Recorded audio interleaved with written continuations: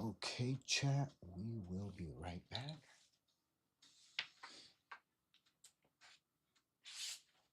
And I'm gonna just go grab some breakfast with Legend.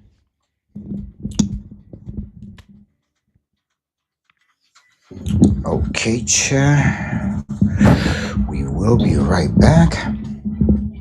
And I'm gonna leave you guys watching some replays. Maybe I'll just leave y'all to watch. Let me see what he said.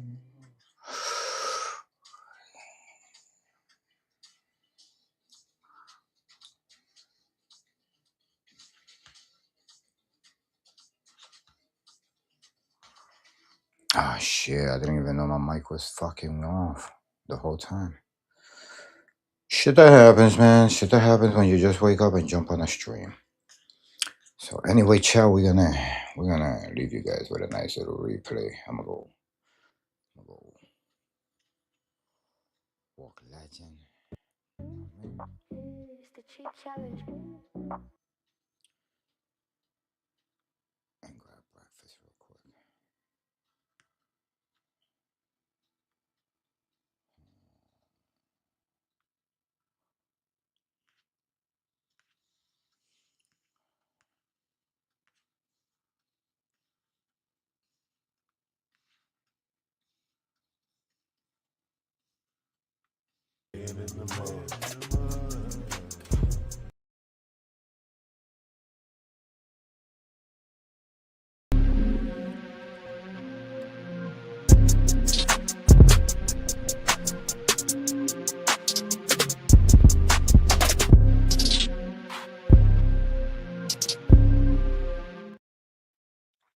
Yo, what up? What up? What up? What up? What it What do? it do? What it do? What it do? Ah, two bosses in the building.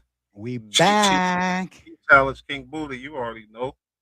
Yes, sir. And my boy Bush, and we live. Let's go. Oh Hey, man. your Twitch been going crazy out there. Huh? Yo, nah, stop playing with me. Yo, YouTube have been going crazy. Bro, 7 Nah, notifications every day. Every day? The fuck? Did you hire not the where we supposed staff? to be, but we gonna get there. One day they gonna realize the realest that could be on this internet, and then they gonna be like, oh damn, I should have been tapped in. Oh Then they gonna shit, come back. Geo Live. Geo Live, Geo Live, Geo Live.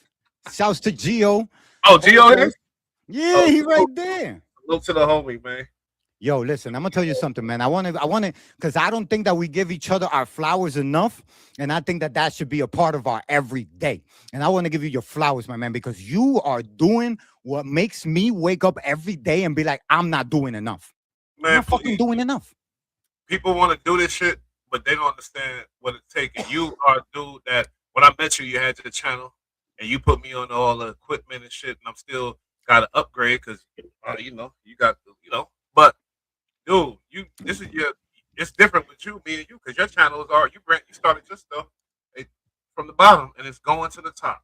Bro, that same with you, bro. I love that whole setup with the chair, bro. And I'm gonna tell you something. Your best episodes are when you throw on that black jacket. For some reason. I don't know, bro. No homo. The black jacket, that's you, bro.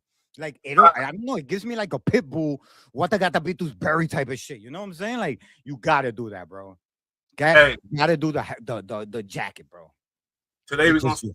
today me cheat because we're gonna be reacting to all of the whatever's going on because we really tapped in. I ain't gonna hold you, but you ain't gotta know what's up, but you will find out. But Oh Coach yeah. Shiesty, man, uh, crash out, did he do it, whatever. That's a matter of opinion. But tonight we're gonna go through some things and really analyze why he did it and what's really going on. First video, all Urban Central. You feel me? His mom. She Shouts says to Urban Central. now before I even play that, shout out to all Urban Central for sure. But before I even play that, you feel me? I'm sure you know, but his cousin Big Scar, OD. I got a brother that OD. Rest in peace to Marco. I love him. R.I.P. Yeah, no, I know about that, But man. I got he was a little signed to boy. Gucci. He brought Gucci a lot of bread. He wasn't no slouch artist. He was a nigga. He had the potential. He's going. And you know, the family felt disrespected. They felt like Gucci violated with the funeral and this and that and all kind of other drama. You know, Gucci dissed his road Pooh Shiesty's road dog, Big Scar, and a bunch of shit. And Pooh Shiesty in prison just watching all this shit he get out. But not only that, we got the new. Oh my god! Oh my goodness, bro, you Oh, wilding, bro. You just trying to start some beef on the I'm internet, bro. just saying. Not only that, homie.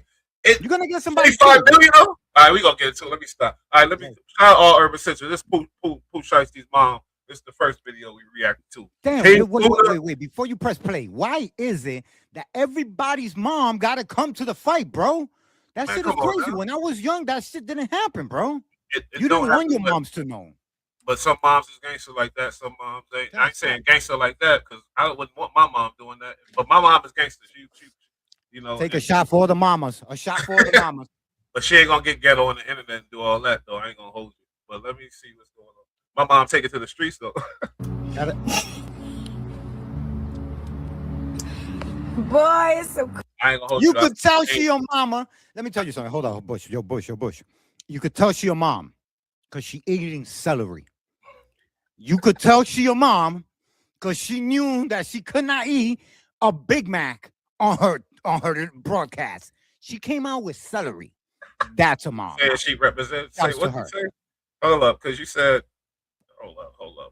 See, I gotta learn. Oh, okay. Now I know how to do it easy. Go ahead, King Buddha. You can tell that Pooh Shiesty's mom is a mom. That's a mom. Because she came out eating celery.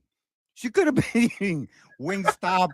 She could have been eating fucking Oh, what's the motherfuckers? man, you ain't gotta say chicken, you racist motherfucker. Wingstop. I'm Yeah, let's saying keep it that's what going. I would have been eating. crazy going on the internet today. Mm-hmm. Well. But I was gonna say I could see Yo, the listen. pain in her face though. Listen, I could see that. No disrespect, yo, Pooh Shiesty could be my stepson. Yeah, we old niggas. I know. No. I'm saying. But you look at here. She's right. Oh, you violate. No, You hey, no violate who disrespect. you- I said no disrespect. Lucky my sound machine. She is mad beautiful, yo. Violate, Never homie. seen his mom, yo. Nigga, I'm I saying. was born in Hartsville, Tennessee. Nigga, I'm Memphis. I'm She Tennessee is- too. Shouts to his mom. Mhm. Oh I yeah. can't comment. My girl, like, Some of y'all owe me an apology. Oh shit. She gonna have me eating celery. Y'all know what I'm talking about. All that laughing and giggling. At this point, I need a documentary. I got you. she I said make all that laughing documentaries. and giggling. Oh, She I'm feel sorry. like I thought this was a FaceTime. I thought she was talking to me. My bad. Go ahead. you dreaming again. She Yeah, said it's everybody okay. laugh. She feel like everybody laughing and giggling. I think a lot of people, because Pooh Shiesty, man, Listen, I did the show when he got out of prison. He dropped that FDO. They was on the radio saying hip hop ain't on the billboards. No hip hop on the billboards. This nigga hit the streets, nigga, and dropped that FDO, and he brought hip hop back to the billboards when he got out, nigga. let me tell you that Pooh Shiesty does make good music. I'm not a fan, but he does make good music for these YNs. But the thing about it is that that situation that we're in right now is Pooh Shiesty's team versus Gucci Mane and their team. And here's the fucked up part about it. This is like chess. So it doesn't matter which piece you move. It's gonna be checkmate. Somebody here is gonna have to scream checkmate. Somebody here is gonna be a snitch. I don't care Ain't no what you gonna say. be. One Whoever team snitch. has to. When you get subpoenaed by the feds, you versus the USA, not you versus the state, you versus the USA, you have to talk or you're gonna go to jail for a long ass time. Little Kim tried to play that game and she did a lot of time for that. I'm trying to tell y'all, somebody gonna be snitching in this one. Guess what? I was about to do a reaction of before I realized I gotta stay with the hot topic. I was about to do a reaction of all the crash outs. Little Kim, Remy Ma, we can go Shine, we can go on and on of the industry. But I don't consider Pooh Shiesty a crash out because this situation is different. I'm sorry. I ain't gonna hold you, you feel me? And you'll learn, you know what I mean, about more about it. I feel that Gucci Mane already said something. Because why would they know that Pooh Shiesty was there? Yeah, they saying he said something. The word is out. His name is in the paperwork. Let me let Mama speak. Somebody document me. Okay, here we are. Yeah, I'd be mad too if won't let me out my contract. I'm in a situation right now where I want to hit a Pooh Shiesty on y'all. Hey, that's Gucci Man artist. I forgot her name, but yeah. Who, her?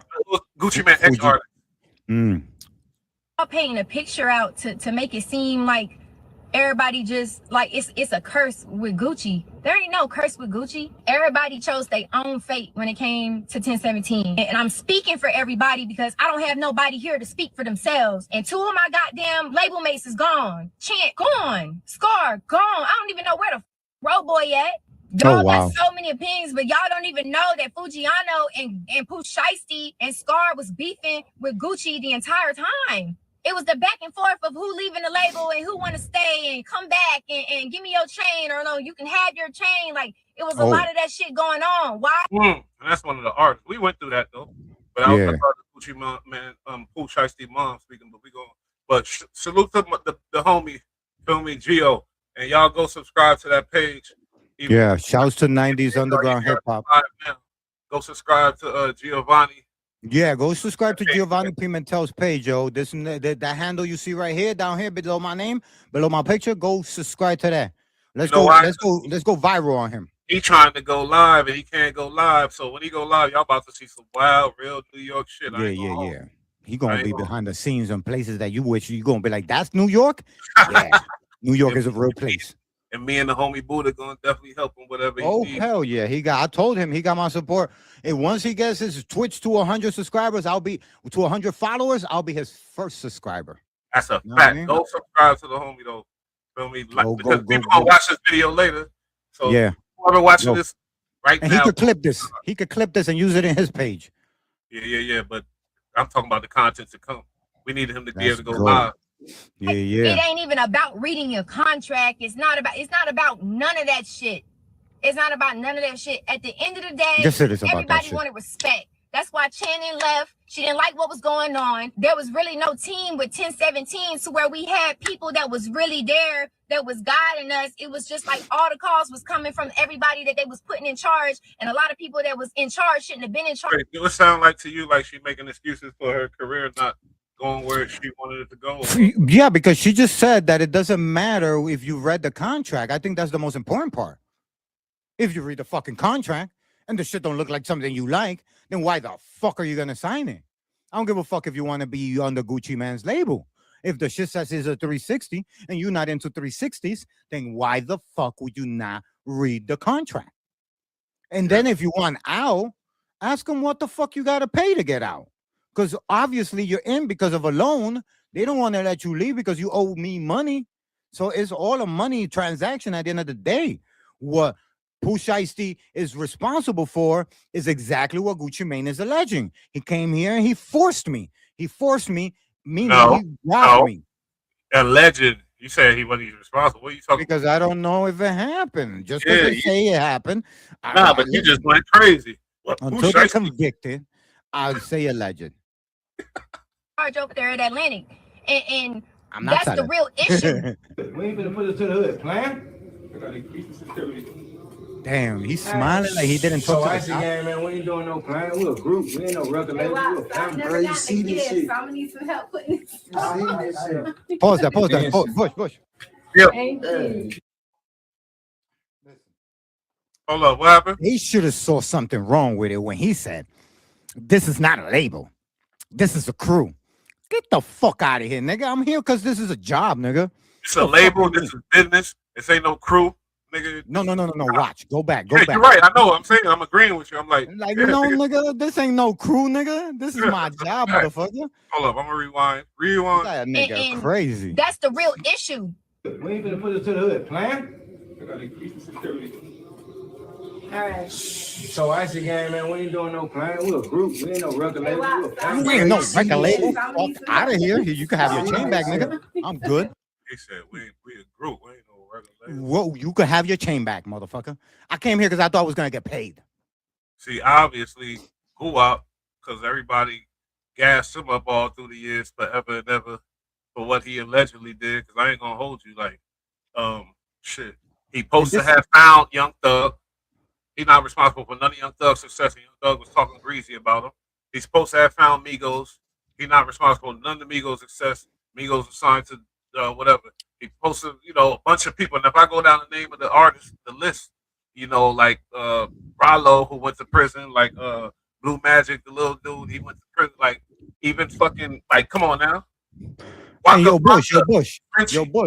Yo. And also, this is like a trend too, because Kodak Black has the same issues with his artists too. To the point where his artists they end up dead for some reason. Well, we already know, like, okay, you gotta when you get, because these guys are young. When you're older, you realize if you get an opportunity to get famous off of something, you gotta be gratitude and move out of there and don't expect nothing else from the motherfucker. These kids, they be expecting the motherfucker to do, like, you feel me? So I realized that, because you can't. He put you on. You was a nobody. Yeah, but he's not putting them on to put them on. He's putting them on as a tax write-off to say he got a record company and to get loans on that. You're right. And he don't put the niggas out anywhere. And he made a lot of money off, but we gonna get to that. They saying 25 million. They probably even got life insurance. Ain't it? Look at that shit. That's fucked up. That's using the power of your celebrity. Big boy rolling now. I ain't even playing. Look, you don't have to sign nothing for it. This a girl, man. This ain't even no man, man. This ain't even no man, man. This a girl. Look how our girl kicking it, man. Look at this shit, man. This a girl. This the first. Be wary of people who do that. Man. We ain't playing, man. Tell them bitches lay down. They gotta lay down, man. Now that's a red flag right there all the way. Finished. Over with. Okay, go finna bring out some records. What you mean that's a red flag? It's a red flag. One. Man, you bugging. Hold up. In hip hop, all through the years. No. You see that. The chain, you see the big chain giveaway. Your family, Jay-Z, La Familia, Dipset. Oh, this is this. You see them give the chain, all type of shit. Now you saying look for on YouTube. Huh? Go look for on YouTube and show me Jay-Z giving a chain. It is not in somebody's house. It is in a place or an event. So that's why you're getting out of a fucking Rolls Royce or some shit. Like, yo, my nigga, I always wanted to. Now you La Familia. You know what I'm saying? Or at a concert. Yeah, I feel you. This nigga was in his own house. He came to his house by himself. No champagne, no dollars, no party. Yeah, that's red flag. Sketch. That's a little sketch. And that's Pooh Shiesty at the point. At that time, he already put in work. See it, right? That's too low key. Just a video? Back there, man. Don't worry about me getting cold. And Charlotte and Pooh. The new 1017. Shouts to Gucci, man. I know the vibes. We heard it. Imagine how many dudes did that with different labels. Talking off. Yeah. Do da. Yeah, you know what it is. It's for life. We family. Look at Big U. Big U signed that kid that ended up in the desert buried. Nobody even knew when he signed him. I'm pretty sure he got one of these videos in his phone. Ain't charged with that though. Nah, he ain't charged with that. But I'm just saying that dead kid has a video of people receiving a chain. People die. So, but I'm just saying, with the situations with Wack, it's so sketchy. If Wack wasn't involved with that element in there, I wouldn't be really speaking on it. But he's involved in so much, all kind of shit. Because I studied that game. You smell me? Oh yeah. So much shit to where actually it could have So I don't know. Feel me? So I'm gonna let them people do their job, and then we'll see. No, absolutely. Absolutely. It's just weird that this is the package video he would have when he got inducted into that company. You understand? It wasn't some major broadcast. It's not on the car. I agree with you on that point, though. It's a low-key video, like to gas the artist, not like to tell the world I signed you.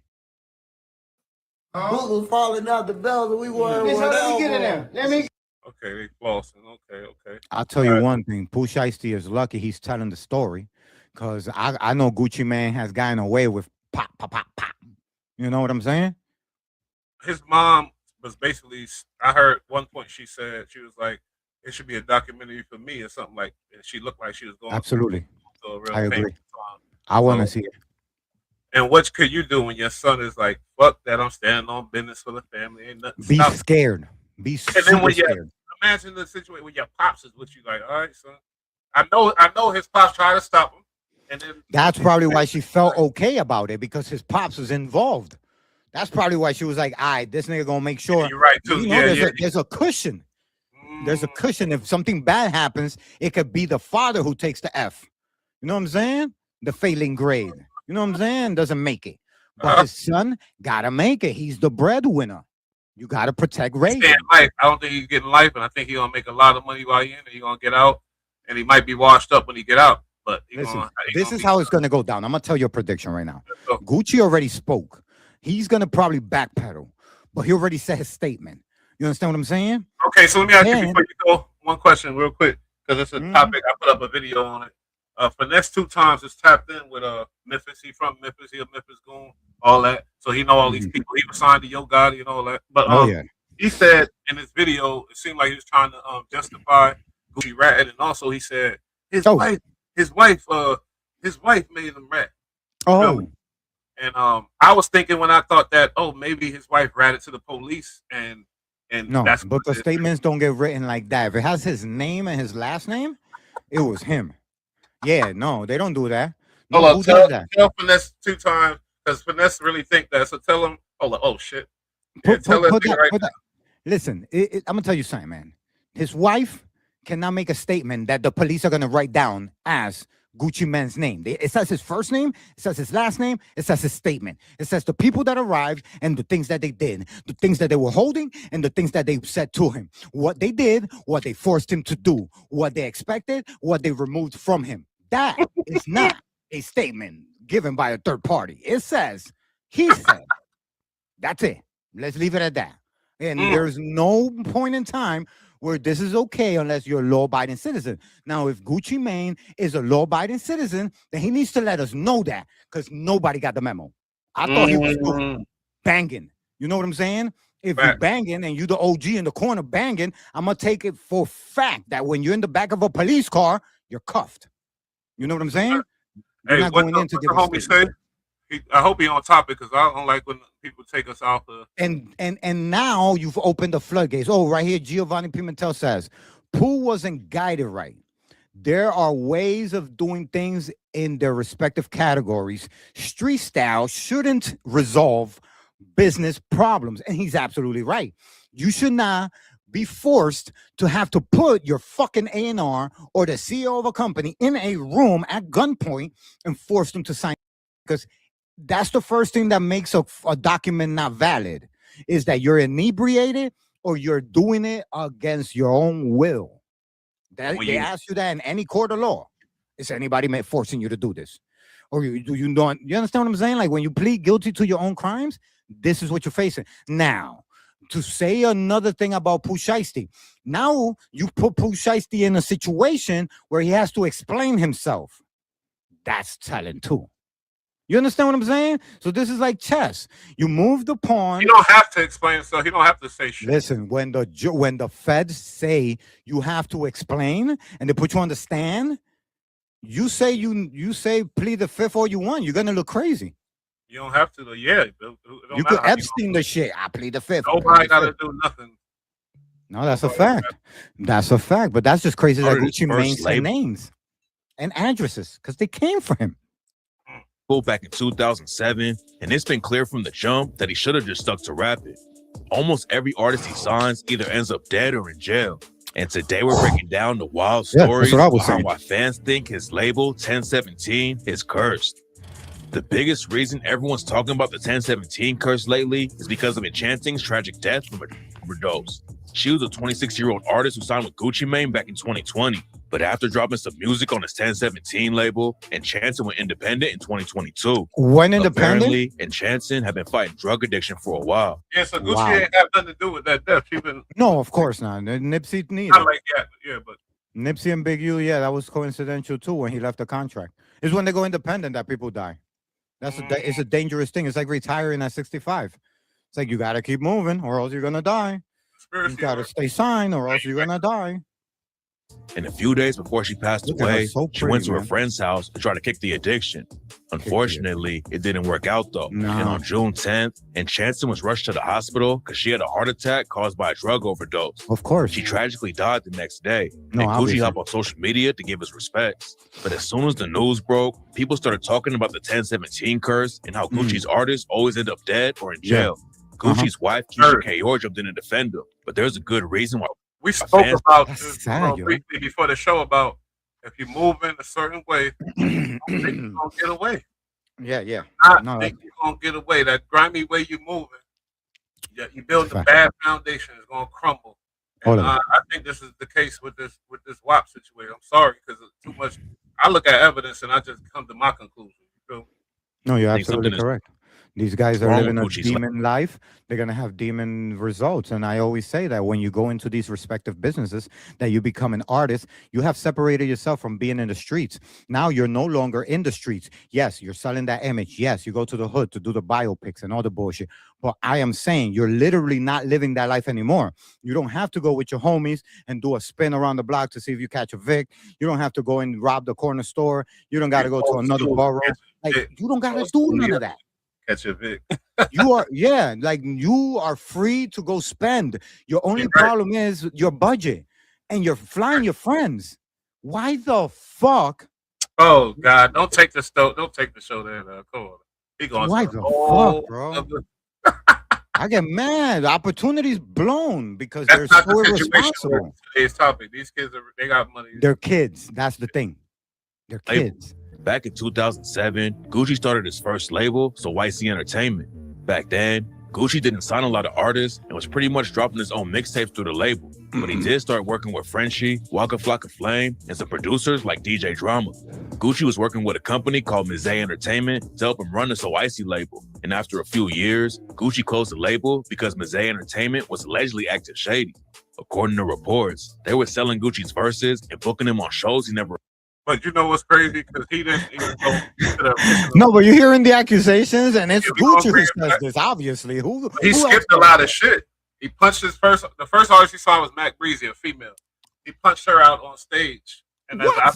go look at Bush Knight, go look at the Bullite, it's a video, and I was just going in because somebody in the comment was Oh mad at my me God. about Gucci. So I played the video and I was just going ham. That's the That's first artist. insane. Before that, though, he left the dude Big Cat. I think he's resting in peace, Big Cat, but he did him grimy and foul too. He got a history of the bullshit. That's what I'm trying to say. But let's go. agreed to, so Gucci dropped him and moved on. The first label didn't work out, but that didn't stop Gucci from trying again.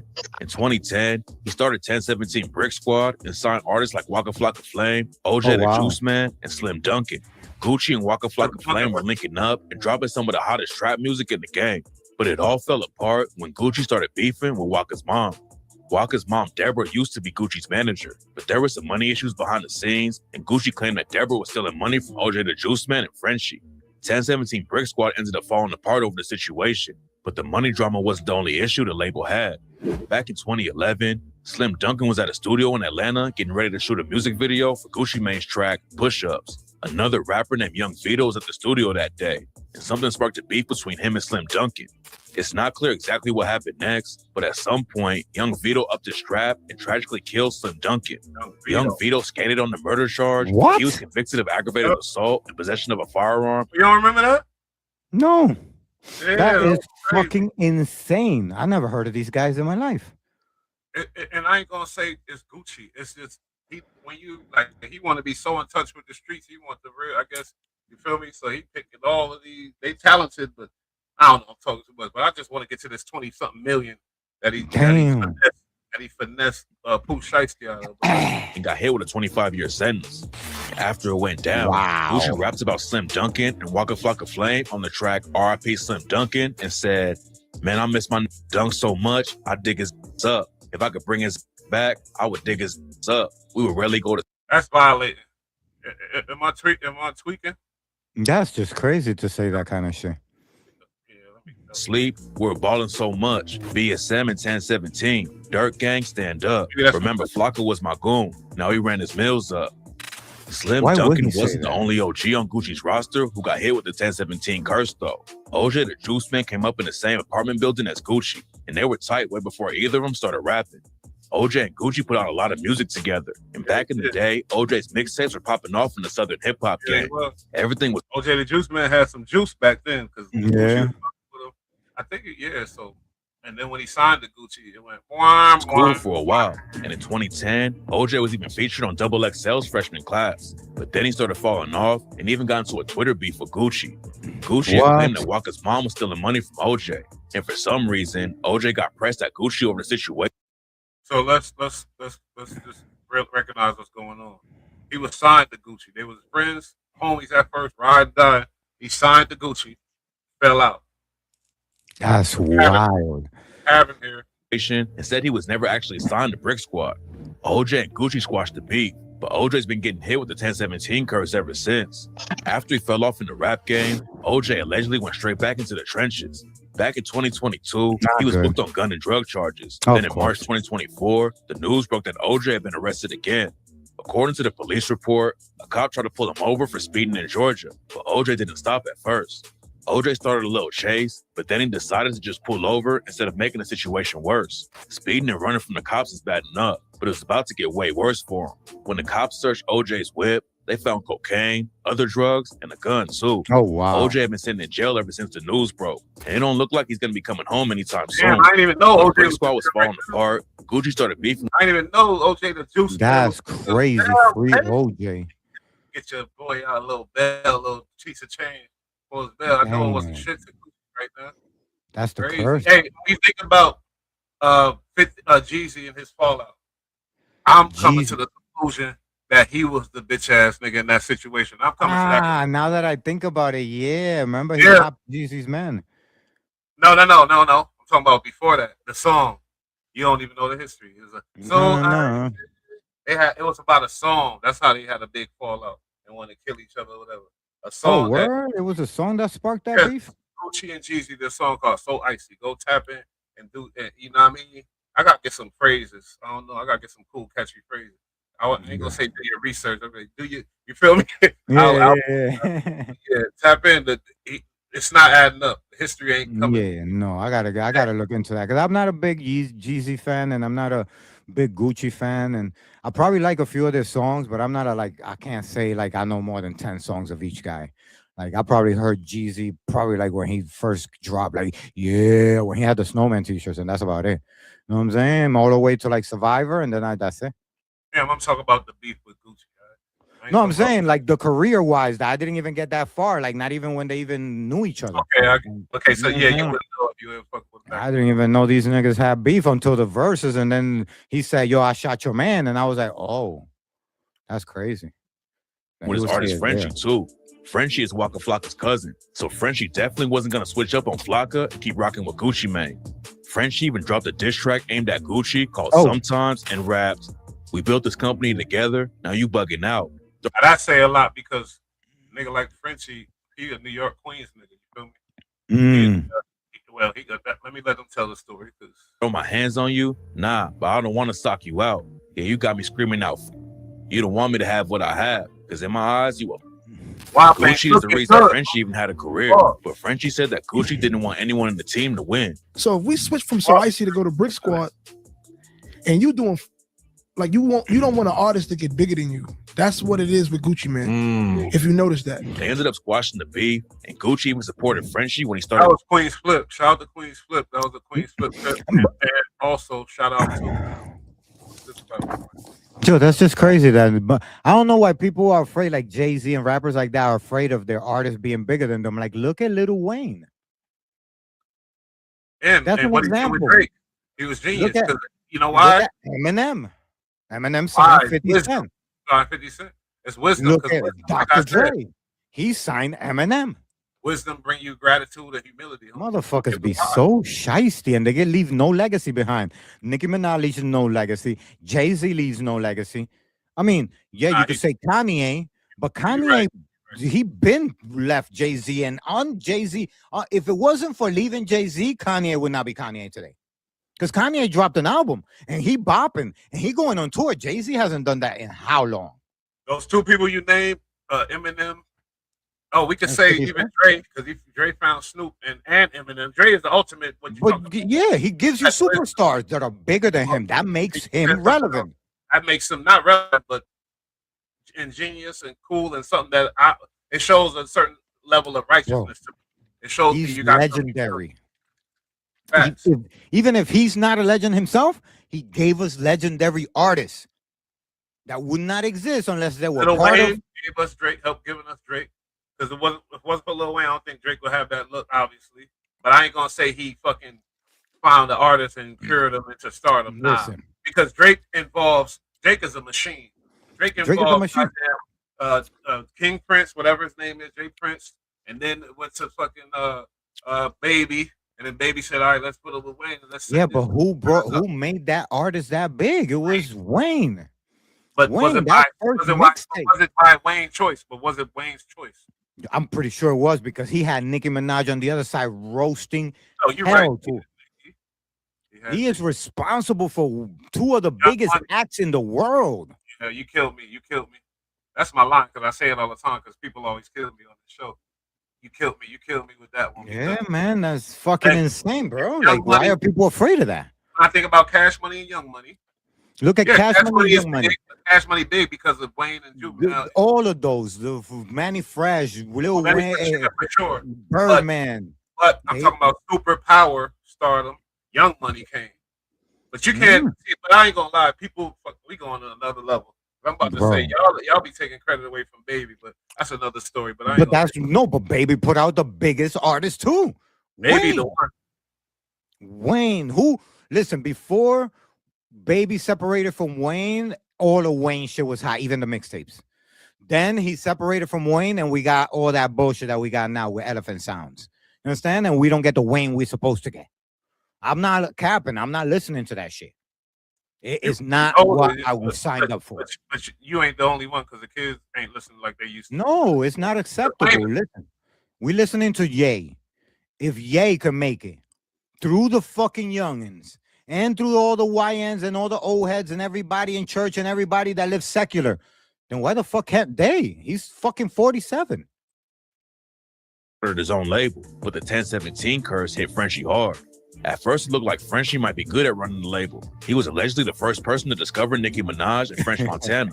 So obviously, Frenchie could pick artists with huge potential. Unfortunately, the label didn't work out though, and it was all downhill from there. Oh, Frenchie's career started falling off fast. Then in 2021, he barely survived getting shot in the neck. Oh, my Luckily, he made it out of goodness. the situation alive. But in 2023, he got wrapped up in another wild situation. Frenchie and a bunch of other dudes broke into a family's home because they thought there was $100K worth of weed Oh stashed my there. god. Who is the king of sound in the crash house? Yo, listen, I'm gonna tell you, yo, those B&Bs with the I heard there's 100,000 worth of weed, like, bro, don't do those. From experience, don't do those. You're gonna go in there and risk your life, and you're gonna leave with What you bottles of say? liquor. Do that. Explain that again, because I ain't. I'm a Street talk for all my niggas out there, all my YNs. When you hear that there's a B&B that you could do, and there's allegedly 100K in there, bro, whoever told you should have done it already. Don't go. All you're gonna find is bottles of liquor, not even a gun. You're gonna be mad. And if 50 Raided the catches place. you, do the same time. B&B is And even B&B. pistol whipped an autistic teenager who lived there. But it turns out there wasn't even any weed in the crib. Frenchie was allegedly in the house when it went down and drove the getaway car too. And in 2023, he got hit with a 12-year sentence over the situation. Gucci ended up catching a gun case in 2013 and was locked up for a couple of years. But when he came back home, he announced that he was starting a new label, 1017 Eskimo Records. Gucci signed artists like Rollo, Asian Doll, and Hood Rich Pablo Juan. And at first it looked like he had everything figured out. Rollo was the first one to sign on the new label. Rollo He's in linked up jail with for Gucci in the club. And a Gucci long wanted to time. know if Rollo had to deal with anybody. Hello. Every That's other a artist, real nigga right there. That nigga went to jail because he was too real. every artist that's not dead or in jail, we don't know about Mhm. that. They gotta Damn, yo, if I got advice for any YNs out there trying to get signed, avoid that label specifically. Keep going. I was in a club with my partner named P at QC, and Gucci, it was actually Gucci party, and Gucci had done seen me. He broke his neck. He was like, oh, that Rollo. I gave him doubt, gave him some love. He told me I was a big fan of me, and he I wanted to work with me, I man. always like Rollo. I ain't gonna hold you, but when there was some controversy, but I gotta do my research. Cause I see what he's doing now. He came back. He on YouTube with the people. I don't like that he messing with the other dude, but hey, I'm a grown man. I ain't a criminal. I don't give a damn. I could enjoy the entertainment if I want to. I don't watch the show, but I always had a respect for Rollo. I mean, for Rollo. I only know about that nigga because he a real nigga, and real niggas know about other real niggas. But other than that, I never heard his music or nothing like that. He got some shit. We done fucked all of these hoes. It ain't the call, we ain't Joe. Yeah. Oh, whipping that fuck up stove. Play with that baby. I know he was in the feds. That's some shit. He be spitting. And he wanted to know, was I signed to anybody? Rollo had been hanging around Birdman, Young Thug, and a bunch of other rappers who had labels, but nobody had signed him yet. So the next day, Gucci brought Rollo to the studio with him and gave him a verse for free. And when Gucci set up 1017 Eskimo Records, Rollo was the first dude he called. Wow. Linking up with Gucci should have been a huge win for Rollo, but instead of focusing on the rap game, Rollo kept both feet in the trenches and ended up getting caught with almost 1,000 pounds of weed on a private jet. The cops took Rollo's property. What's crazy about Rollo? Not only did WAP brought him to the, I think, Hot 97, and he had like a big ass bag of money or some crazy stunt, crazy publicity shit. I think it was Gucci Mane did that, and Baby did that with him too. Took him somewhere, he pulled out a big ass bag. Like Rollo is one of them dudes that's yeah, he a real street nigga. Trying to build a community for his peoples and the homies and the low, and buying the block up really on some shit like his people to live, like not on no make money real estate type of shit. He's just really trying to build something that's deep too. Feel me? It's also dangerous because if it's made with dirty money, then you have leading competitors wanting or aspiring to do that or better. There you go, police stuff. Who said dirty money? How you know that he make money? You got he has a lot of money. I don't think you can make that kind of money like legit. That's too much money too fast. There's just something wrong there. Jewelry and pretty much everything else from him. Getting caught still didn't slow down his hustle though. And Rollo got caught trying to make drug deals from behind bars and ended up getting hit with an 8-year sentence in 2022. While Rollo was locked up, his family tagged Gucci on social media and asked him for support. They said Rollo didn't want any money or anything like that. He just wanted Gucci to shout him out. It turns out that Rollo had already left 1017 Eskimo by the time he got caught though. Gucci Mane did an interview with Charlamagne the God and revealed that Rollo left the label and gave back all the money Gucci had given him. We had parted ways on the music side. So he started doing music. He wanted to do his own music. And he actually gave me the money back for the deal he got before he got. Wow. That was crazy. Like he was like, you buy yourself out. That's what you're supposed to do. I had to respect. So we had already parted ways business-wise, but it's still my dog. Back in 2021, Rollo hopped on social media and said he's not signed to 1017, but he still considers them all family. Rollo got hit with the 1017 curse, and the same thing happened to Hood Rich Pablo Juan. Pablo signed a 1017 Eskimo right after Rollo did. His name was popping up. I didn't realize he was signed to WAP too. Bro, he's doing 8 years in the feds. That's crazy, bro. All for that the curse. The curse. What's sad is, well, obviously no talent. He could find talent. That's the sad part. Because we like to see dudes find talent, curate them, and grow, and together be great type shit. Yeah. But Rollo's talent is different, you know? I'm talking about this Juan Pablo. Yeah, all of them. But yeah, you're right. Rollo talent is different, I guess. It's much different. He should not have been rapping shit. Just keep rapping the kilos. You know what I'm saying? You talk about dirty money. What you think? How he gonna wash it? He don't worry about that. Just keep living that life, bro. You're like a movie.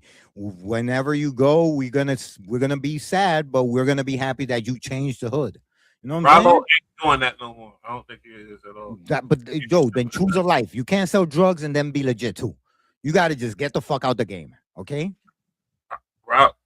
Rollo ain't doing that no more. His ass better not be doing that no more. Because he's doing too much good. He got the community for the people in this town. You know they call it Pakistan or something, but it's nice apartment buildings and houses for the people. He better not be doing that dumb shit no more. He let the people down. After he dropped the track, We Don't Love Him, and everyone thought Pablo was going to blow up even more when he linked up with Gucci Mane. That's not how it all worked out, though. Pablo started taking L's on social media, and in 2019, people started clowning him for allegedly getting beat, robbed, and stripped naked at a studio. Oh Then wow. Pablo got his chain snatched while he was trying to No. squash someone else's beat. Gucci ended up dropping Hood Rich Pablo Juan from the label, but that wasn't the end of Pablo's drama. In October 2020, he got hit with a RICO. Pete robbed and stripped naked is ridiculous. He's trying to defend somebody, and then he gets robbed. And stripped naked, you killing me. And I'm No, my not God. stripping me naked. I'm sorry. That's when you gotta move and change your name. You're not stripping me naked. I ain't moving No, nowhere. bro. It ain't happening. Period. Like that type Yeah, of shit. no, I just don't know how that happens to a person. Like get beat out of your Niggas Reebok. be so scared and in shock, I guess. I don't know. Feel me? Bro, I how really did you don't. get to that point? Like, take your clothes off? How? All my brothers Oh, got robbed in what? New York. I ain't never got robbed, victimized, none of that. So I don't know. I ain't gonna hold Nigga, you taking the watch, you taking the chain, get the fuck out of here. I am not taking my shoes off. Like if I was getting caught, because I could get caught for sure. But yeah, taking it, no problem. Yeah. Take Boom, this, nigga. I'm exactly. not taking my jeans off. I'm not taking none of this shit off. And if it comes to some violating that type of shit, then you have to kill me. That's all. Yeah, Pass just out. I'm going put for a the hole in gun. this shit. Whatever. You got me fucked up. Case, Take the and the bloody cops shirt. were claiming he was a member of the Rolling 20s neighborhood Bloods. The cops started investigating him back in 2019. They named Hood Rich Pablo Juan and 45 other alleged Bloods in the indictment. It's not Wow. clear what they thought Pablo actually did, but he caught 2 charges for violating the Georgia RICO Act. And Major Rico. That nigga got 2 charges. Nobody knows what he did. That's the fucked up shit about the RICO. I don't like that weird shit either because it makes me think Yeah, weird. I don't it's like crazy. it, but it make me think weird because I want to know what the nigga did because it's different type of crimes. You feel me? Mm-hmm. That's over. in 2022, he took a plea deal for 5 years in prison and 10 years of probation. There's a chance he'll get out early if he doesn't cause any issues on the inside, but he already got hit with the 1017 curse, and his career is pretty much dead at this point. Asian Doll was the first woman who ever signed with YouTube has got some power in the media because you see how you keep referring to the 1017 curse. Mm-hmm. That's going in the That psyche. shit already. He already got like 6 people he named. That is definitely a curse. That shit was promoted Gucci to a Mane. curse. Oh yeah, you're there's right. a theory. As a fucking journalist, yes, you It's said already it's promoted as a curse. She'd already been in the game for a couple of years and dropped a few mixtapes, but signing with Gucci was definitely the biggest moment of her Oh career. god. Asian Doll said that other labels had reached out and wanted to sign her, but she thought linking up with Gucci was the best decision. Mm. Asian Doll and Gucci made headlines when the deal was signed, and Asian Doll dropped a couple of mixtapes on the label. It didn't take long before issues started popping up, though. A few months after she joined Gucci's label, Asian Doll said she wishes she was still independent. She told the Dallas Observer that being on the label made everything too organized and that she missed being able to drop whenever she wanted to. Before Asian Doll linked up with Gucci Mane, she had dropped 6 mixtapes in 3 years, but the label apparently didn't want her to drop that much. Oh There's a lot wow. of planning that goes on. Asian Doll wasn't stand out as an artist. She was just a regular. Her music wasn't like that. That name, Asian Doll. Like, why you want to be Asian Doll? Yeah. Oh, Asian, like Chinese kid. Guys, I got chunky eyes. So what, nigga? That doesn't mean you Asian. That means you're original woman. Original women had their eyes like that. But I'm just saying, like, she wasn't special. She was a regular Dottie lyrics, regular and not special. Ice Spice, she sound a little different. She got a different, like, she stood out. If you got that ain't regular she be old twerking? Dottie flow, She you got gotta that. stand out somewhere. You can't And just. Ice Spice got a fatty too. That she Nah, could that make ain't, that it ain't that jiggle. though. Asian Doll body is way better. Trust me. For That real? ain't that. It's not. Yes, you gotta go look her up. It's not that. It's I the don't know. I thing think I is, would have heard about it she by now. stood out. First of all, when Asian Doll, when Ice Spice hit, she had the fro. She So put the who would fro- you hit? Who would you hit? If it was Ice Spice or the Asian Doll? No disrespect to your queen. No, I ain't doing that. I can't do that. But my All thing right, is, so ask me then. Ask me.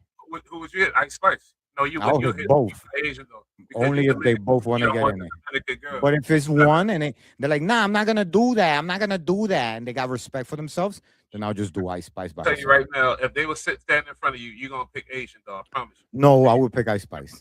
I think You crazy, yo? I just want to see that little baddie in like nothing Guess what? on a I perk. hope my nigga still watching because I know his ass. He like, I don't want no Dominican girl. No, I definitely don't want no Dominican girl, but she's American. You feel me?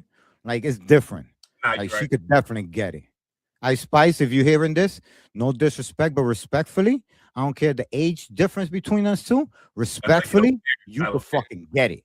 I I swear to don't my care. mom. You know you don't Buried care. in the Dominican Republic. you could fucking get it. DR. Facts. Behind the scenes, when it comes to who gets to drop and when, and Asian Doll wasn't rocking with how they were doing business. So in 2020, Asian Doll announced that she was leaving 1017. Oh God, that's when the curse She just started. asked Gucci to let her out of the deal, and he said okay. It was clear that there wasn't any bad blood, but that didn't stop Asian Doll from getting hit with the 1017 curse. Right after Asian Doll left the label, she got picked up on drug charges in Georgia and had to spend a few days in jail. Then in 2022, she was arrested again. Apparently, she had been wanted by the cops for over a year for not showing up in court and for speeding without a driver's license. Asian Doll didn't have to do a lot of jail time over the situation, but her career started falling off fast, and now her new music. Crazy. She don't look. Yeah. She's all right. I'm not gonna say she won't get it, but it's like it's a package deal. You know what I'm saying? If Ice Spice says she'll do the threesome with her, then she could come. But if she says no, then I would just tell her, yo, are you willing to wait till I finish chilling with her? Because then I'll fuck with you. You know what I'm saying? Music isn't making any noise in the industry at all. Lil Wop was another rapper that Gucci signed to 1017 Eskimo. Even this is the weird shit, if I remember correctly, but I'm gonna let it play out. But yo, just know that after Gucci Man says it's okay, you could leave the contract, that's when the bad shit starts happening. I think that's what Pooh Shiesty was not trying to hear. He knows that if he would have said, let me let you out the contract, something bad was going to happen. So he said, we can't let him grant us the permission to leave. We need to force him. So the curse doesn't work. I think. Lil Wop was from Chicago. He was still heavily inspired by Gucci Mane. His rap name was inspired by Gucci's nickname, Blue Wop, and Lil Wop even had a tattoo of an ice cream cone on his face. Oh God. Lil Wop was the cousin of Famous Dex. The homies with Trippie Redd started popping off in 2016 when SoundCloud rap was blowing up. So when Gucci started his new label, Lil Wop was one of the first rappers he signed because it seemed like the perfect fit. But Lil Wop's music career never really took off after signing to 1017. After a few months, he started complaining that the label wasn't doing anything to help him. He ended up leaving the label in 2018 and never did much else in music. Instead, some weird allegations about him. He said he started doing OnlyFans. Oh my! I'm talking about even weirder than that. Hold up. He started doing OnlyFans and later came out as bisexual on Twitter. Even though he looked up to Gucci growing up, Lil Wop hated him after signing to his label. That's 2022, Lil Wop let it be known he was no longer associated with 1017. Hold up. That's why they call him Little Wop. So they call him Little Wop because he be giving, bro. He bisexual. Who you think was giving the dome piece? He was giving the dome piece. That's Gucci name. And bro, but that's not why he was doing it. You saying Gucci was doing it because of money? He was doing it because he was doing. He was the guap. He be doing the guapity, the sloppy toppies. And called Gucci Mane a weirdo. Gucci's 1017 Eskimo labels didn't work out at all. He allegedly spent over $4 million of his own money trying to get his artists popping, but all of them got hit with the 1017 curse, and Gucci had to start all over again. He announced he was coming out with a different label called the New 1017. And this time, it actually looked different. Gucci started signing some of the hottest rappers in the game, like Pooh Shiesty, Big Scar, Fujiano, Hot Boy West, and Enchanted. Gucci finally had a label full of artists who all had momentum in the industry. They dropped a compilation tape called So Icy Boys, and overnight, Gucci was running one of the hottest labels in the game. They still couldn't outrun the 1017 curse, though. Of course. This time, the downfall was crazier than ever. Fujiano signed with Gucci to the New 1017 and was on his way up in the industry. He came up in the trenches and had served time on burglary and robbery charges. Oh, God. So it looked like he had switched up how he was moving and was ready to take rapping seriously. But just a few months after he linked up with Gucci, Fujiano was involved with a wild shootout at a club during one of his shows. It's not clear how everything went down, but Fujiano... What is Gucci... You the boss, did you just teach these niggas you sign them and be like, yeah. Like, you're not putting nothing in. Nah, I can't blame you. Like, listen. I'm just saying it's a pattern. So, you're supposed to hire some people that talk to these young artists or something. What the fuck? Yo, Bush. So you telling me that he had the old 1017. At least 7+ motherfuckers saw the curse. Everybody left because the label wasn't helping them.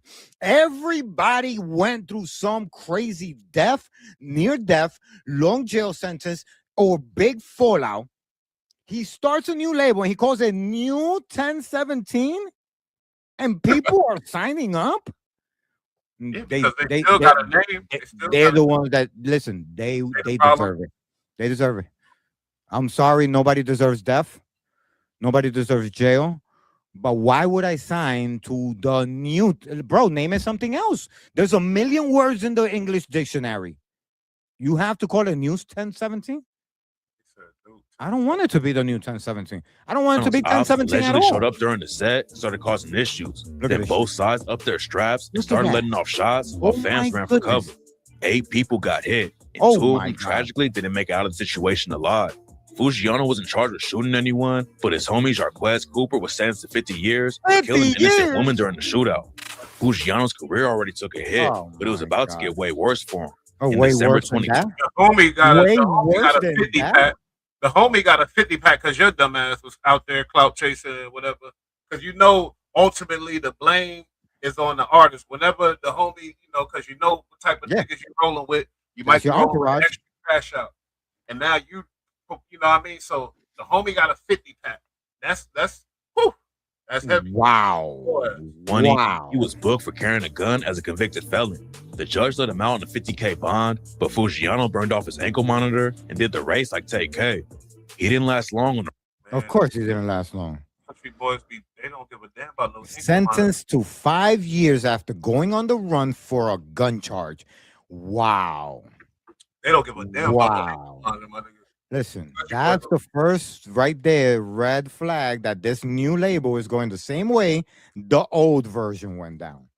Them country boys don't give a damn about an ankle monitor. Like Pooh Shiesty went and allegedly did what he did with an ankle monitor. I feel like it's some slave shit that we still got in us, but when you down south, it's like, man, I don't respect nothing that's If they, around. yo Bush, if they put an ankle monitor on my ass, I'm gonna be not fucking with it because of the simple fact that in the future, on the prison wall, they won't offer it again. They will not offer you the ankle monitor if you know how serious it is, but if you burned it off. You get an ankle, but he did time too. So that's what I'm saying. I think it was a strategic crash out, but we didn't get to the 25 million. So hold up. That's crazy. run though, and a few months later, he got caught by the feds. Now Fujiano is serving. Yeah, when you got an ankle monitor on, everybody know you leaning on the big house. That's crazy. You in there. They just so. Hey, But cutting it off is a guarantee. this was an official crash out. I was about to do a reaction to the worst crash outs of hip hop, and we're gonna do that tomorrow probably. You should. I think he's the worst crash out. I'm nominated, but there's others. Schoolie D who murdered somebody. Remy Ma. There's others, but we'll talk about it. Yeah. 5 years in prison. But he's not the only new 1017 rapper who got locked up. Pooh Shiesty hopped in the booth and started blowing up from the jump. He was running up crazy numbers with tracks like Hell Night, Chopper Talk, and Day One. Gucci made saw the potential and signed Shiesty in 2020. And that's when everything really took off for him. Gucci and Shiesty linked up in the studio for the track Still Remember. Then Shiesty kept up the momentum by working with superstars like Lil Baby and Lil Durk. Pooh Shiesty could have taken over the whole game, but then he fumbled. Shiesty was that, yo. Bro, that Take It in Blood is my shit. It's the only song I know, but that's all I need to know. Yeah, go listen to FDO shit. And FDO too. The bag and got caught up in some wild legal situation. And Mr. 762 guy. That's No, I haven't heard that. He was booked in 2020 for a crazy robbery and shooting in Florida. Shiesty and his homies pulled up to a hotel parking lot to buy drugs and sneakers from 2 dudes. But then Shiesty pulled out a Draco and shot one of them. Shiesty had plenty of money to buy whatever drugs and shoes he wanted. But for some reason, he decided to rob the dudes instead. And what makes the situation even crazier is that it went down right across the street from a police station. Wow. Shiesty bonded out for the robbery. Then a few months later, he was arrested again for allegedly upping his strap at a strip club. Everybody always Wow. love these artists who rap about it but ain't living it. That's what we used to talk about. But when we used to talk about that, Pooh Shiesty was a kid, 6, 7 years old in the ghetto, watching this. But the OG, older niggas that's older than him, yo, they rapping it, they ain't living that shit. Now, see this motherfucker. I ain't gonna hold you. There's allegations, but I don't think that's true about him. Whatever running his mouth, but I don't think that's true. But he's standing on business. I don't care what nobody say. He's standing on business. Fuck it. He's standing on business. That's what I say. If you ask me, I think that somebody's spending a lot of money to make it look like he's the guy talking, and the person that might be spending all this money trying to make Pooh Shiesty look like the guy that's ratting, when it's obvious that somebody gave Pooh Shiesty's information and said what he robbed from them and what he forced them to do we already know who really is talking to cops.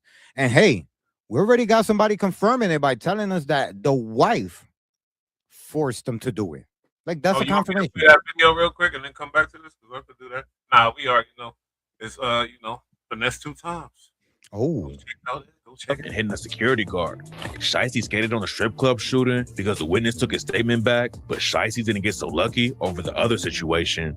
In 2022, he pleaded guilty to conspiracy charges, and now he's serving a 5-year sentence just like Fujiano. 5 years in prison is tough, but that's nothing compared to what happened to Gucci's artist, Hot Boy West. Hot Boy West came up in Texas and started buzzing in 2019 with his mixtape, Never Had. West already had a long rap sheet when he signed to the new 1017 label. He was sent to juvie back in 2010 for organized criminal activity, which basically just means gangbanging. Then he was hit with a 7-year sentence in 2013 for the same thing. Everyone knew that Hot Boy West had history in the streets, but nobody expected what was about to happen. It's not clear how much Gucci Mane paid Hot Boy West when he signed with 1017, but hey, it's a lot of janky business that I didn't even know about. Damn. mm-hmm. Go to this channel. What's the name? Because I think this is the same dude that do that rap poll, that other big gang West Coast channel. But salute to him because I like this documentary. He sound like he's keeping it 100 hip hop. This ain't hip hop daily. Hip hop daily. Shouts to Hip Hop Daily for the content. Because he using the AI voice, but he, when you set up an AI voice, you gotta read. They make you read the whole thing, a paragraph of words. But the way he read it or whatever, he said it sounds decent. It don't sound that bad. I tried it. It's not mechanical. Terrible. So I gotta figure out how to with the How to make it smoother, yeah. obviously, it wasn't enough for West. Gucci had given West a Rolex when they made the deal. Then West decided to sell the watch for $9K. West met up with the dude who wanted to buy the watch. And after the buyer handed over the money, West kept the watch and started to drive away.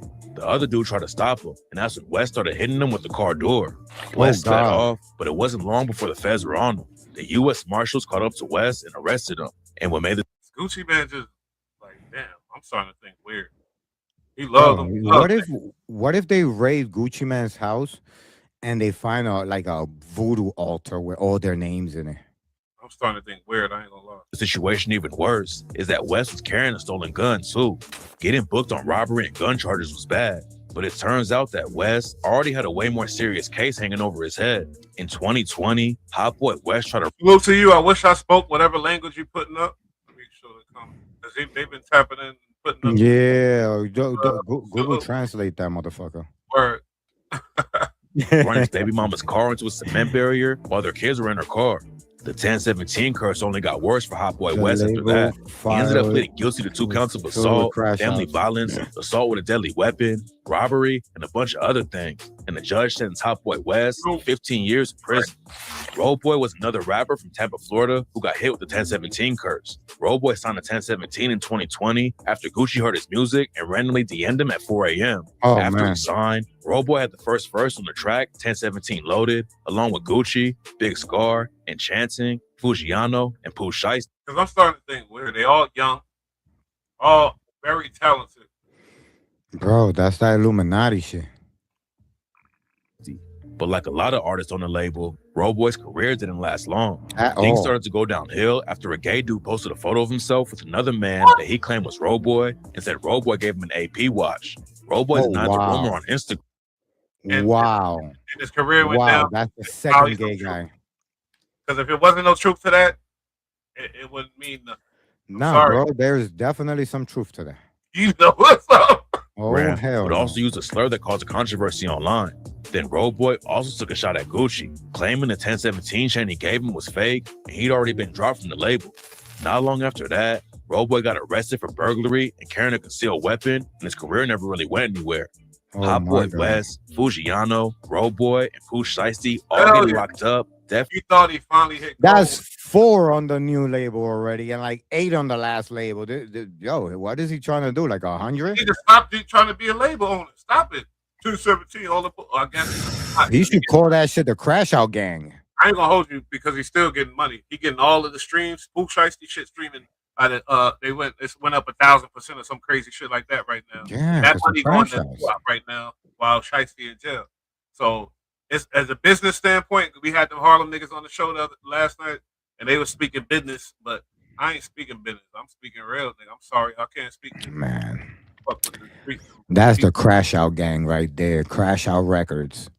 Crashy. Definitely heard the new 1017. No, but he found a good artist, and he thought he did it.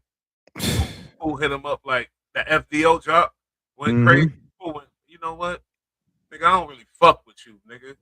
Get me out of the contract. Not like that, but he said, "Oh, I'm gonna do it. Let's set up a meeting." Okay, cool. We're gonna renegotiate. Cool. He pulled up. Negotiate with this AK.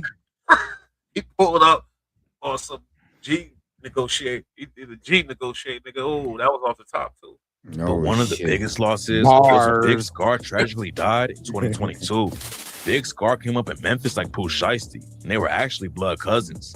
Scar dropped his first track in 2019, and a year later, he linked up with Gucci Mane and signed with him. 2020 was a huge year for him, but Scar almost died after getting shot in the hip. The bullet traveled through his body and ended up hitting his appendix, so Big Scar to get the appendix removed. So now I didn't even know that. This is the artist this is Pooh Shiesty cousin who That's died crazy. on OD, who OD'd later, who's all the controversy about. I didn't know he a gangster, so that should happen, especially in Memphis. I mean, you should have said spoiler alert. I didn't know he died. I didn't. Yeah, my bad. I thought when we talked, but you didn't know. But Yeah, no, I didn't know. But yeah, he dies anyway. he died. But he's getting shot ain't no thing. But I didn't know that though. But he's from Memphis. What he's saying right now is the most dangerous place in the United States right now. Big Scar. He had already survived a wild car crash in I had never heard of 2016, him or and seen Big him. Scar So wasn't in going to my let the head, shooting I was imagining like the Lion King, like big scars, and doing like a scar on the side of his face. And Hey, shit. you know the streets. Usually the feared nigga is a skinny little ass. Yes, the guy has 5'4", like 100 pounds wet. Yeah, play with him if you want to. calmed down. He started dropping hot tracks and was blowing up in the industry fast. And in 2022, he was featured on the XXL freshman class. In December 2022, news broke that Scar was going to go on tour with Key Glock. But unfortunately, R.I.P. that's Scar. not how it went down. Big Scar. So I tell you right there where he was at. He was about to go on tour with Key Glock, who's I think Key Glock is the artist, which is Young Dolph artist, but he's a guy that got his lane. Steady money. Damn, man. That 1017 curse, bro. It took a lot of good, bro. All those artists could have changed the game, bro. We never even got to enjoy any of them. No. You said the curse don't work though. No. The curse works. It just works as soon as he releases you, and that's why Pooh Shiesty was trying to jump the gun. He said, "You're not gonna release me from this label. I'm gonna make you." Man, I'm not trying to die. So you saying he probably saved this? He's probably saved his career. Probably did, yeah. On the low right now, he got out the contract by force. I don't think that this motherfucker could sacrifice him now. My bad. Did I say that too loud?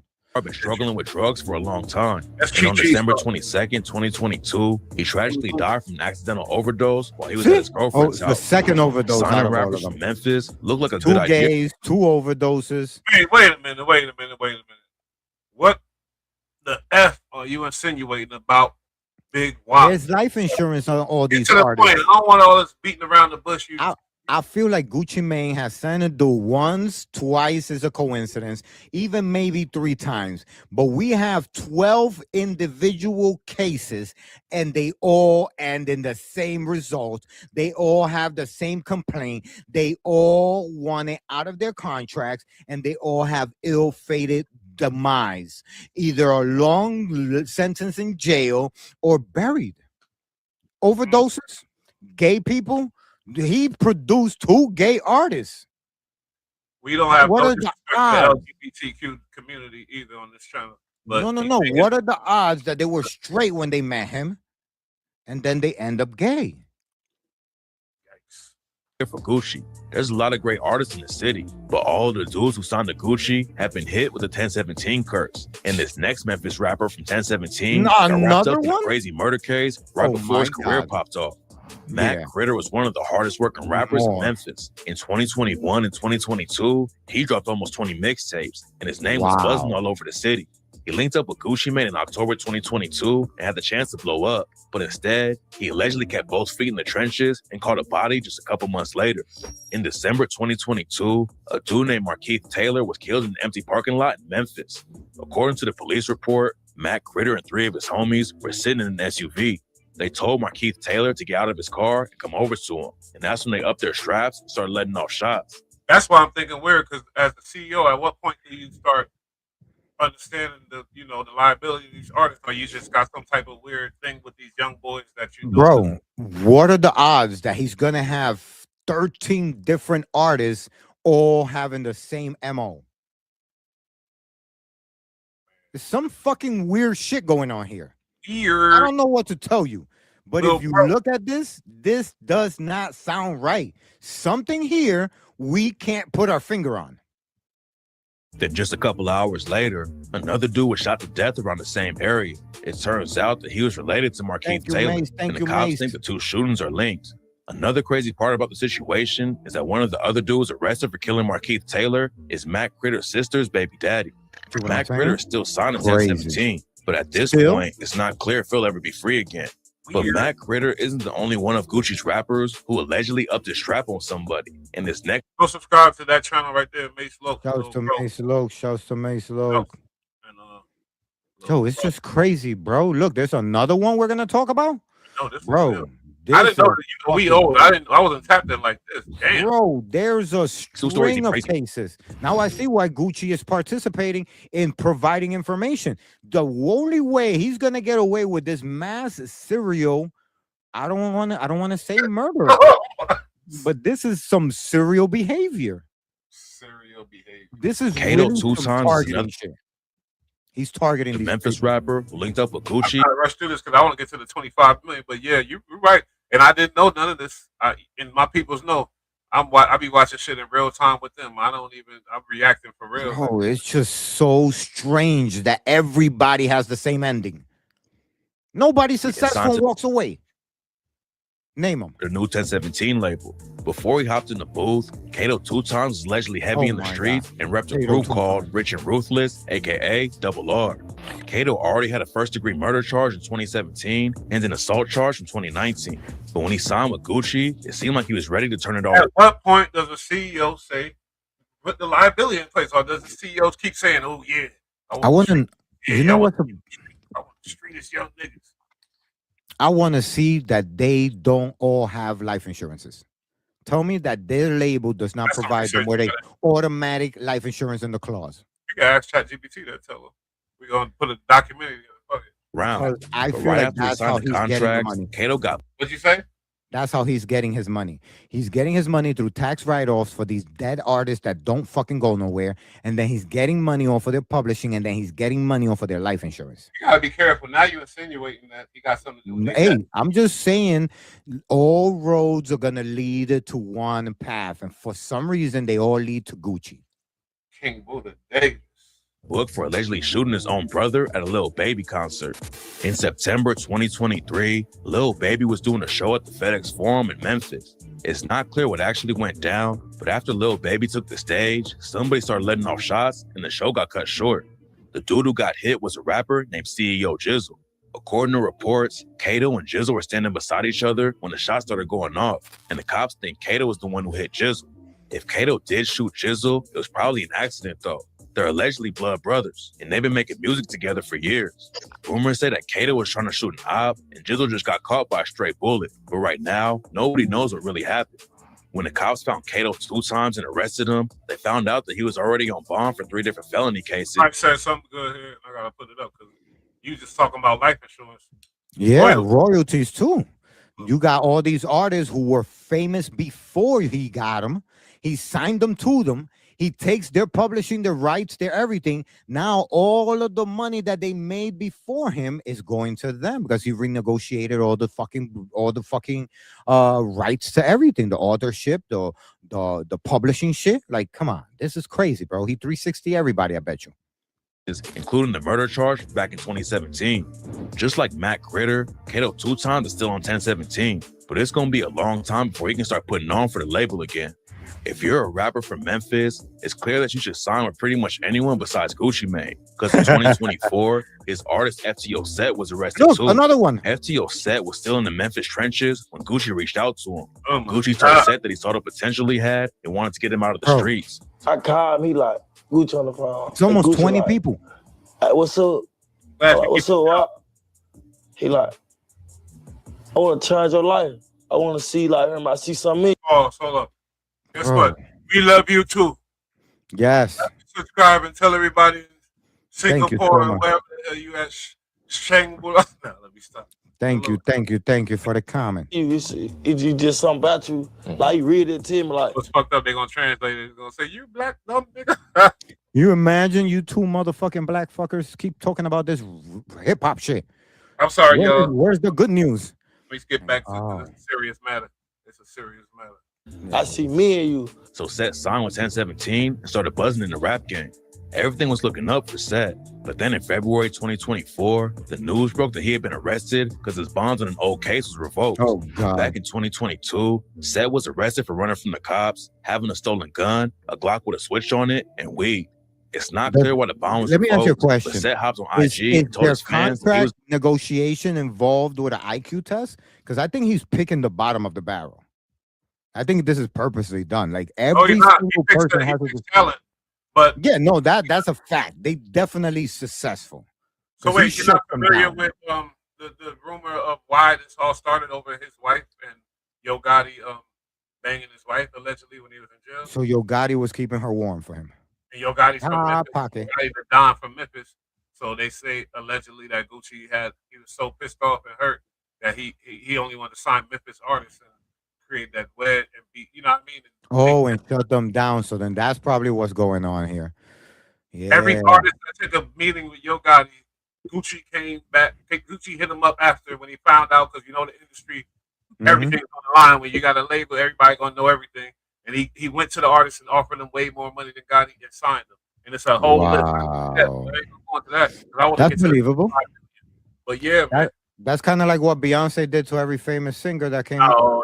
between her career and I'll say Beyonce. I know I love Gonna be I home love the soon. queen. I love the queen. Don't get I me ain't saying wrong. I'm saying- I don't love her. I don't know her, but I'm just saying this is different. This is a spiteful vendetta. Yeah, she ain't signed them. She didn't sign them. This motherfucker signed the people. He literally went out his way got to hit. shut them down. I ain't gonna hold you to. And Yo Gotti been keeping it gangster for a long time, for a lot of years. He been No, chilling. Yo Gotti. I mean, I like some of his music I too. like Young Dolph too, but yeah, I like both. Nah, I never fucked with Young Dolph. R.I.P. him though. I'm gonna come chill. I guarantee you'll fuck with him by the time I leave. I promise. Yeah, better. It looks like FTO Set bonds it out again and is free now, but he might still be facing some serious charges. Gucci obviously likes signing street dudes from the South, and back in 2021, he gave a deal to Arkansas rapper Big Fizzle.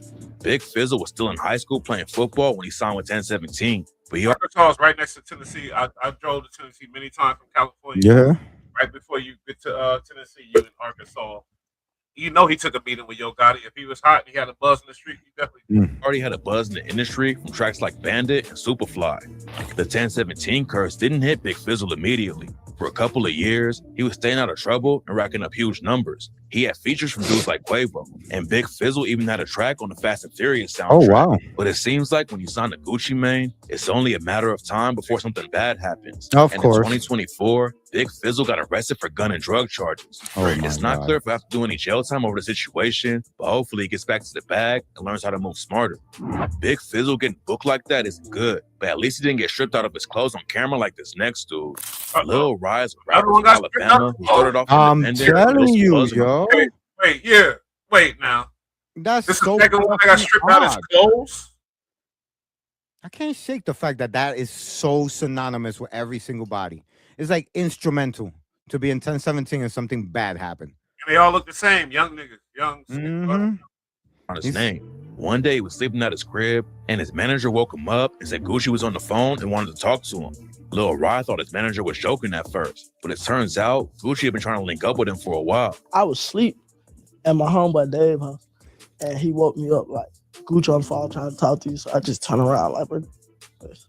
Then he do it again, and he like, your manager on the phone. He like, Gucci. Always when people want their conspiracy shit, because that's what I say quick. Oh, you're a conspiracy shit. But now, and since Epstein and recent events, and when you said the shit you said earlier, I was like, nigga, but man, Joe, oh my god. just think about the tax write-off for a record label that has 20 artists. How much money can you borrow? How many credit cards you could get? And then if you insure every artist because they're high profile, live in a dangerous neighborhood, and something could happen to them. trying to call you. So yeah, we get A on the lot of phone. money, bro. Lil Rod chopped it up with Gucci over the phone. Especially if Then you ain't Gucci paying flew him them. out to New York and signed him to the new 1017. After he signed the deal, Lil Rod went on the No Jumper podcast. Adam 22 actually asked him about the 1017 curse. Are you worried at all about the alleged 1017 curse? No, I be hearing about this. I ain't worried about that. You don't buy it? Hell nah.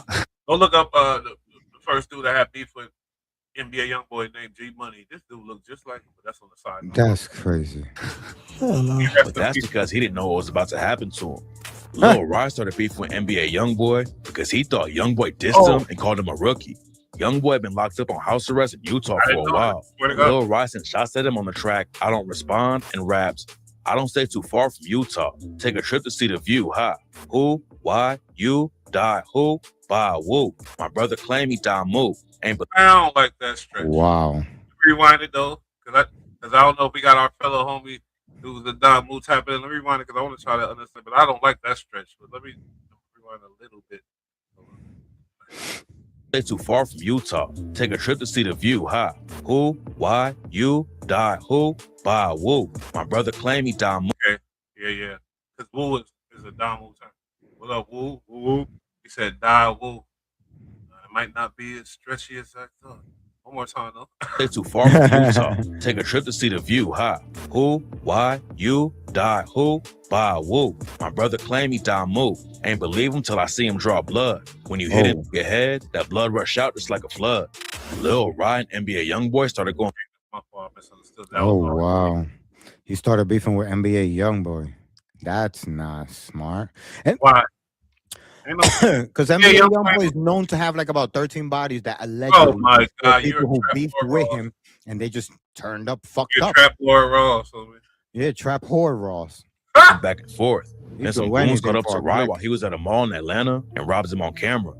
YoungBoy clowned him over the situation, and rumors started flying that the NBA crew were the ones who jumped Lil Rod. But it turns out that it was actually some 4L affiliates who robbed him. After it went down, the 4L dudes banned Lil Rod from Atlanta and said he better get out of the city. Oh, we didn't take your chain because you ran to the police, 12 ass. Screaming with your 12 ass. Goof ass. Yeah. Yeah, we back with them. Boy, come to this. They get the fuck to city. You know why we didn't take your chain? Police ass, tap in. But Rod clapped back and told him to drop their location. The whole situation was a bad look for Rod, though. He was able to. You know what's ill? And we come from a different era. Mm-hmm. What's ill is how these kids think it's so cool to tell a location like the other people don't got guns and tell them we right here. We the toughest, like we bulletproof. When you witness people die coming up at a young age and you traumatized to a certain level, I think a lot of these kids they want to see it because they heard about their friends seeing it. They this, they that. They want it because if you that dumb, you ain't trying to survive. The name of the game is survive out here. Survive. I don't care where you in. Street life, corporate world, wherever you in. Survive though. You know what their problem is? The problem is that they know that if they're minors and they wild the fuck out, they're not gonna get that much time. So they trying to catch them bodies and do all that crazy shit at that age because the most they're gonna get is 4 or 5 years, maybe at most 7. Yeah, but that's not my point. I'm talking about giving the. Yeah, I understand you trying to catch bodies. So they're like, yo, send a location. I'm definitely trying to kill. Oh, didn't he just say I'm over here, we right here, type shit? That's what I don't get. We right here. No. He was asking them to. He was telling them, yo, drop the pin. Where you at? I'm gonna come see you. And the other motherfuckers was like, yo, we just beat you up and we ain't take your chain because you ran to the police. So this nigga's like, yeah, I still got my chain. Send the location so I could come check you. Like, bro, what do you mean send the location? You gonna go over there? You think you're gonna kill them in their hood? That don't make no sense. Keep You're gonna get killed in their chain. hood. We was about survival more. We was sneaky. Yeah, we were preservation, but we didn't have cell phones. We didn't have social media. Motherfuckers came to your block. You wasn't there. By the time they came back, you already heard they were on the block. You got bats hidden. You got guns over here. You got machetes over there. You ready to chop them up the next time they show up. But these motherfuckers are in real time. Look at him in the live, in a car. So when he says drop the location, when they drop it, it's because there's like a Draco waiting for you. When that car pull up, he ain't gonna be able to hang out the window. But obviously, police ain't affected with these young dudes. You look at look at what Pooh Shiesty did. Police ain't effective with these young dudes. I don't think a lot of them. The real crash. You know what it is? Hip hop police is only in New York. No, and not in LA. Police. They gonna clown each other. If you scared of police, or you should do something. Oh, niggas, these kids is crazy. But that's preservation to them. To them, the way we would consider preservation, like we trying to survive. To them, that's the way they survive. They run to a precinct because now they're talking shootouts. We used to beat people up. They just straight shoot each other. The YNs don't know how to fight. You ever seen a YN fighting? It's funny as fuck. Never seen it. I've never seen it. They throw punches like spaghettis. But when it comes to the shooting, they call it duty, nigga. They headshots. Hold up. Things got no members. Hold up. Wait. Oh shit. Salute. Oh shit. Let's go. Left side is. This is somebody that fucked with us. Became a YouTube member. That's what's up. Let's go. Let's go. Let's go. But that didn't stop people from clowning him all over social media. Lil Rod was talking tough online after it went down. But the video of him getting robbed like that is probably going to follow him for the rest of his career. Look at that shit. That's a straight Even robbery. though he They never took a officially shooter. signed to Gucci, Coach the Ghost is another rapper who got hit by the 1017 curse. Coach too? Coach the Ghost is a rapper from Brooklyn. I know about Coach. He's the guy that go, ooh. He used to be dissing Pop Smoke. That's how I know about him. Coach the Ghost. Wow, that's how he shut that. That's who shut down his career, bro. That nigga was on the rise, bro. And then out of nowhere, he just shut down, bro. Fucking Gucci. Fucking Gucci taking on New York rappers. Who's affiliated with a set of the GDs that are known to be for Crip rappers like Pop Smoke. One thing that's I guess impressive is the amount of fucking talent. I mean, I don't know a song from the nigga, but I do remember he'd be like, woo, and I remember that weird shit. I used to like, oh, that's fire. Smoke and Fabio Foreign. Coach the Ghost blew up with a song called Hit List, where he dissed Pop Smoke right after Pop had just died. Right after Gucci Pop heard the died. song and asked fans on Instagram to help him find Coach so he could sign him to the new 1017. Gorgeous. Soon after, Coach the Ghost posted photos of himself rocking a 1017 chain, and everyone thought he signed to the label. But when the So Icy Gang compilation dropped with all the new artists on the label, Coach the Ghost wasn't on it. Sparking Gucci lame. Oh my god. So I nigga, his name is stupid to me now. Bro, that's that he was already dropped. Coach the Ghost later revealed that Gucci helped him get a deal directly with Atlantic, the label that owned 1017. Coach the Ghost was a Brooklyn drill rapper and didn't really fit the southern trap sound of 1017. At Plus, all. Gucci probably didn't want to get in the middle of one of the biggest beefs going on in New York. I was from Brooklyn. I think I remember him. Yep. He signs the guy who has beef with Pop Smoke, and this is him directly after he dies, and he doesn't want to get involved. That's crazy. That's crazy. Especially after Coach. White man shit. I mean, capitalism. You know. Nah, that's just crazy. That's how you know he ain't signed him for that reason. He signed him to take the catalog, get the royalties. 20 sign it to artists, 20 royalties. Atlantic didn't really. Coach fuck with 22 G's in Brooklyn. Yeah, with all those fucking 42 Doug in them. Really help Coach. 42 Doug, man. 42 Doug in Detroit. Oh, they did a song together. Yeah. Yeah, that's them GD niggas. The Ghost career or save him from the 1017 curse. Coach the Ghost never had another big hit after that, and in 2022, he ended up getting arrested for murder while he was on the run in Georgia. Oh my God. Coach the Ghost had already spent 6 years in prison for a shooting and was still on parole when he got locked up, so he probably won't be out anytime soon. Oh It's my wild God. how Gucci's artists keep getting locked up, jumped, and dying young. A lot of fans think the label is cursed, and even Gucci's wife, Keisha Kayor, asked him about why his artists keep going to jail. It's a question a lot of people have been asking, but Gucci's. But does that not mean like? Well, His wife asked him that? The people probably. It was probably a thing that she had to. So address. she's conscious of this? That's How could she even not be? weirder. She's about her money. She's about That's her money. How weird. could she not be? That's weird. Now I feel like they're doing some sacrifices. That's weird. And then I look think at that's why. Wait. That makes sense. Why Gucci went to jail. He was Gucci. I ain't gonna lie. But then when he came out, he was on the Migos level. And you know the Migos. The Migos are like, this is like talking about helmets. This is about Hermes. This is about like top designer. How he came out of jail and landed Migos was crazy for me. Oh, he knew Migos before he went to jail. Still, nigga, a lot of he- people know Migos. No, but what you said was crazy because when you talk about these designers and the level of high end, Gucci when he went to jail, he wasn't high end. He But wasn't did that. find- He was a lean drinking motherfucker. He found Migos. He found Young Thug, allegedly, whatever they say. But And they he still, looked like a different person. People were saying he was cloned. yeah, they did say that. They did. This means that was the pact. And the pact was, how many people can you sacrifice?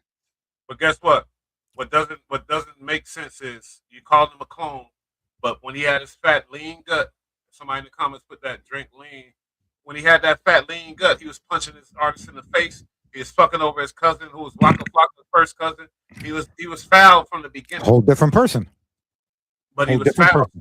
So how is So- that different? He's still foul. So you in jail, and then you're at the Blueface moment where, like, that's why Blueface came out with all those face tattoos. That was his humiliation ritual. And now all of a sudden he's buzzing and everything is all good. And we forgot that he's the rapper that can't hit a beat. He couldn't catch a beat if it was handcuffed to him, right? Same thing with fucking Gucci Mane. When Gucci Mane went to jail, he was that artist that we were like, yeah, because he's from the South, whatever the fuck. But he wasn't the nigga we was bopping. And then he came out, and then he's the nigga we bopping. Gucci was lit from the beginning. I'm sorry. I didn't I'm realize that sorry, either. he wasn't lit to me. Not to you. And not to Not East to Coast. nobody in the Bronx. The way he got He the was East not Coast. playing that here. The way he got the East Coast is just like you said. He got out on that high end shit. He got And he fly. did that shit with the Migos. Because I remember when they dropped that fucking Migos song, they were walking down the fucking mansion, and then I was like, yo, I didn't even know I liked Gucci Mane at that moment. I did not know I liked the motherfucker. He snuck in. You're right. Dollars.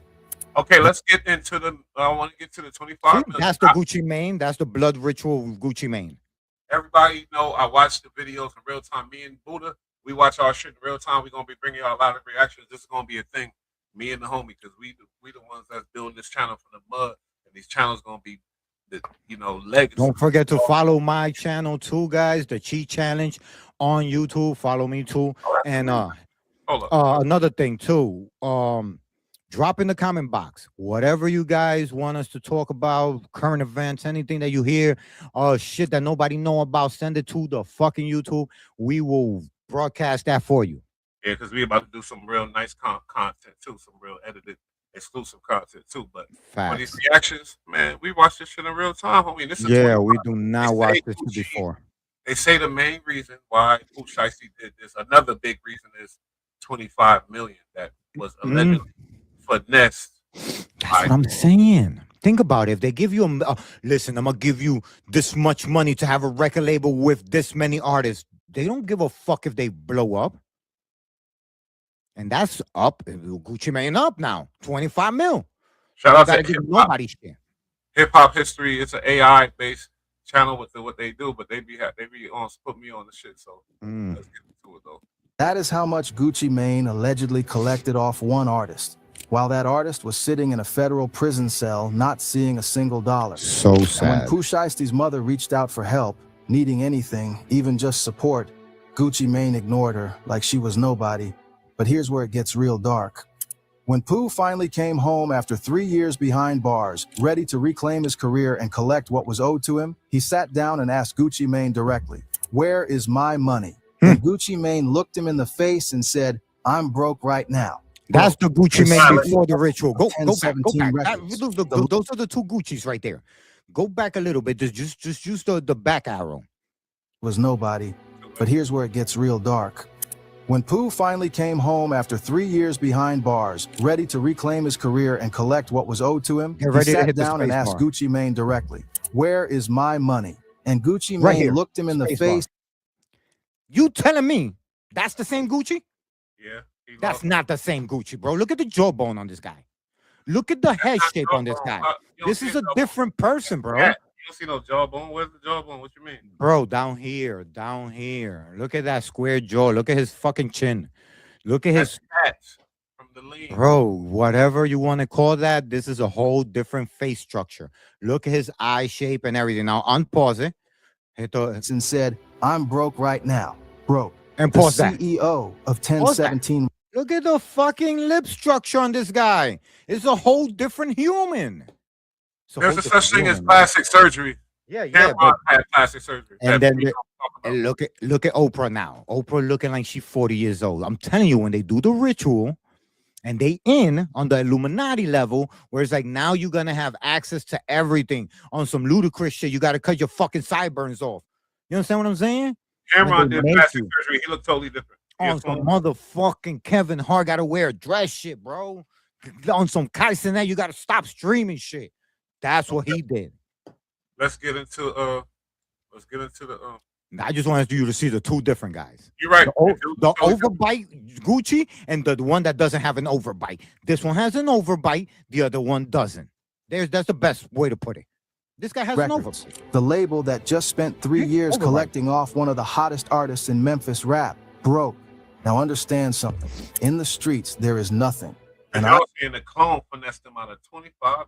Let's get it. I mean nothing. That nigga's more plugged. disrespectful than playing with a man's money. That is the kind of thing people are willing to die over. And allegedly, Pooh Shiesty was done talking. On top of all of that, Pooh came home thinking his contract with 10 Yeah, but you gotta understand, Gucci already finessed a bunch of dudes from your hood, a whole bunch of young killers and gangsters. So he wasn't thinking twice about finessing this dude.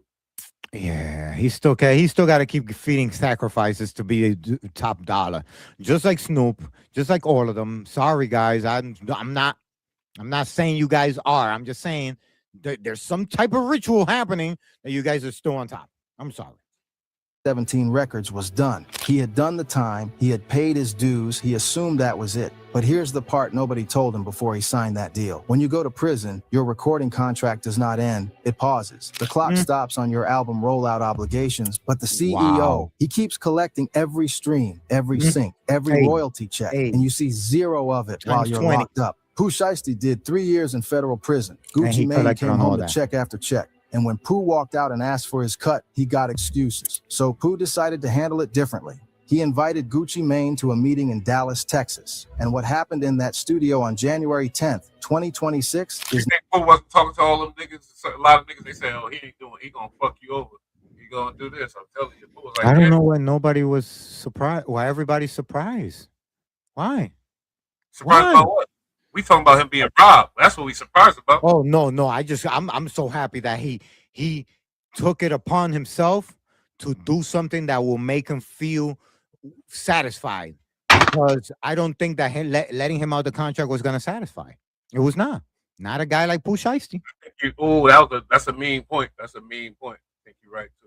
Now the most explosive story in hip-hop. 3 And it is going years, to he put kept Pooh all his Shiesty money. away for the rest of his life if the feds have their way. Stay right here, because what I'm about to break down for you is bigger than the robbery. This is about how the music industry turns artists into products, how a contract can legally rob you blind, and how Pooh Shiesty's story went from Memphis underdog to federal fugitive in the span of 5 years. Do not go anywhere. Pooh Shiesty was one of the most promising young rappers to come out of Memphis in a decade. In a city that gave hip-hop 3-6 Mafia, Yo Gotti, and Moneybagg Yo. That is not a small statement. He had the flow, the energy, the street credibility, and the commercial appeal. When Gucci Mane came knocking, it felt like a blessing, a legend reaching down to pull up the next generation. But the relationship between Pooh Shiesty and Gucci Mane did not stay a blessing for long. What people see on the surface, the collab records. His relationship with Drake, with Dirk helped out a lot too. Came in with that Get It in Blood, and Dirk go down for that shit. It's like, Yeah. crazy. I think he could have done that without fucking Gucci Mane. They get good point. Maybe no, I don't think so. Gucci, when you deal with a guy that's in the circle, it's the cosign. It's the cosign. He put him in the circles. You're right. Matching chain photos, the Instagram posts. None of that tells you what was really going on behind closed doors. The contracts, the money, the silence. To understand how things got to the point where Pooh Shiesty allegedly put an AK-style pistol in Gucci Mane's face and forced him to sign a release at gunpoint, we got to go all the way back to where this relationship started. Because this story does not begin in a Dallas studio in 2026. It began. Only thing I be hating about these niggas, they don't say allegedly. I hate that because that's not we in America. Nigga, I'm American. I don't give a fuck. It's allegedly. At gunpoint. We got to go all the way back to where this relationship started. Statement. He had the flow. It's a strategy for these YouTubers because sensationalism and they getting their money. I get it. Yeah, but people got to make sure their statements are proper. I would never do that. Me. The energy, street credibility, and the commercial appeal. When Gucci Mane came knocking, it felt like a blessing, a legend reaching down to pull up the next generation. But the relationship between Pooh Shiesty and Gucci Mane did not stay a blessing for long. What people see on the surface, the collab records, the matching chain photos, the Instagram posts, none of that tells you what was really going on behind closed doors. The contracts, the money, extortion. To understand how things got to the point where Pooh Shiesty allegedly put an AK-style pistol in Gucci Mane's face and forced him to sign a release at gun. Sorry, hip hop history. Salute the channel. I was wrong. He said allegedly. I'm sorry, yo. We got to go all the way back to where this relationship started, because this story does not begin in a Dallas studio in 2026. It begins in Memphis in 2019. Let's rewind to I fuck with this channel. 2019. Lontrell Williams Jr., known on the streets and in the booth as Pooh Shiesty, was a 20-year-old kid from Memphis, Tennessee, with no major label deal, no industry connections, and everything to prove. His father, Lontrell Williams Sr., known in Memphis as Mob Boss, had founded his own local label called Mob Ties Records. Pooh was raised around music. The studio was not foreign to him. The grind was in his blood. He dropped his debut single Hell Night in 2019, linking up with his day one running partner Big 30. Then came Shiesty Summer. I love that Tennessee shit, nigga. I don't give a damn. Country boys. One day I'm gonna take you down there. You're gonna have a great time, and you're gonna like, yeah, I love it too. It's in my blood. You're gonna feel it. Chopper Talk. From day one, he was grinding hard, building a regional following the old-fashioned way through consistency and raw talent. And people started paying attention. By early 2020, Pooh Shiesty had caught the attention of none other than Gucci Mane, the Atlanta trap legend. Gave it away to AI. Pooh Shiesty. Good job. But the voice is on the founder of back, 1017 Records and one of the most successful independent label bosses in hip-hop history. Now, Gucci Mane did not just offer a handshake. He extended a full joint venture deal. Pooh would sign to 1017 Records, which was distributed through Atlantic Records. That means Atlantic's infrastructure, Atlantic's marketing budget, Atlantic's global reach. For a kid from Memphis who had been going independent, this was the dream. Pooh said it himself in an interview. I don't know who else I would go to. Ain't nobody was coming at me like WAP. It just... Nigga, this is a sad story, though, bro. I ain't gonna Yeah, man. To end up that fucked up at the end, unable to continue your career is fucked up. That's what we got in this shit. Billboard. The talent was there. But everything, bro. The drive, the time, the image, everything was cookie cut. when you're dealing with a snake, you're gonna get bit. Maybe you should have signed to Yo Gotti. Sorry. This made perfect sense. And on the surface, it did make sense. Gucci Mane had a track record. He had launched careers. Young Thug came through his circle. He had eyes for talent. So Pooh signed on the dotted line in April of 2020, and they celebrated by dropping a collaborative single together called Still Remember. Never on the heard record, Pooh literally rapped about the blessing of the deal, comparing himself and Gucci to Shaq. I love this motherfucker who became a member, though. I love you. Left siders, we got your back. We ride. That Bud Light Cheek challenge. You remember, when Cheek become he gonna be a member there too. I believe. I think he is solid. Facts. Can't wait till I get monetized. Whoever stay down from the bottom end up being royalty at the top. Facts.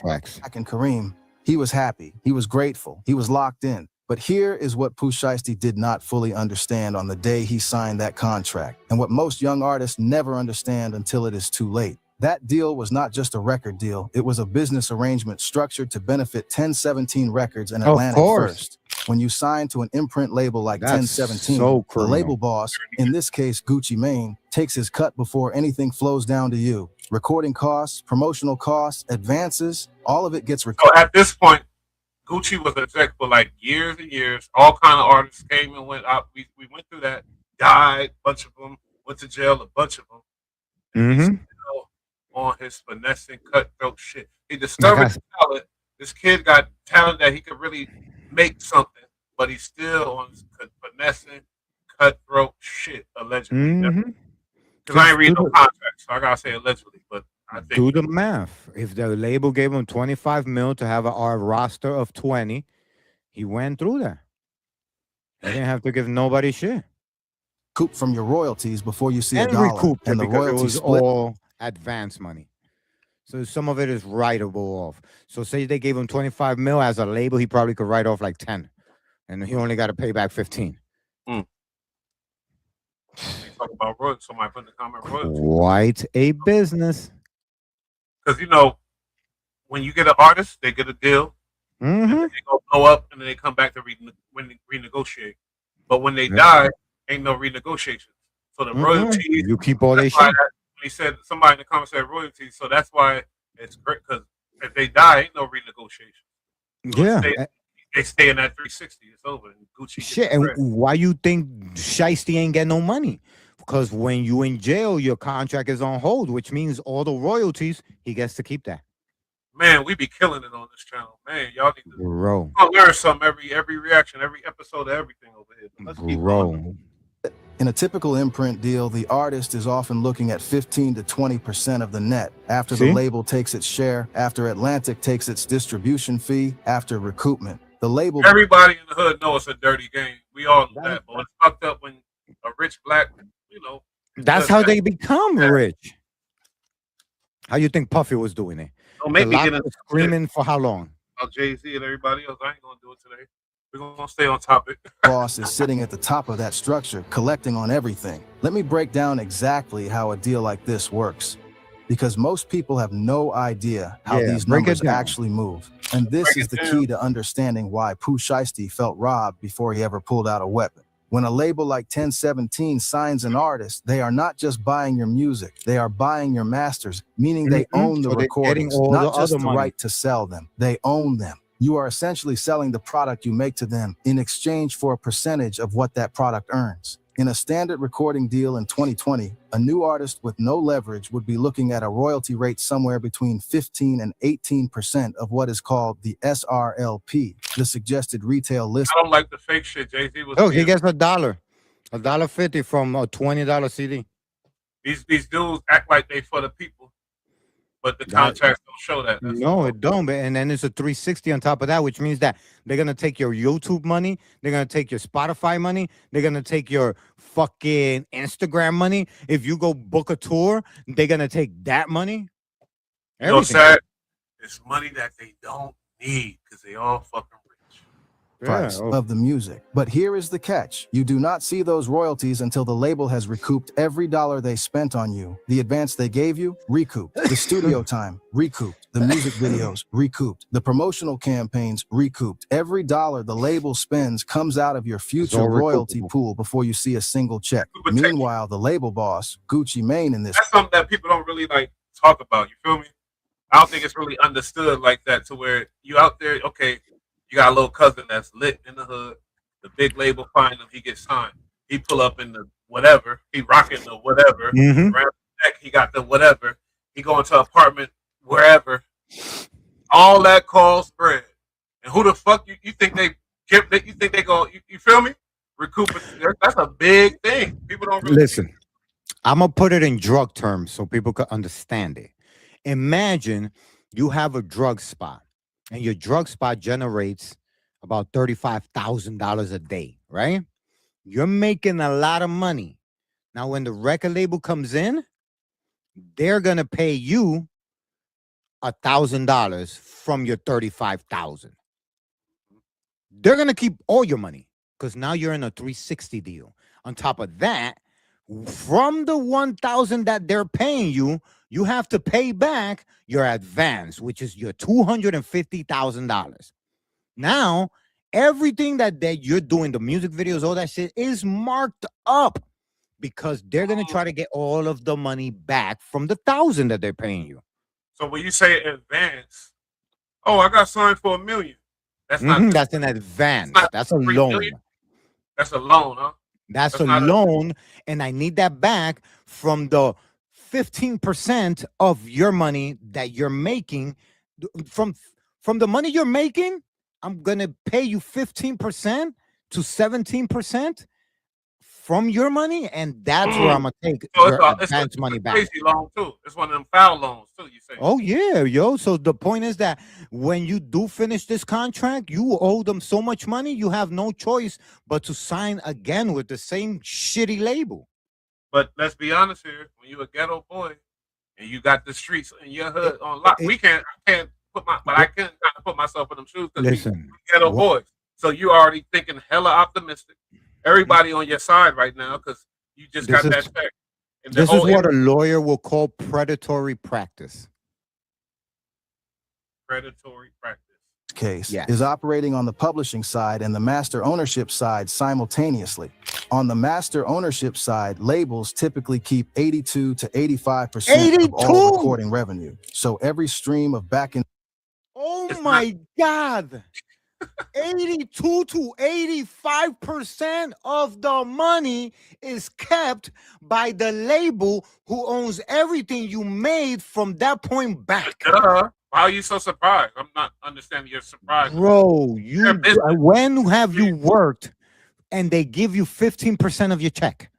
They're a business. Okay. Say that like make me understand because I thought we talking about the loan. Imagine going to work. We're not talking about the loan.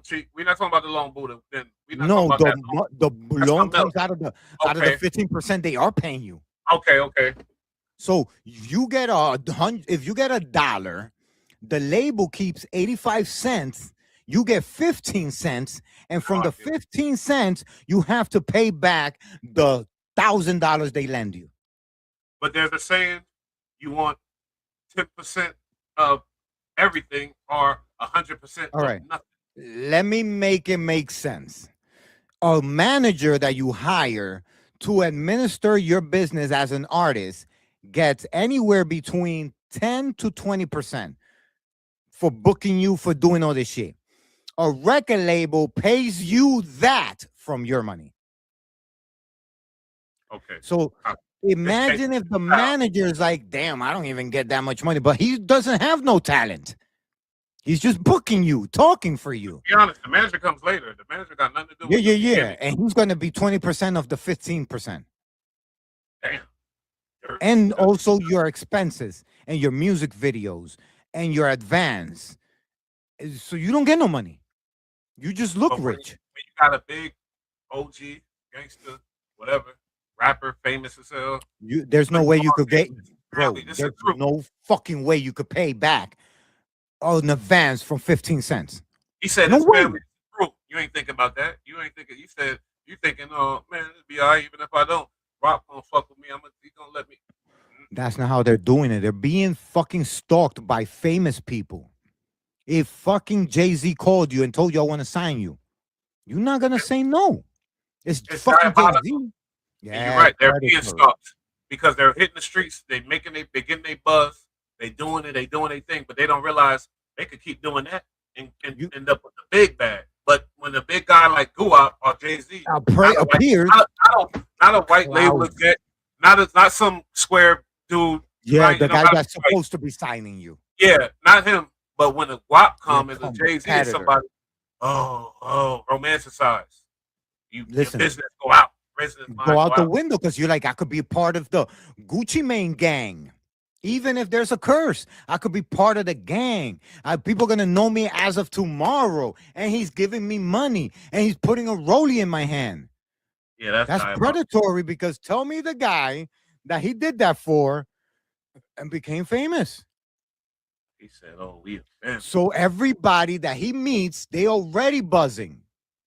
After he signs them, they never buzz again. Okay, we doing worst crash house tomorrow, but then after that we gonna do the real predatory. Cause you talking about what I'm gonna tell you. Yeah, bro, we'll go into it, but let's keep going because we still ain't get to 25 million.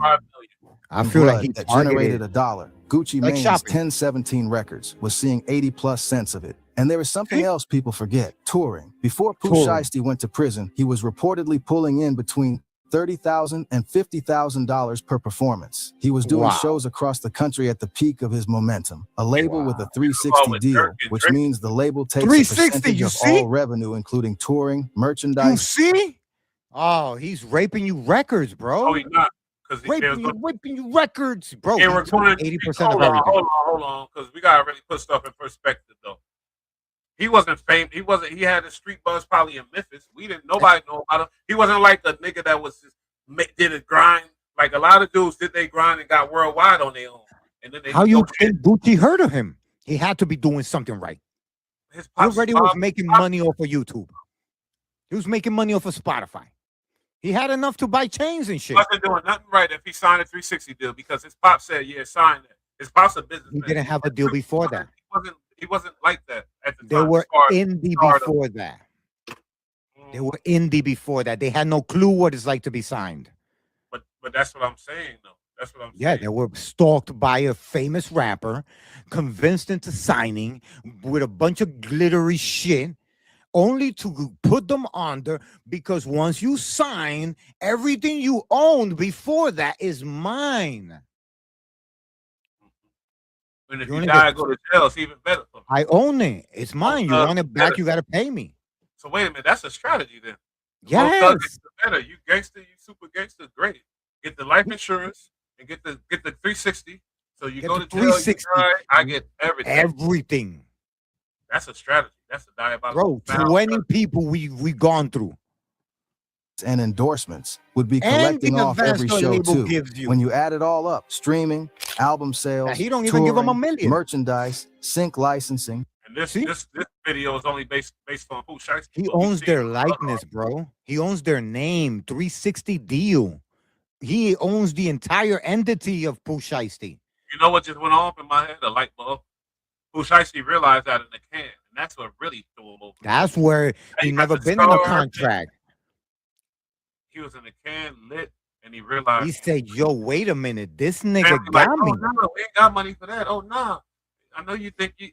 I know Bro, you know how much money you generated with them songs, but we ain't got that money.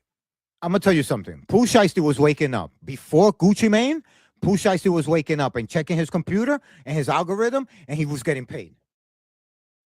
After he signed to Gucci Mane, he was only seeing some money because he went on tour, and it was a large amount. So when they gave him the 15%, it was a lot of money. But what about what they kept? The 360 royalties. The number that flows through a label off a commercially successful artist is staggering. And the artist, especially early in their career under a restrictive deal, sees a fraction of what the label collects. No cap. This is why so many rappers who go platinum end up broke. Pooh Shiesty did not have the leverage of a veteran. He was a new artist. He took what they offered him because at that point in his career, that's why the other day I said something about the show and they didn't understand me. I think we talking about the top 5 rappers. I'm talking about the image. They said something about images because it's very important for the kids. But when that money man image was created, that top, I'm the money man, I'm the rich money man in the ghetto, like, and that became the top guy.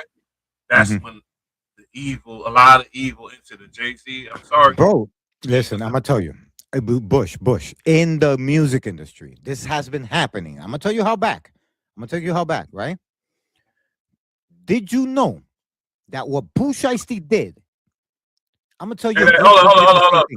You about to go into what you say? The same thing that Pooh Shiesty did, or is alleged to have done, to Gucci Mane. I'm gonna tell you a group who did this back in the days, and they're the most. You would be like, no way. TLC. They had to do the same shit that Pooh Shiesty did because they were the biggest group on earth. And they did run up on. Oh shit, my bad. Yeah, they did run up on. They did run with guns, bro. They ran up on Babyface with guns, bro. She was fucking with WC from the West Side Connection. You think them motherfuckers did Mac 10? You think she ain't show up with them? So what you're saying is ain't nothing new under the sun. This shit's been done. Bro, this has had to be done because it is predatory practices that these guys get away with because they lock you into a 360. Once you sign that, you sign your life away. You never seen that video Dre Day that they making fun of Steve Rosenberg and Yeezy when he says sign your life right here. I mean, sign your name right here. Yep.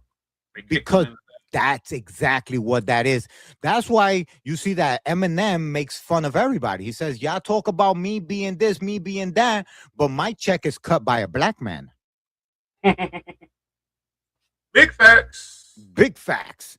So at the end of Platform the was day, worth more than the that money. all he That- did was he saw I could take advantage of brand new talent, take their catalog, take their royalties, put them on a 360, get the money that I'm gonna get from Sony or Warner Music Group, get a $25 million advance, $1 million for every artist, and then don't even give them 30,000. Because the cold fact is his kids are gonna be eating off of Pooh Shiesty. Life insurance Decision health would benefits. define the next 6 years of his life. Now let me break down the money because this is the core of everything. Within months of signing, Pooh Shiesty dropped the record that changed everything. November 6th, 2020, FBO. Back in Blood, featuring Lil Back Durk in hits Blood. the internet. Guess and who the owns streets that? went crazy immediately. Gucci Mane. The song debuted on the Billboard Hot. Yeah, but that's the thing. Gucci was signing a bunch of dudes, 360s, and seeing what pop. That's what he, that's what he. But that's what I'm saying. He wasn't signing niggas to see who popped. They were already popping. No, they were popping in their hood locally. Exactly. The push they That's a needed lot, was though. a That's a feature. lot. Yeah, A you're feature. right. That's all they needed. Why are you gonna sign them to shelve them? 100 and climbed all the way to number 13. For That was the reference, last that I is heard one of of the him. highest charting debut singles from any So Memphis FBO. rapper ever. It was certified 5 times platinum by the Five RIAA. times 5 times platinum. platinum. Now let's talk about what 5 times broke. platinum. That's a major shit on Yo You know how much Gotti, money he would have had? all of other Memphis artists. Other He major would shit have by had Gucci. so much money if he would have never signed that 360. He would have just got a wouldn't have regular had that standard song. deal.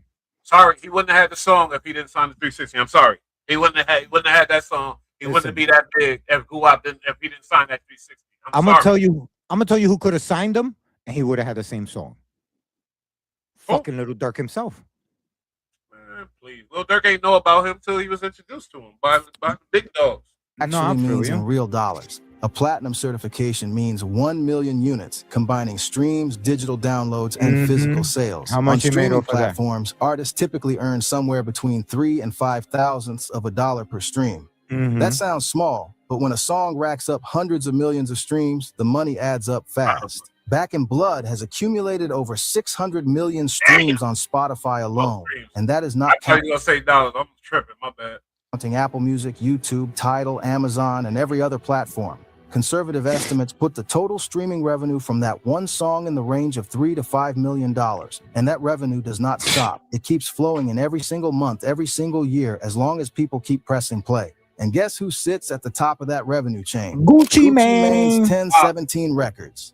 But Back in Blood was just the beginning. In February of 2021, Pooh dropped his debut mixtape, Shiesty Season, 17 tracks. Oh, Features God. from Lil Durk, Gucci Mane, 21 Savage, Big 30, and more. Oh, The project debuted at number 4 on the Billboard 200 with 62,000 album equivalent units in Who its owns first it? week. He became Billboard's Hip Hop Rookie of the Month. Additional records like Neighbors, Twerksome, Guard Up, and SUVs all added platinum and gold certifications.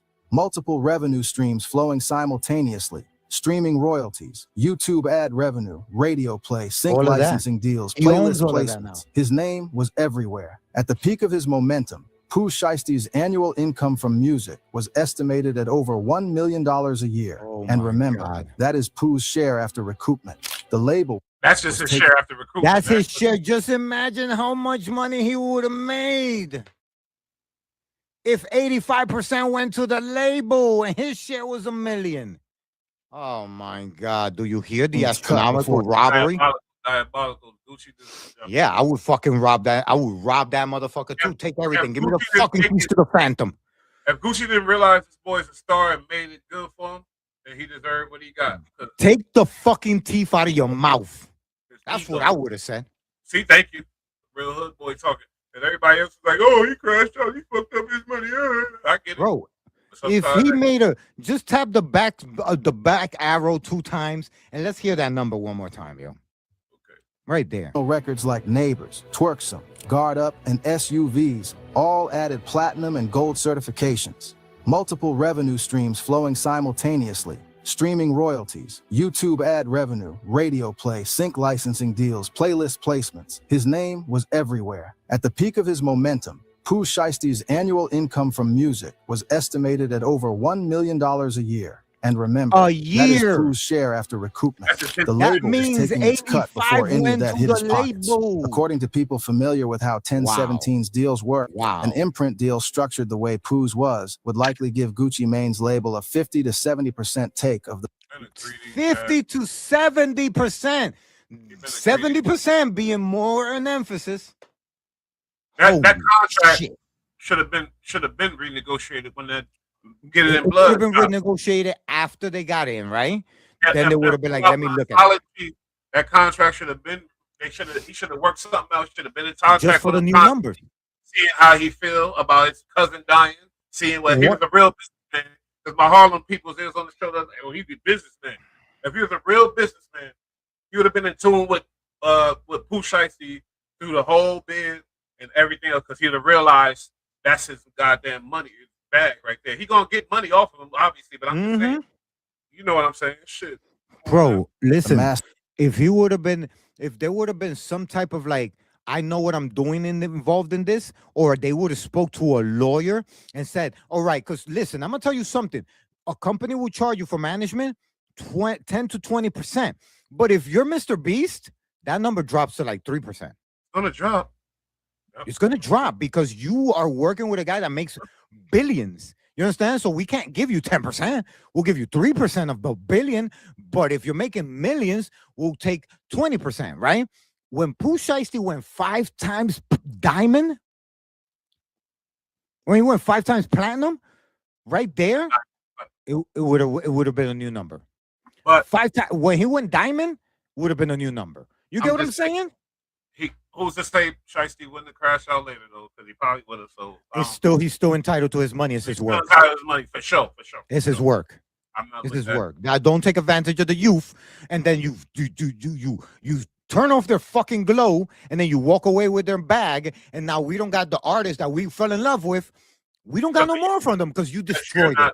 Because you don't have the wisdom and the gratitude and you couldn't do it, nigga. You're not the boss. Fucking do it. to recording revenue before Pooh sees anything, and that is before Atlantic gets their distribution percentage. When you calculate the full picture of what 1017 was generating off Pooh Shiesty between 2020 and 2022, the streams, the tours, the merch, the features, the sync placements, we are talking about serious money flowing through that label. Money. People close to the situation allege that number exceeded $25 million in total revenue off Pooh's catalog and likeness. $25 million. And here's where things start. Yeah, that's what people allege. His mom, I think, alleged that certain people close to the situation. That's what he should have done. Let's just say Fuck the guns. Nigga finessed them like, this is bad, bro. Started getting real grimy. In October of 2020, just months after his debut explosion, Pooh Shiesty got caught up in a shooting in Bay Harbor Islands, Florida. Armed robbery charges, aggravated assault, criminal theft. It's bad because it all add up for Gucci. He's seen this a thousand times with his artists. He was But waiting. that's what.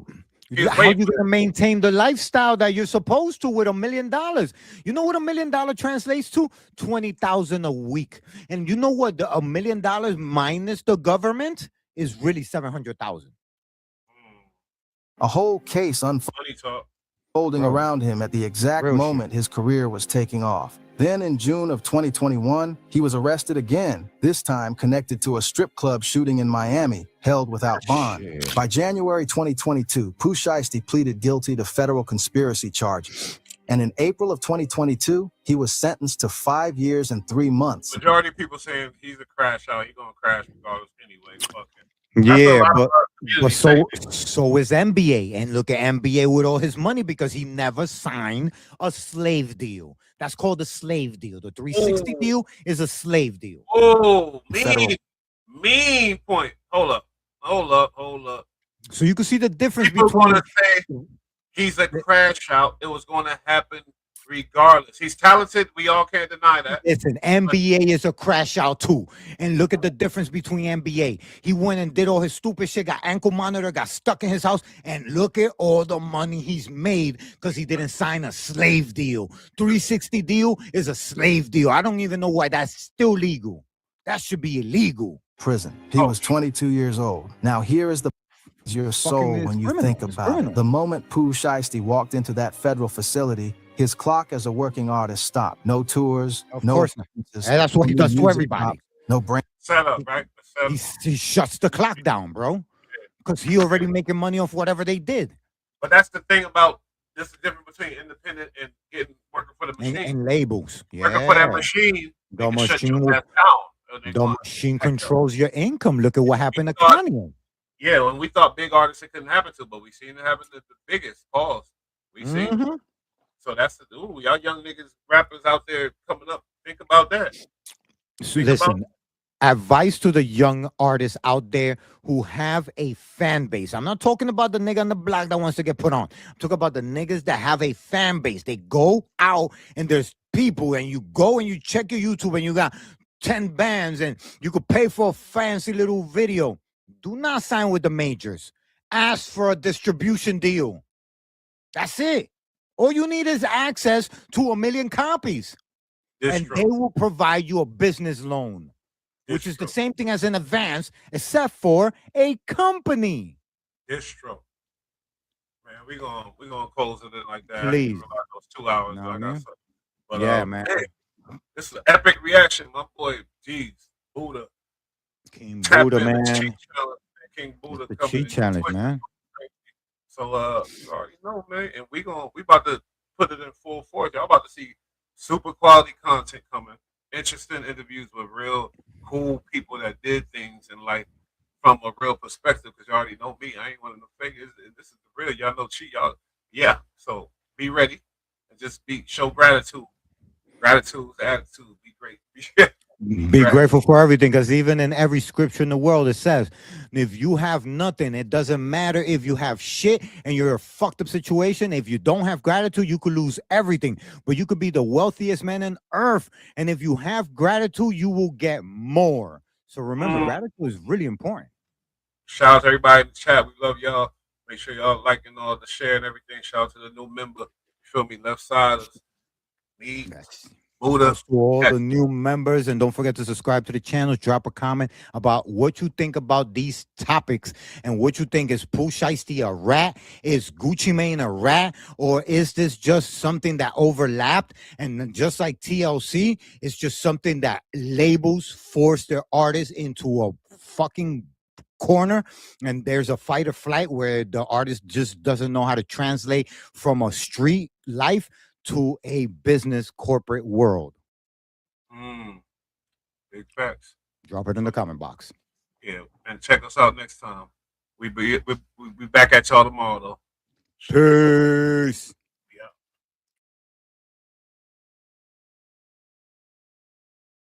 The top personality out of No Jumper, whilst he hasn't been in the office for quite a while or in LA, he would post something to IG several days ago that people felt like he was aiming at people involved with. About to get sticky, chat. It's about to get sticky, chat. It's about to get sticky, chat.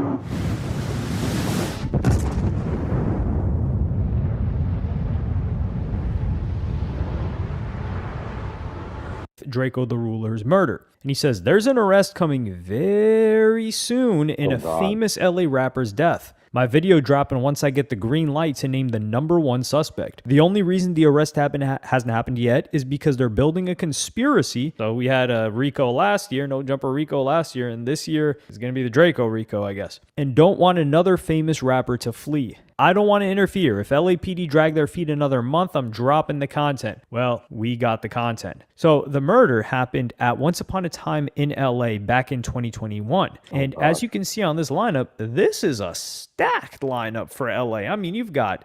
Yeah, there's a lot of people there. Let's see who we got there.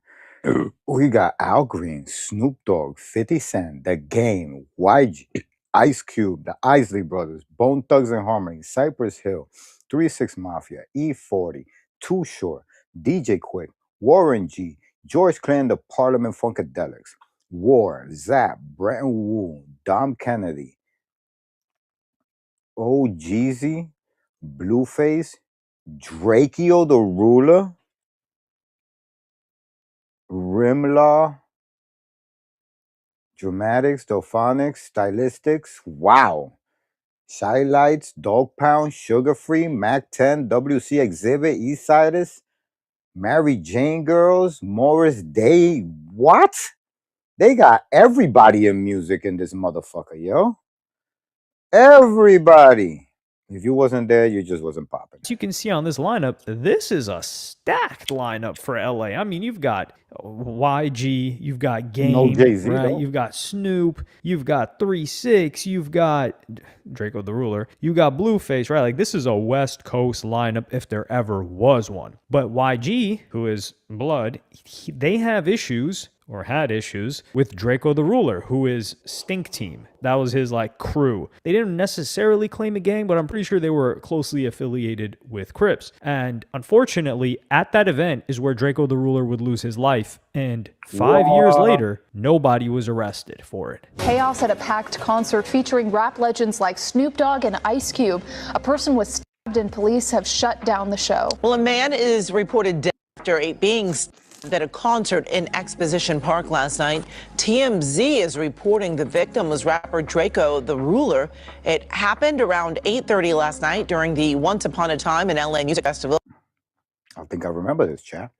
This was that dude, that Draco the Ruler, rest in peace, that they all surrounded with a bunch of masks, and then somebody, unalived them. Being held at the Bank of California Stadium. So after Flacco put out that post, what was that post? The Bank of California Stadium. So after Flacco put out a post that said, "There's an arrest coming very soon in famous LA rappers. My video dropping once I get the green light to name the #1 suspect. The only reason the arrest hasn't happened yet is because they're building a conspiracy and don't want another famous rapper to flee. I don't want to interfere. If LAPD drag their feet another month, I'm dropping the content." Man, he's out that post, crazy. This started to reverberate. And one of Flacco's co-hosts, so this is a really interesting dynamic that they have here. So Ralphie the Plug was one of the people that was close to Draco the Ruler. Like, they were tight. And Ralphie the Plug works at No Jumper. One of the members of the gang of people that killed Draco the Ruler also works at No Jumper. And he's one of the co-hosts, and it's this guy, Munchie B. And Munchie B, after Flacco's IG post, was not very happy. Frederick, your real name, you know what I'm saying? But whatever, Frederick, Jala. I'm going to tell you why your name, that last name, on Inglewood family. Any female need to run from the Jala last name. It ain't straight. On any resume, it ain't straight. I swear to God, bro. Flacco. I'm not done right here, bro. I'm on your bumper because you're a horn or use a frog, bro. So this was a little bit odd. That's crazy. Does that sound like a threat, chat? I don't know. You tell me. Because Flacco would outplay this guy, to be honest. So Munchie B, he's Inglewood family blood, as he says it himself. And Flacco would say, yo, I didn't even say which rapper did it. Like, why would Munchie B be tripping? And he would call in. So Munchie B and Flacco would start getting really disrespectful with each other in the No Jumper employee group chat. Adam22 would talk about this. He's like, yo, this is getting so heated. This is real beef. I've never seen anything like this. And Flacco would call in to the show where you had Munchie B and Hefe, who are two like street people in LA. And he would talk to him about the Draco the Ruler situation. From my perspective, if Munchie is saying he has nothing to do with that, then why Munchie be so invested that he's willing to diss me and go out the way to cause this much trouble? He has nothing to do with that. Hey, Flacco, hey. Hey, look. Munchie B answer that question though. If Munchie B has nothing to do he looking for a certain answer. I ain't gonna give it to him. going out of his way. I feel like he's the only podcaster from Inglewood family, so he feels like it's kind of on him. So the families have something to do with that. I don't know what you talk. What are we talking about, bro? Okay, let's be real. Ask my question again. When it comes to Bloods, Munchie is obviously kind of it has always been at the forefront of the Draco versus the Bloods beef. So I feel like it's not really that surprising that Munchie ends up speaking on behalf of the other side of that, right? I think like Munchie B has said Again, he has nothing to do with that. The Bloods had nothing to do with that. Fam had nothing to do with that. So again, if Munchie B and Inglewood families had nothing to do with that, then why is Munchie B so passionate about this and is causing this much trouble and dissing me over a potential video that don't even exist? So you're probably looking at this like, yo, this That's guy's moving a little bit crazy. Like, how tight? Yo, why is Flacco trying to be so gangster now? What stirred up inside him? Because right now he barking up the wrong tree. Like, that's crazy. Like, I would not be exposing myself like that if I'm not a street nigga. He's not like that. You know what I'm saying? But he is the type to flag your fucking content. That's for sure. That I know about him. He that type. W's in the chat. Thank you, chat. Thank you. You know? That's all I'm saying. Like, I mean, I wish the best to all my streamers, bro. We all part of the same team at the end of the day. You feel me? We all part of the same damn team. So we just out here trying to get it done. That's all. Flacco that's a little extra for me. You know what I'm saying? I ain't even got no comments. If he trying to stop crime, he want to expose himself out there like that, I cannot say, chat, like, what can a nigga say? Like, I can't be mad that he out there, or he could be. You know what I'm saying? Like, I don't know what to say. Flacco, this is when you start hiring security. You feel me? Hire security. That's all I can say. That's all I can say. Now, let's get back to the content. You feel me? Is he? What's going on? Well, Munchie B would explain why he hates Draco the Ruler and why he had dissed him in the past and why he continued to diss him even like after he passed away. What y'all was saying when he was on record disrespecting my homie, rest in peace. He can't talk back, but you disrespecting him. You know what I'm saying? Long live Red Bull, man. Long live Red Bull. So, when he passed, I kicked him while he was down, literally. Hey, look, bro. Hey, people invite certain energy. You know what I'm saying? I don't feel bad for nobody over there except for his mama, bro. His mama lost his son because he wanted to entertain a little too much, man. So Munchie B, one of his close homies, was getting dissed by Draco the Ruler, and that guy's dead. And the allegation is one homie that they share is the guy that did it to Draco the Ruler. And whilst he says he doesn't really know about the situation, in the past, while he was on Clubhouse calls, Munchie B was actually saying that, yeah, he's so much homies with Draco the Ruler's killer that they were passing bottles around. No, man, Draco is dead, bro. What are we talking about? Don't make me disrespectful. Hold on, homie. Hey, bro, look. Hold on. Hey, you know Draco shit used to be on the table and ain't there no more, right? Hold on. You know Draco shit was on the table and ain't there no more, right? Hold on. You do know I did. I said Draco and his brother worked there on Friday. You know, on there every Tuesday, right? Shut your dumb ass up, bro. You sound, hey, bro. Hey, Draco is dead, bro. Hey, bro.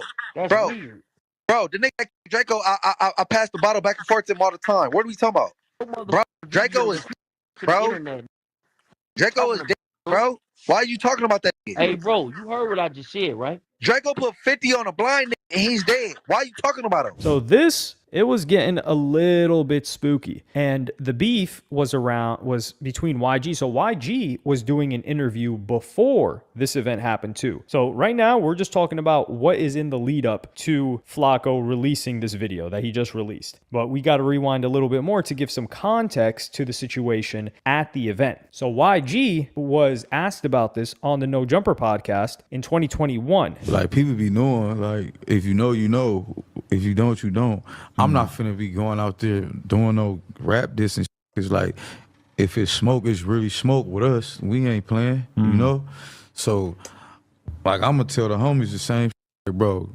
I done told D3 that, like, we ain't doing none of that weird shit for nothing, for the rap. No, we not on none of that. We trying to make hits. We gonna move around, get rich, have fun.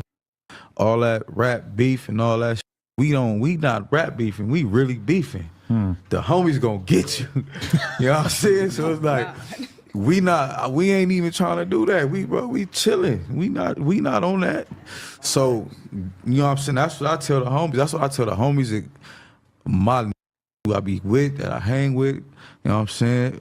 Like D3 young, bro, that's not cool. Like, we ain't doing none of that. The important part about this is that Draco the Ruler already knew that there was issues here. And a bunch of people around Draco the Ruler, one of them being Wack 100, and others said that they would be able to keep him safe. Flacco reportedly said that Snoop Dogg hit up Draco the Ruler and said, like, listen, man, you got to show up. You got to perform. The reason why this is also really dangerous is because 6ix9ine had an experience similar to what Draco the Ruler would have, except he went in and went out with his life, unlike Draco the Ruler. Flacco would explain exactly what happened to Draco the Ruler and his team. We had a couple of guys with him when they were trying to enter the concert. They got to the security entrance for the artist. The security guard said, "What's up, blood?" And they told Draco the Ruler they can't go through that entrance, even though Draco the Ruler was performing and he was an artist. And he's like, what? Wait, why can't I come through this entrance? Nah, blood, you gotta go to that other entrance. As they was driving to the other entrance, there was a van in front of them. They watched the van drive all the way through the security entrance and didn't get checked at all. But when Draco and his crew of people got there, their cars got checked. They got stripped. They got checked as if this was like the airport security, bro. They couldn't even bring a lighter in, but a van in front of them went right through. This is when Draco ignored a couple of signs that was supposed to trigger something within him. The van before you got right through without being checked. The security guard, who was a blood, told you can't go through the artist entrance. You had to go through this other entrance you had no idea of. Clearly something was up. So part of the reason why Draco walked or told everybody to leave all of their weapons, guns, etc. is because he did not want any problems. Not with other people, because he knew there was going to be some issue. But the thing is, Draco the Ruler, the NYPD were on, not NYPD. I'm just thinking too much about hip hop police, which is NYPD. The LAPD, they were looking for any reason to get him. And they really wanted to get him on those charges that he ended up beating and getting out of jail. So they wanted to throw him back in jail. They needed any reason. So he was not going to give them a reason. So it was a little bit of a suspicious situation, but he would walk in with no weapons or anything. And this is the problem with LA. Like I said, 6ix9ine, when he had his own issues with YG, academics would recount this and talk about how the security guards, they alerted, or when he had issues with Future, I think it was as well, at Complex Con, I believe. Yeah, I think it was Complex Con in Long Beach. I don't think it was in, I think it was in Long Beach. The people that work security were gang members that are cool with the performers. So the security is supposed to, like, quote unquote, protect the event, but really their first loyalty is to the gang. So they're going to give information on that. So what's being alleged, if you read between the lines, it seems like the security guards were members that were tight with YG that were told to keep an eye out or already knew about the issues with Draco the Ruler. So Draco the Ruler walks in there and he gets swarmed by 100+ people. Like, this was a brutal fight. It was a fight, and then it ended up being a stabbing. So how the hell did weapons get in there? Well, Flacco would point out the exact person that allegedly brought in those knives. On my mama, bro. This the big ass ball security guard snuck in knives, all type of weird. So he's saying that YG's big security guard that's always with him is the guy that was bringing it. And that's also another guy, and the guy in the mask would be pointing out, like, yo, this big, huge guy. And that's who Flacco was saying is the person that was handing out knives for him to get stabbed. And then he would drop the big reveal, which is who he says did it. Was it? He's a friend of Munchie B called Frankenstone. His legal name is Frank Williams. Now, this particular screenshot right here is footage from another murder Frank Williams is involved in. We are not going to show the footage. Whoa.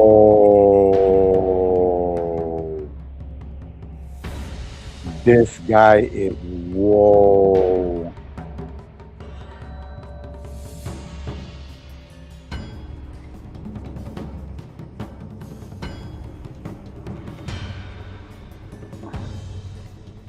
Oh my God.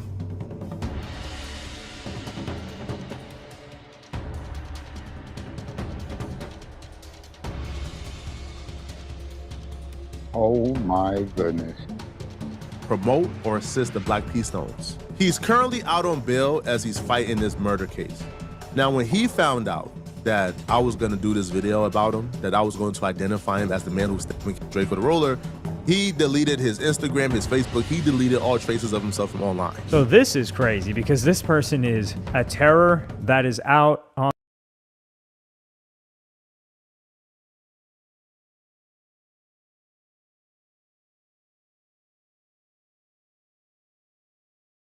like you want to let the person that, you know, maybe caught a weed charge.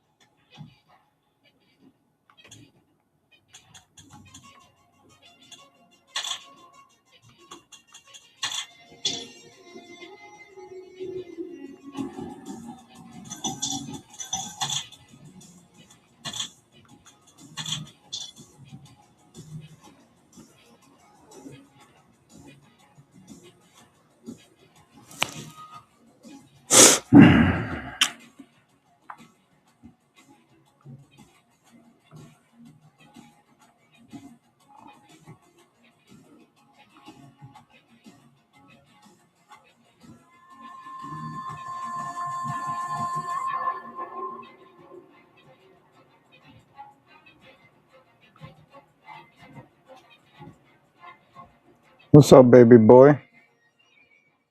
Yeah, come up here. Be with Papa.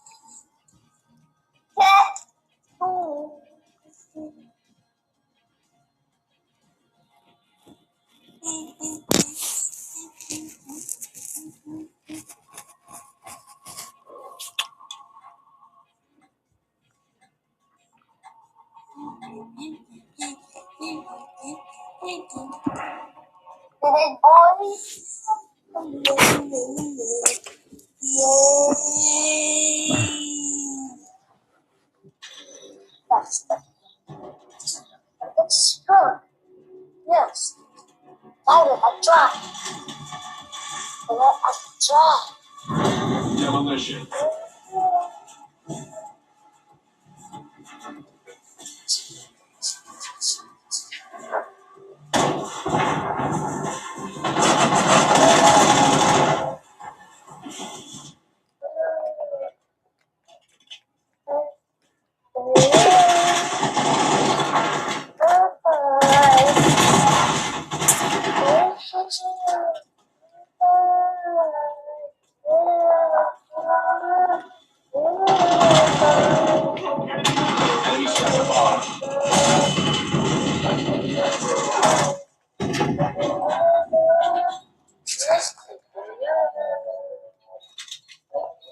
Bomb defused.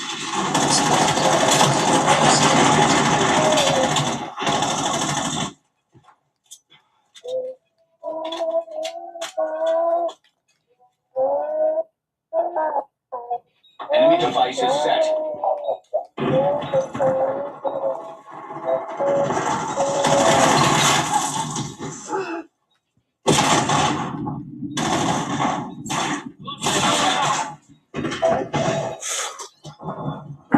Hostile counter UAV above.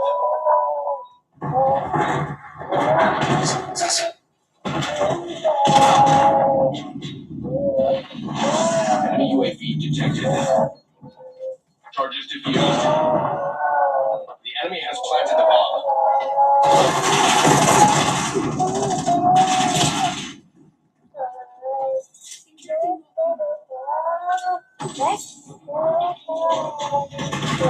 Hostile charges fired.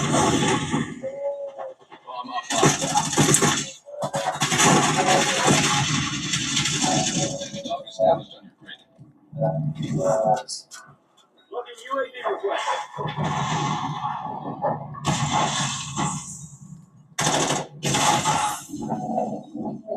Success. Bomb deactivated.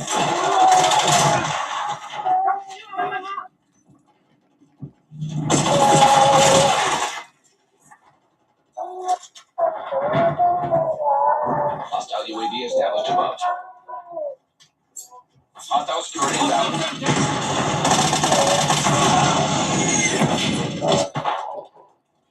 Enemy CUAV established overhead. Enemy center bomb.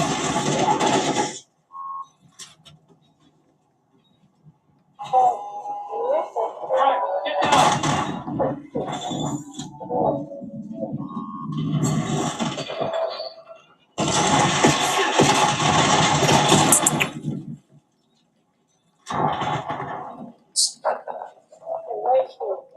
Enemy device is set.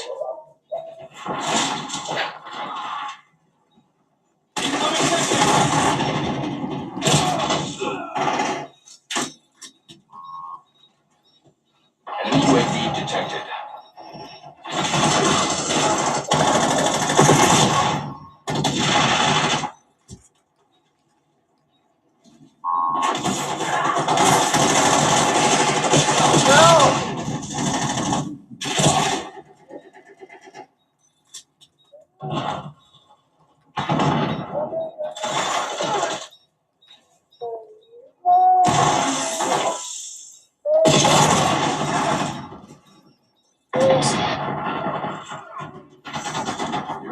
are plummeting. Get this under control.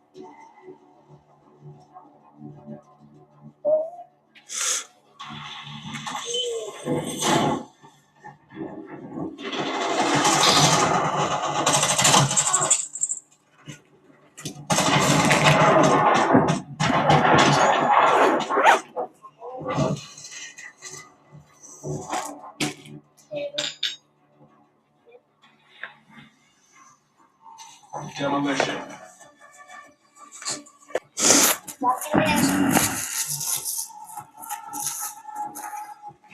Secure the mission area at all costs. Authorizing UAV mission.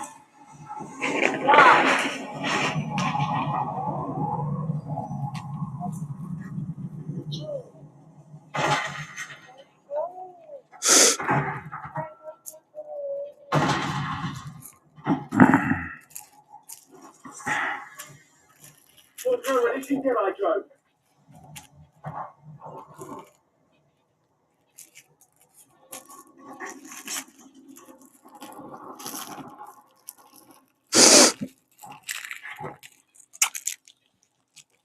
Hostile counter UAV above.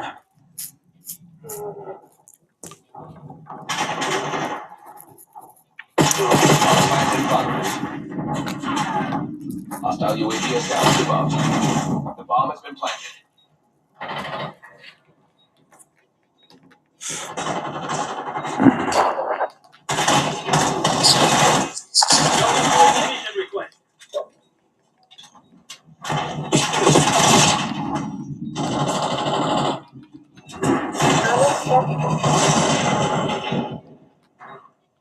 Bomb going down.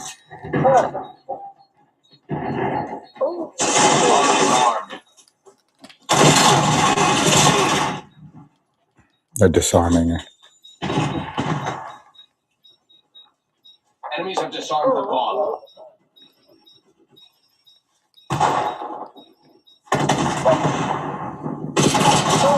We're flanging the bomb. Authorizing UAV mission. Skewer release detected. Charges set.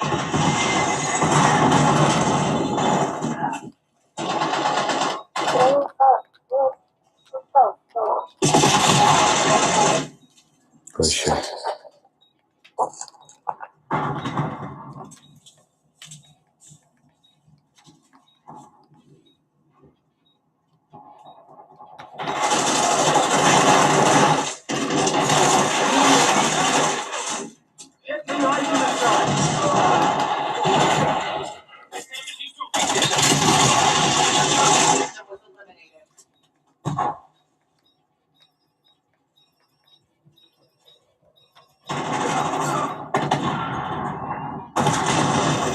Let's go. Top 3 that are on me.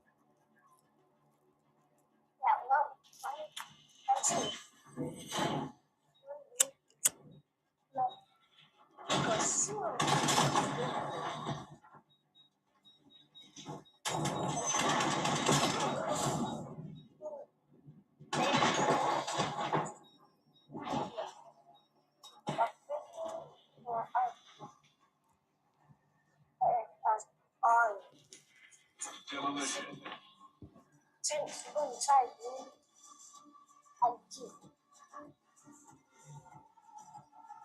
Move in and execute all mission parameters.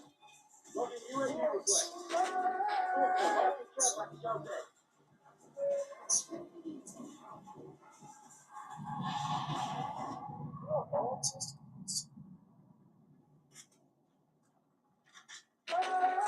setting up the bomb.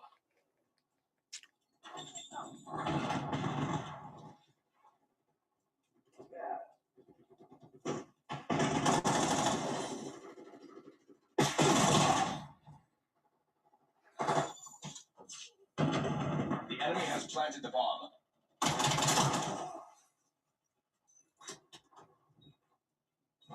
Hostile UAV established above. Authorizing UAV operation. Enemy CUAV established overhead. Hostile skewer inbound.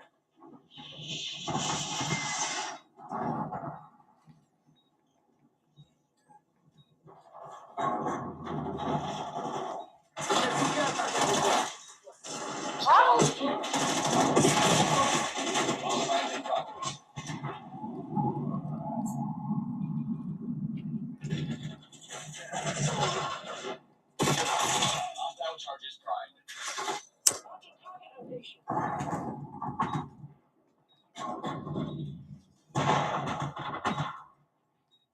Q strategic bomber deployment on my grid. Logging UAV mission request.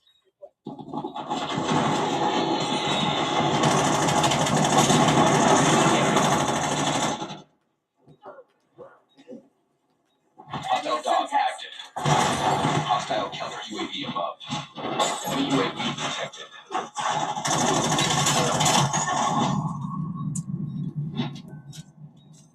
Skewer detected. Enemy CUAV established overhead. Hostile UAV established above. All security personnel report to supervisors for evaluation.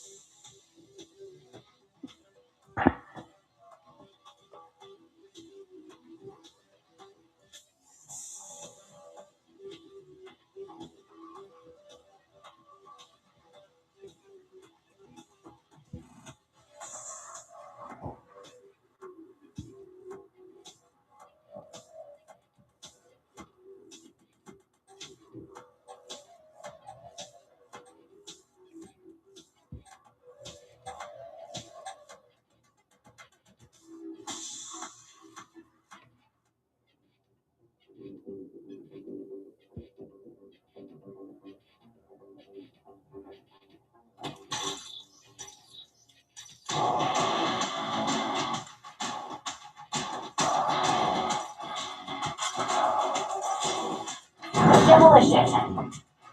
Guild signatures all over this place. Hit them hard.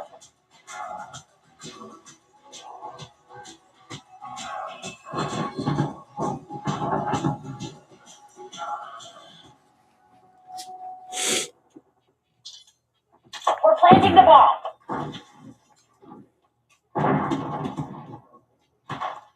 Bomb plant in progress. Bomb going down. The bomb has been planted.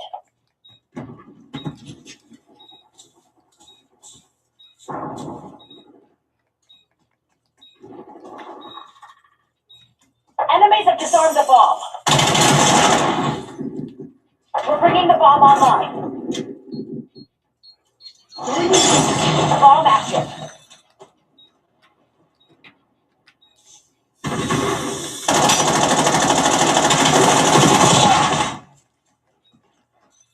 They're going for A again.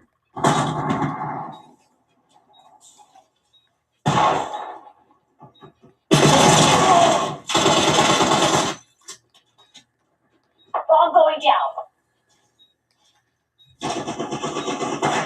Bomb is on. Our device was disarmed.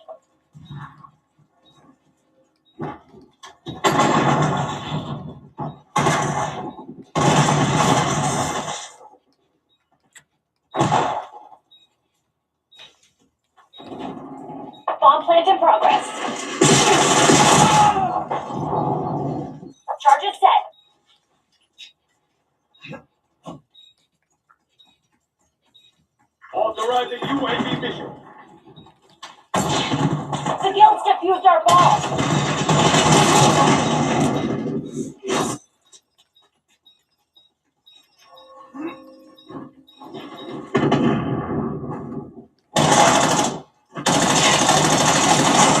Hostile UAV established above.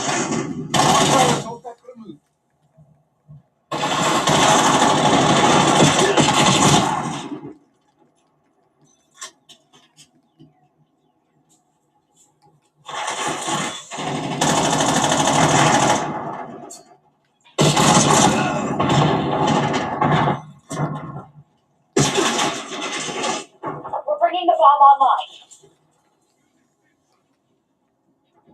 Enemy scout calls active.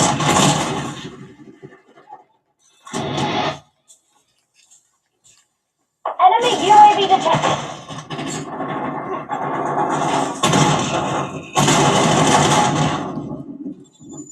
We're planting the bomb.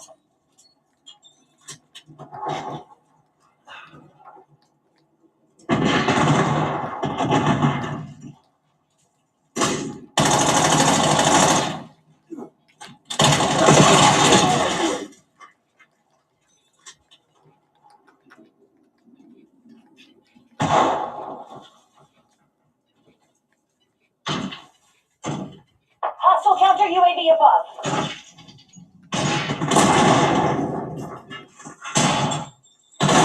We're bringing the bomb online.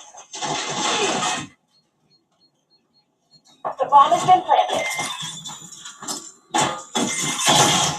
Enemy CUAV established overhead.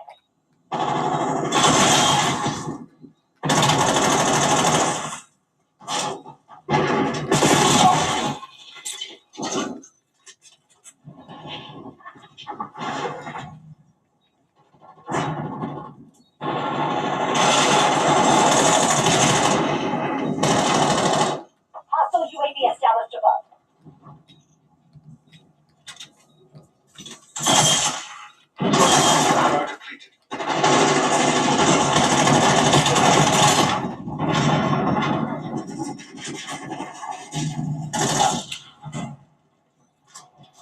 Let's go.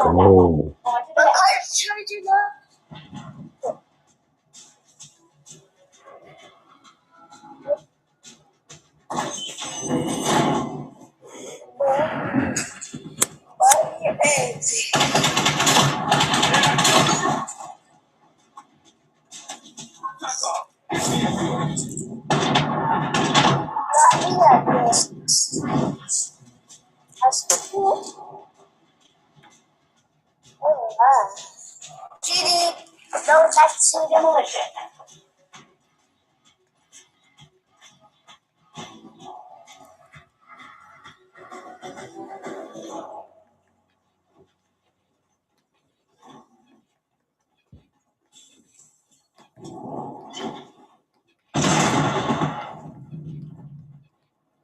Eyes on target.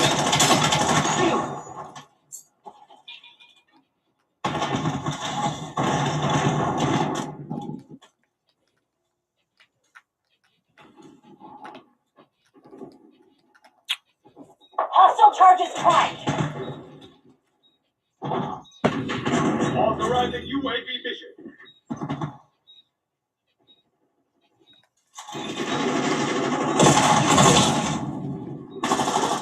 First UAV on station.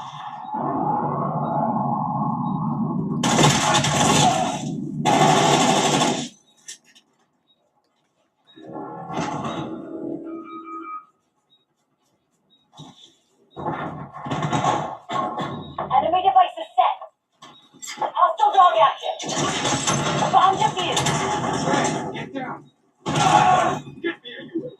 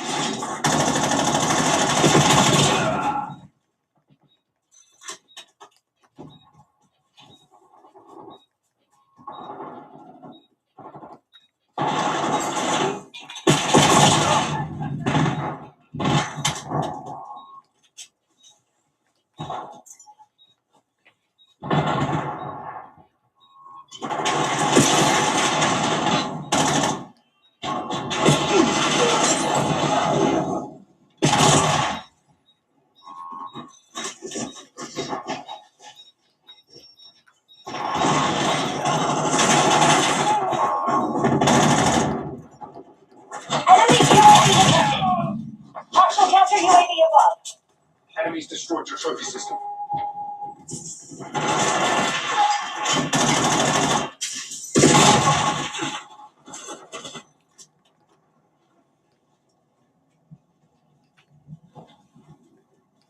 Be advised. Enemy watchdog Kilo incoming. The enemy planted the bomb. You are incoming. Hostile UAV established above.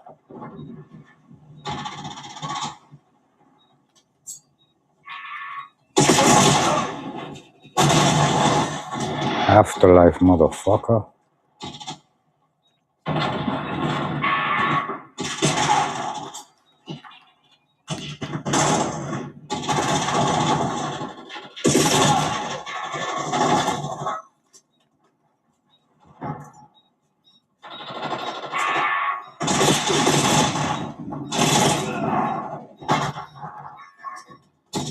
Enemy UAV detected. Clean it up, Jigsaw. Really freaky barbecue.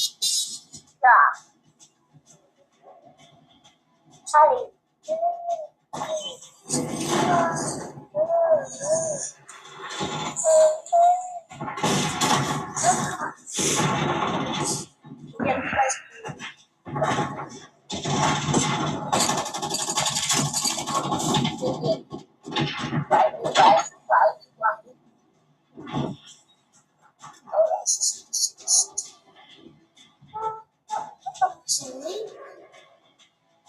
Demolition.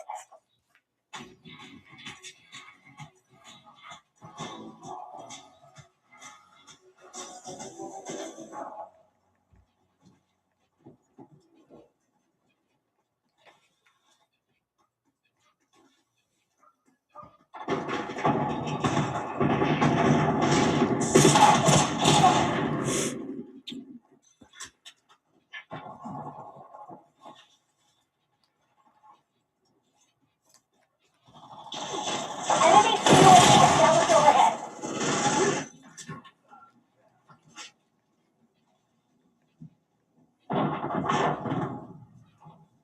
Hostile charges primed. Hostile UAV established above.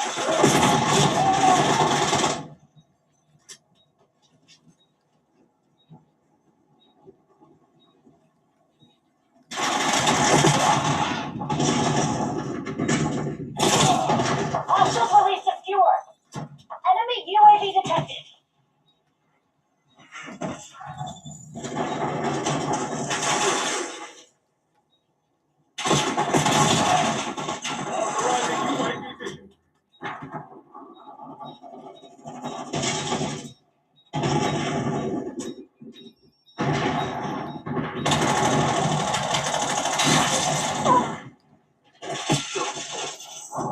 You know the stage. Stop the execution. Lack of framework. Need I go on?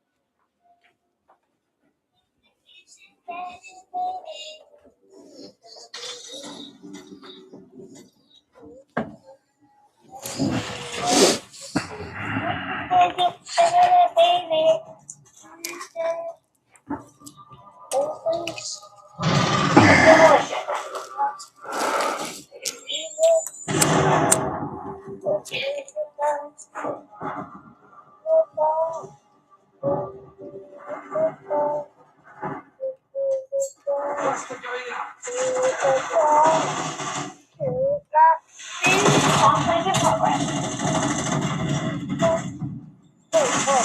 Bomb is armed.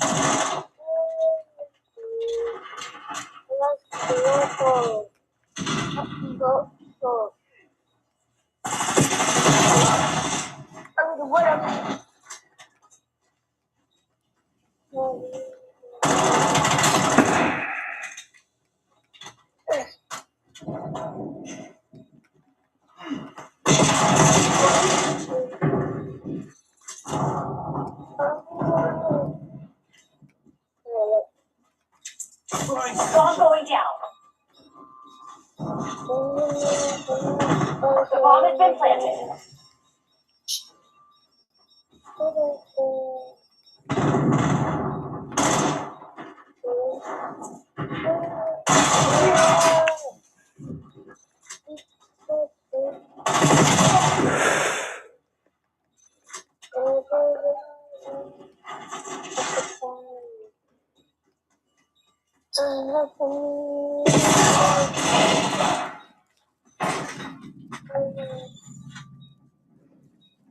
Last time playing in that lobby, that's for sure.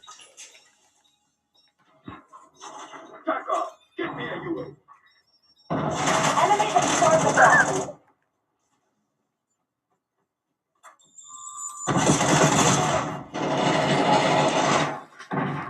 Make it make sense.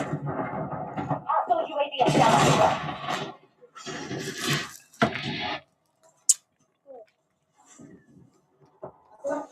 Game 6. Enemy LTVR inbound.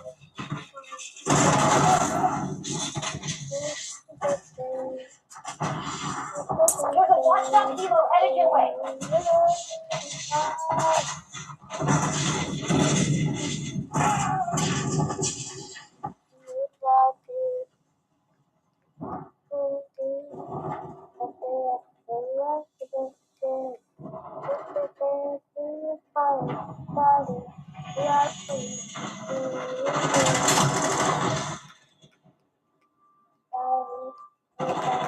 Enemy UAV detected. We're planting the bomb. Bomb active.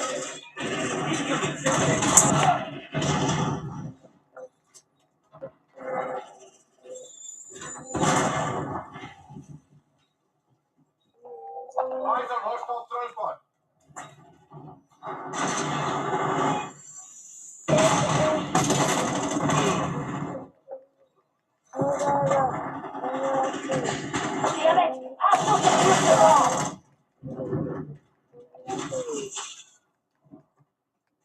Bomb plant in progress.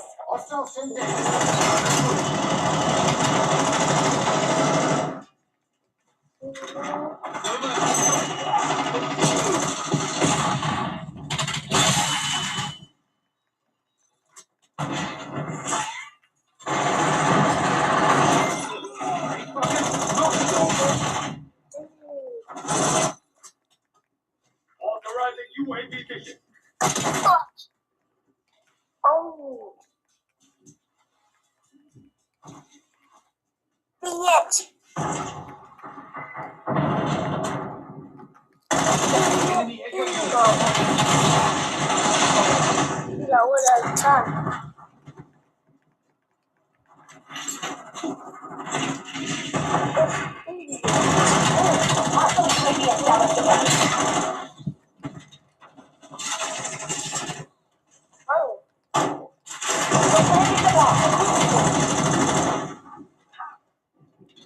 Charges set.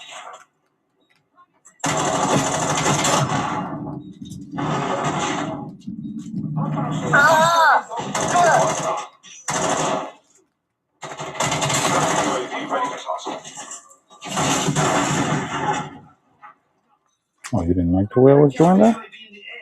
That was so much fun. Thought we was all having fun. What happened?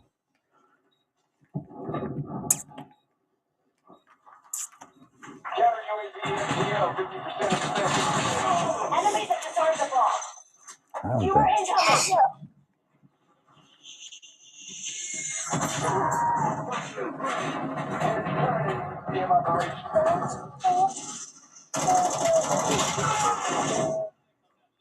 We're bringing the bomb online. For sure.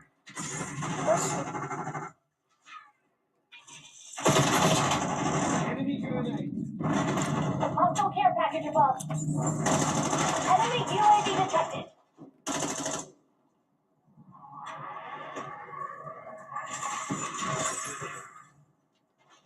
Running out of daylight. Slow it down, Black Ops.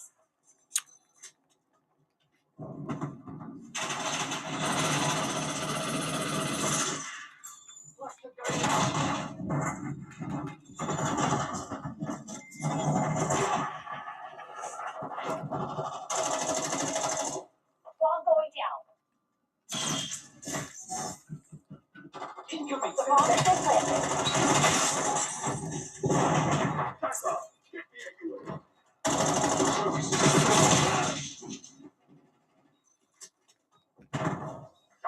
Using Archangel.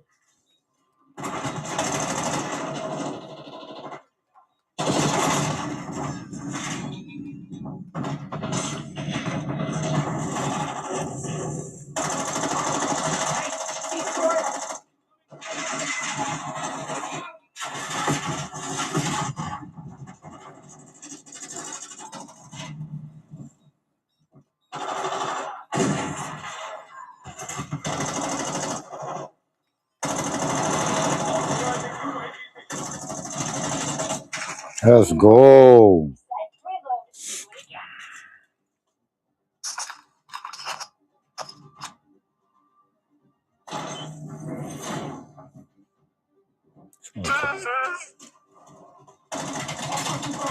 Oh my goodness, catching bodies, yo.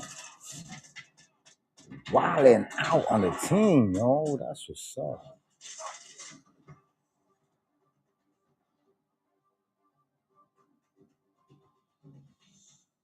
Demolition.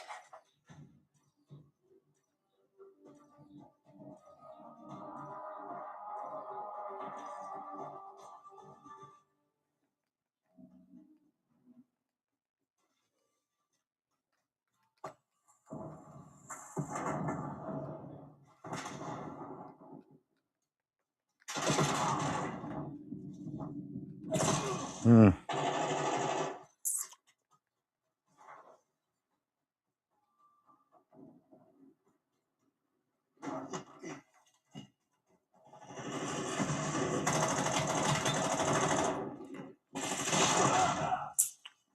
Enemy devices set. Hostile UAV established above. Oh, where they're hanging now.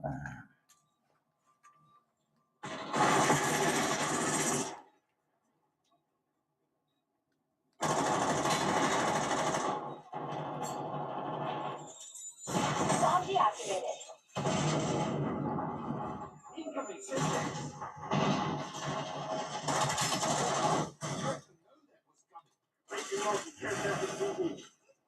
Enemy set the bomb.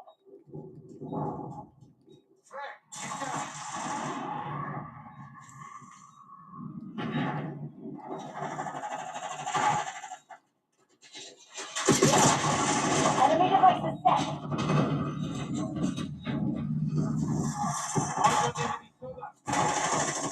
Took their bomb offline.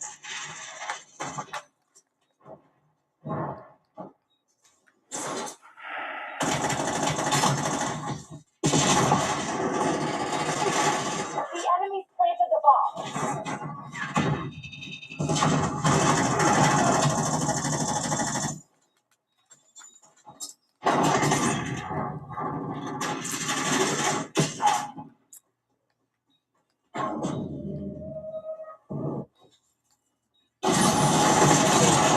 Bomb defused.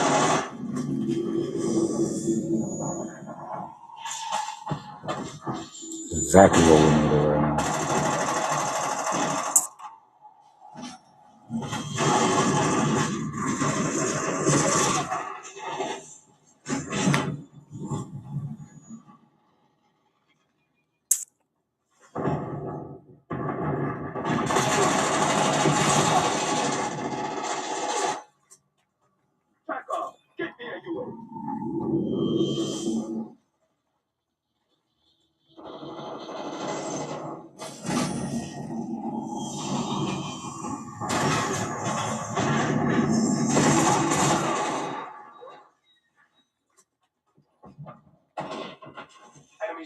your trophy system.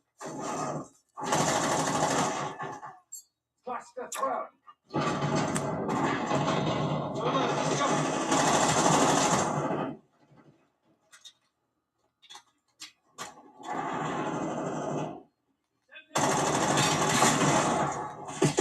Enemy set the bomb.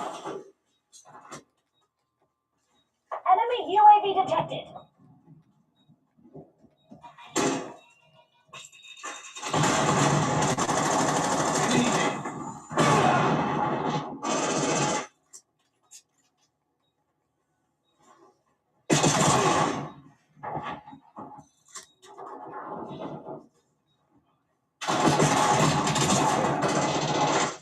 Hostile UAV established above. Hostile enemy secure.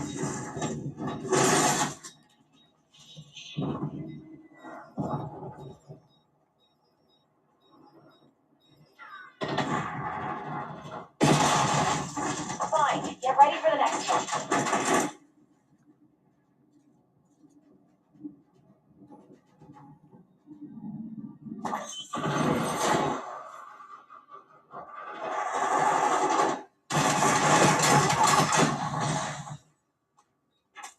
Logging UAV mission report.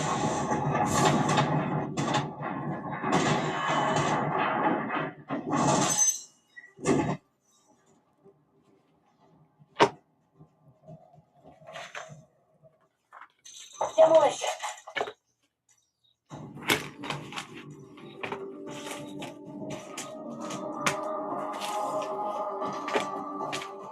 Deploy care package.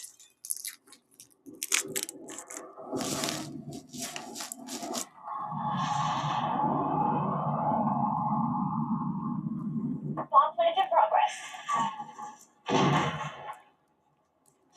Charges set.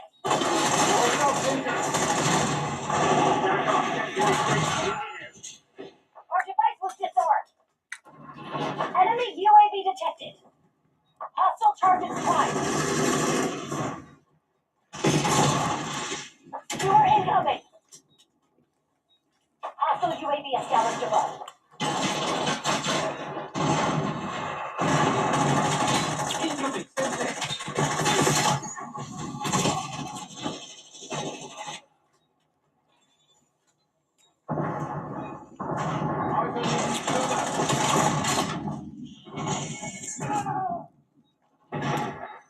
Charges diffused. We're bringing the bomb online. Bomb is armed.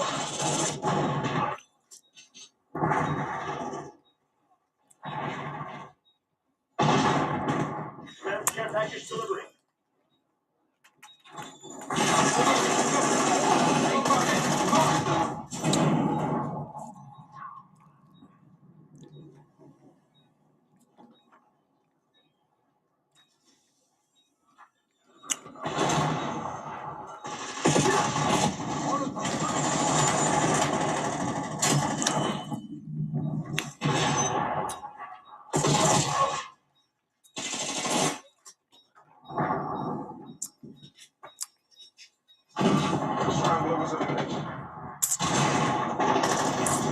Log everything. The guild's gonna pay for their fuck up. That's what I'm talking about. I needed that. I kind of needed that.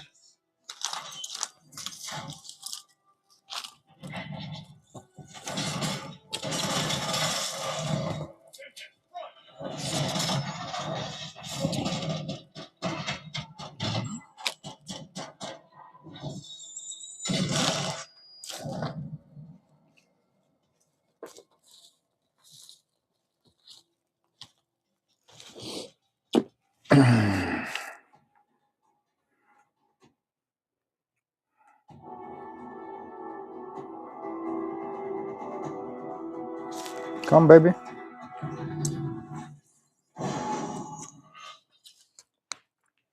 Up.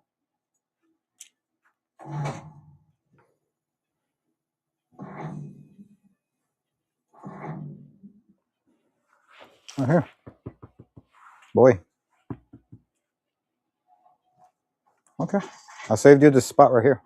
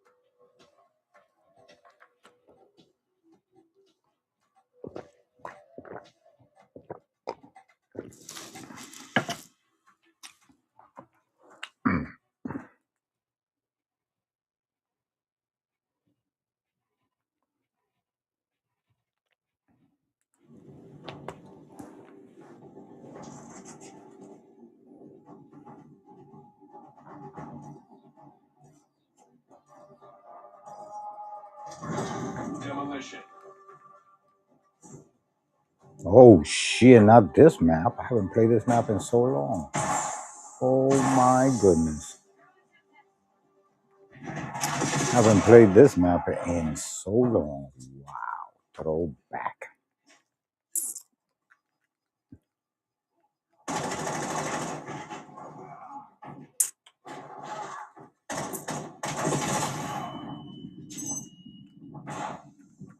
Getting eyes in the sky. Enemy device is set. Okay. To defuse that one.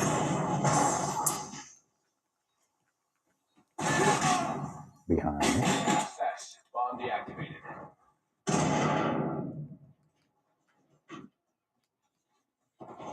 Enemy set the bomb. Enemy UAV detected. Logging UAV request.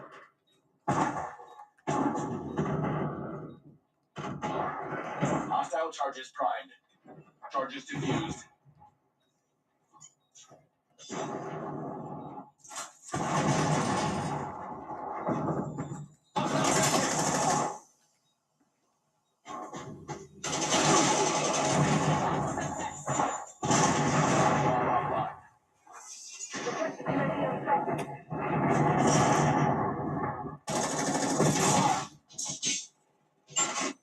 The enemy has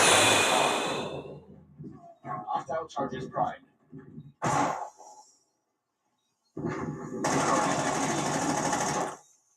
Ordering fuel lock on my mark.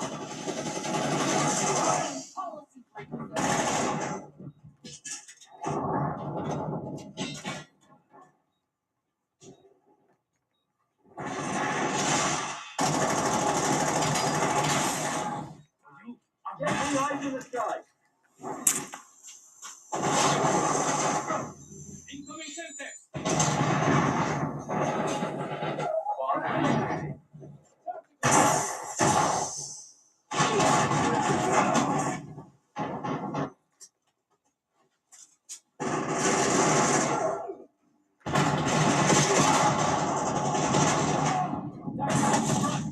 Hostile UAV established above.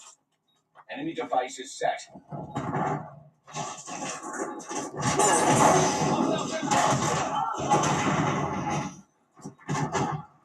Enemy UAV detected. The enemy has planted the bomb.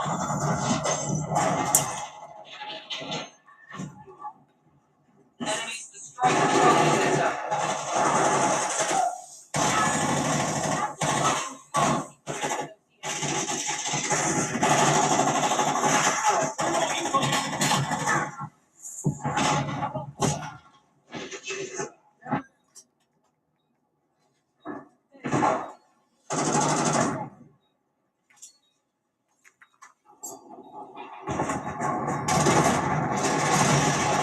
Hostile UAV established above. Enemy set the bomb.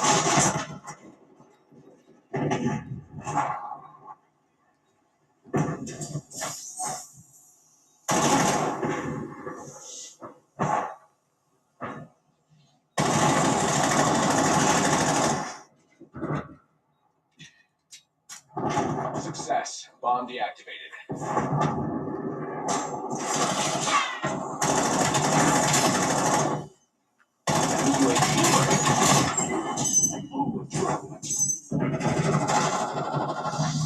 Triple kill. Enemy device is set.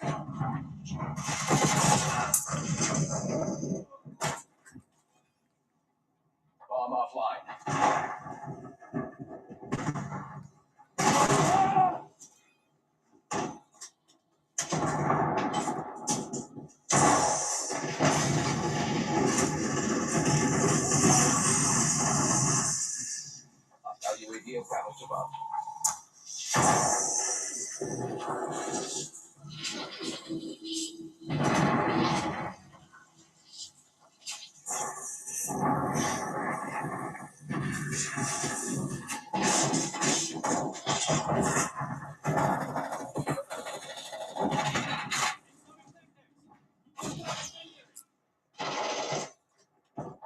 release detected.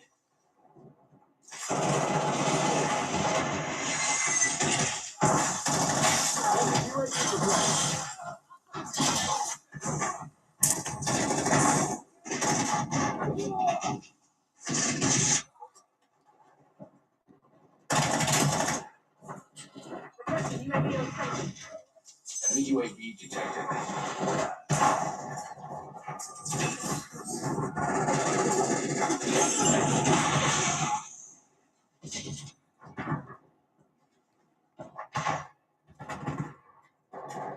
Enemy set the bomb.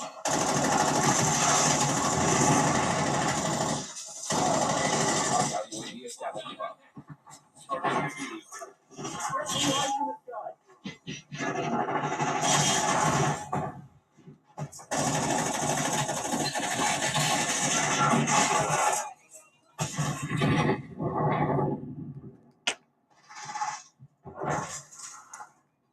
Hostile target spotted.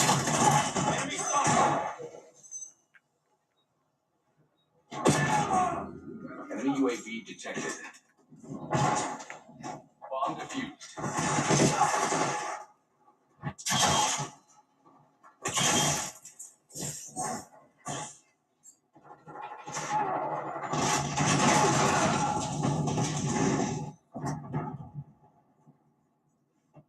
There's not much time left to lock this down. The enemy has secured the bomb.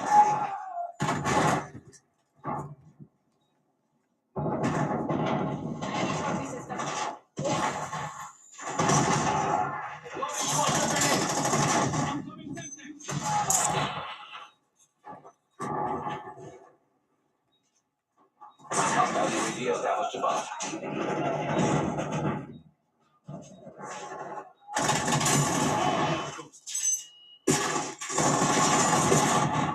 Hostile secure inbound.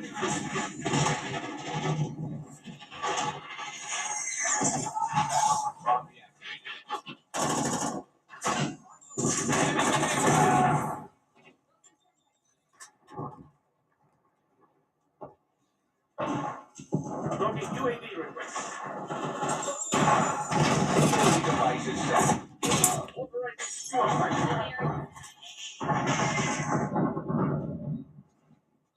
Enemy UAV detected.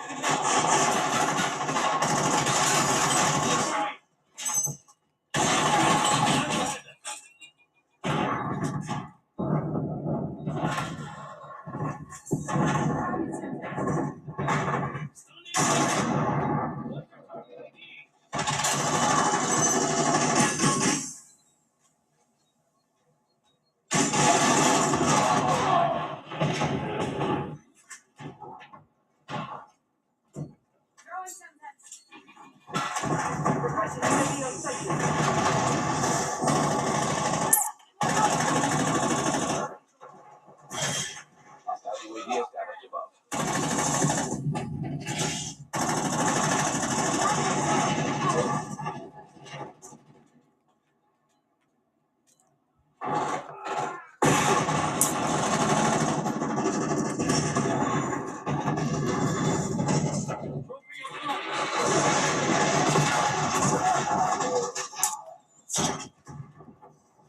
Round is ours. Exemplary work.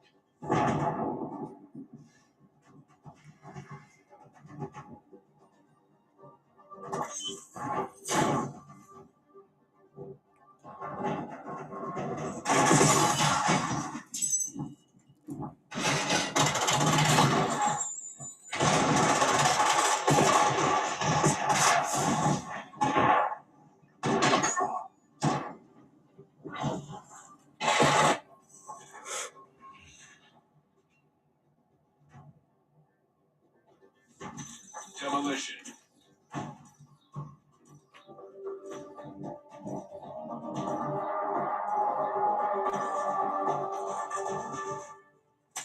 Get the eyes in the sky. Enemy UAV detected. Enemy.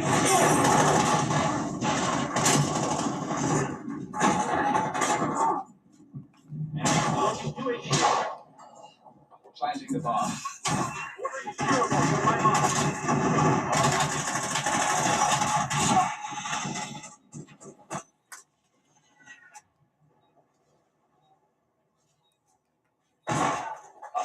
UAV established above. Skewer release detected.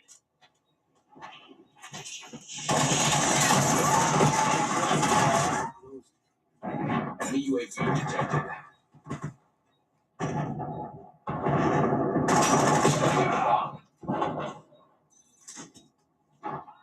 Our device was disarmed.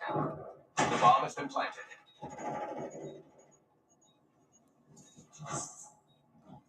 Hostile UAV established above. Hostile care package above. Hostile viewer inbound.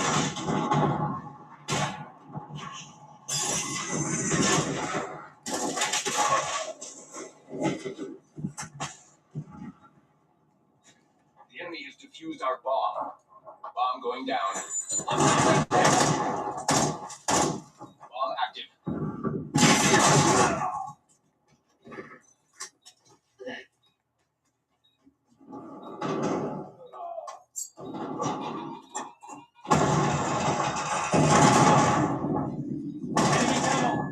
Enemy UAV detected. We're setting up the bomb.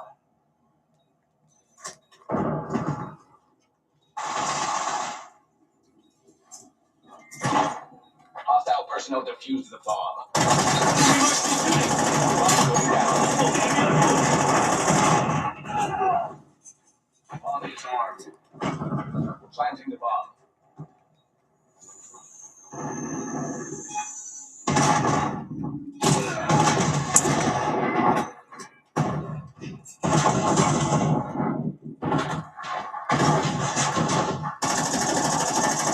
Enemies have disarmed the bomb.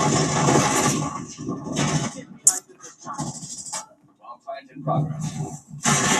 Bomb going down. Charges set.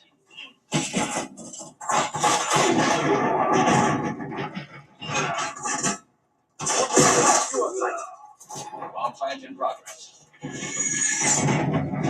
bomb has been planted.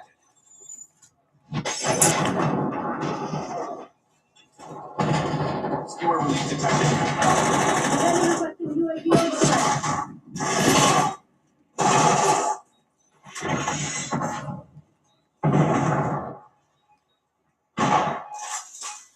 Our device was disarmed.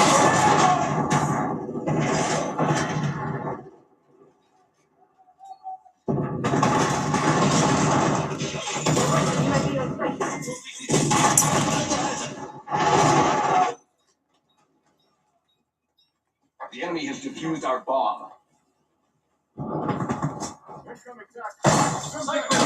UAV established above. We're setting up the bomb. Enemies destroyed your trophy system. Bomb is armed.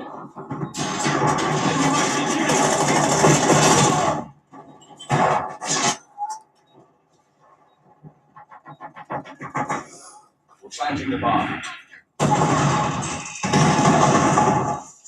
Charges set.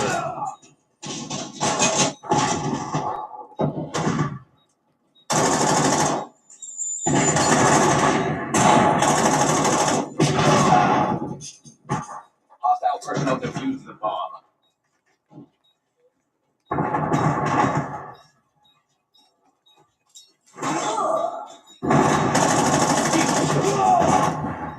Bomb going down. Bomb active.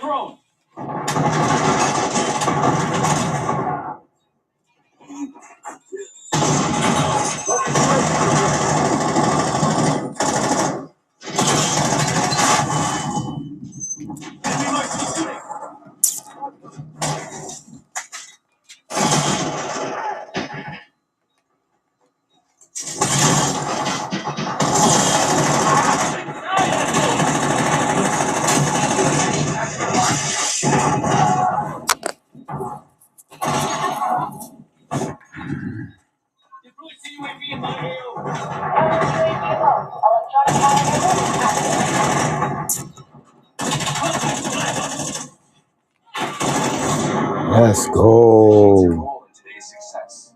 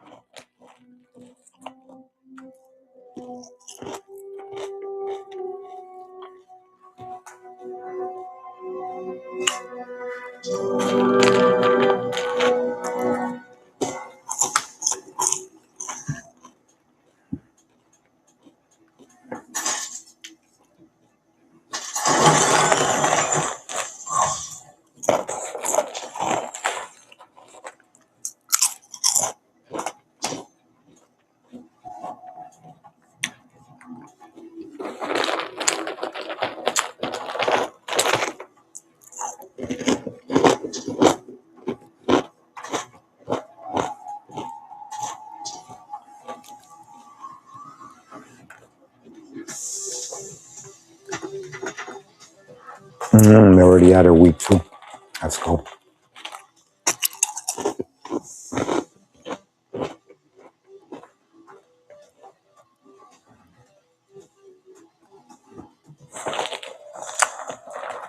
Yeah, one more demolition match.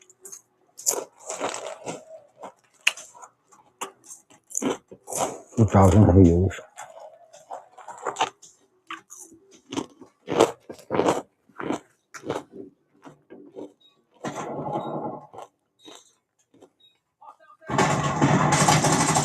Demolition.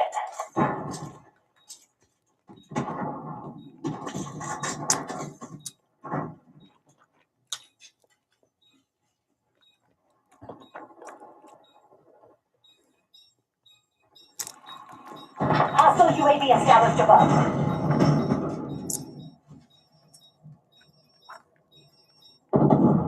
Oh my God. Hostile police secure.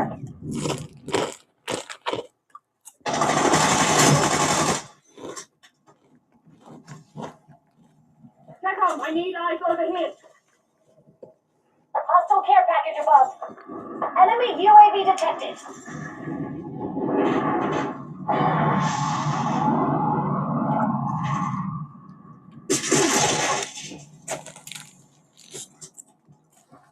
We're bringing the bomb online.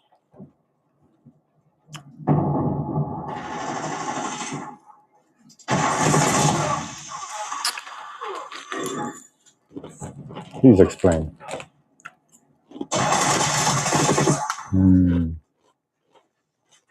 That does make sense.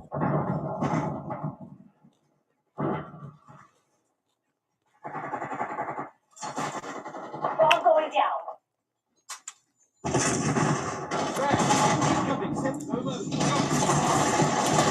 Ah.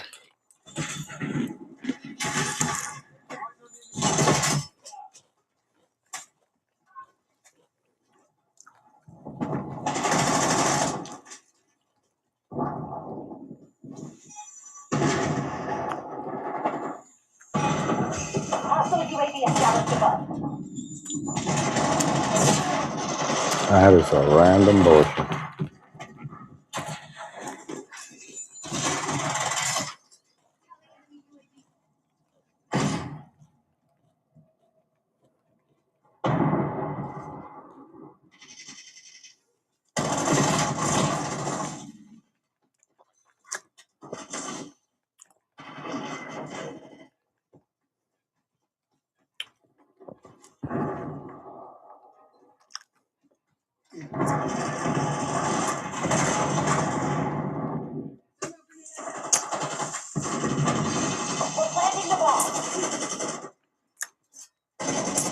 me down. Ball action. Okay, I'm good. Wow. Hunter killers inbound on your grid. You just defused our ball. That's bullshit. Enemy UAV detected.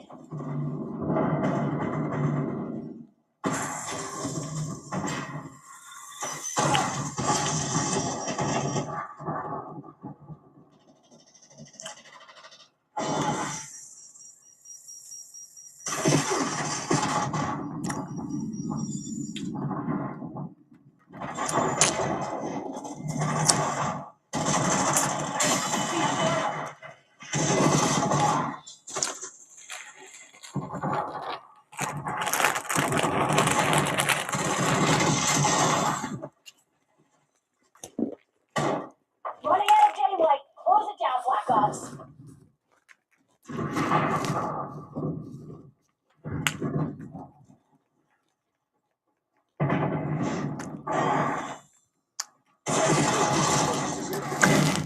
Of course he'd be up there. Why would he?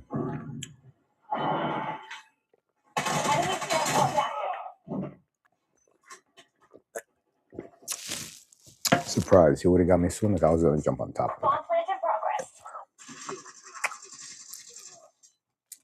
progress. Bomb is on. Heads up. Enemy HKD drop detected. Hostile UAV established above. Our device was disarmed. Diablo, what a lie.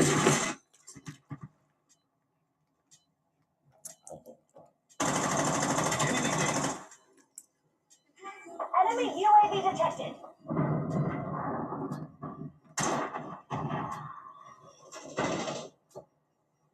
Skewer incoming.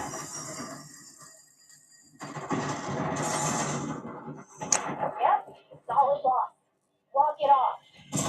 I walk it off.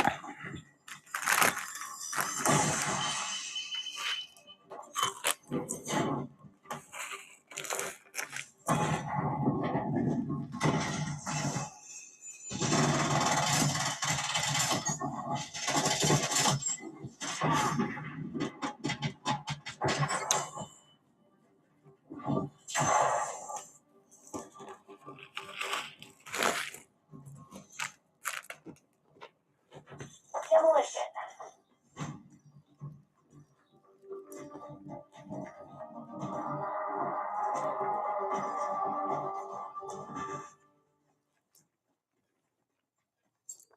Enemy care package dropping.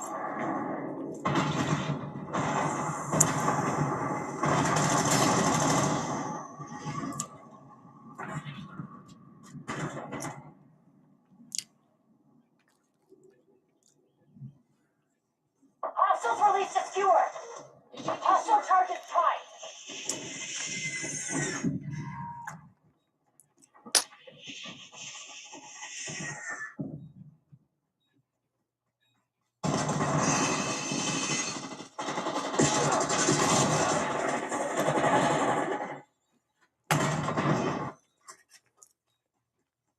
The enemies planted the bomb.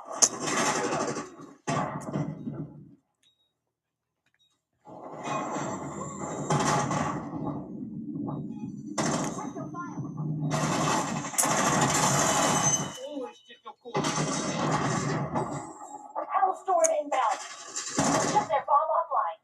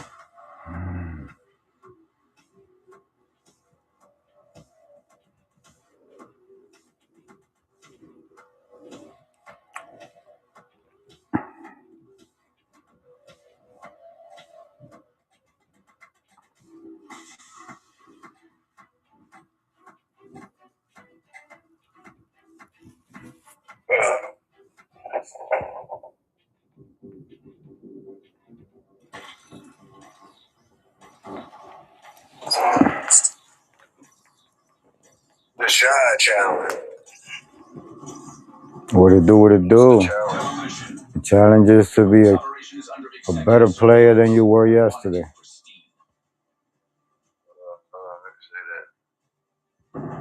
Just a caring, humble individual. Are you streaming? Yes, sir. Go tap in and check it out. I'm about to follow you. Hold on. Oh, man, good looking, bro. I'll follow back.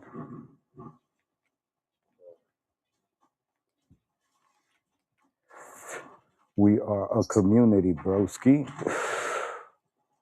Oh, man. All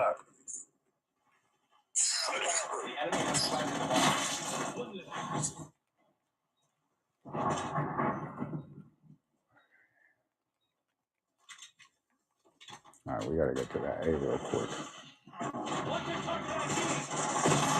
Oh, he's right outside the cave.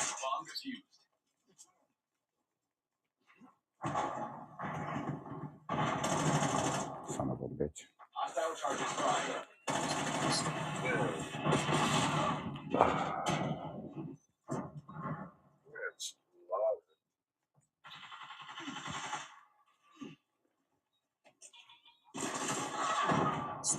Oh, son of a bitch.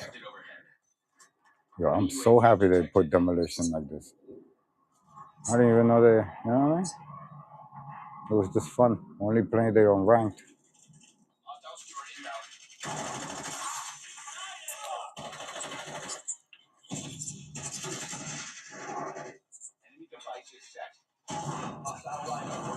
Alright, we good. Set.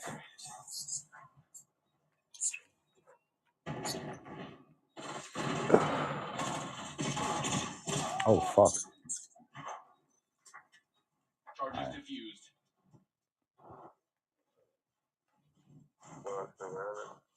Oh, shit. Motherfucker's got a fucking rhino. Holy crap.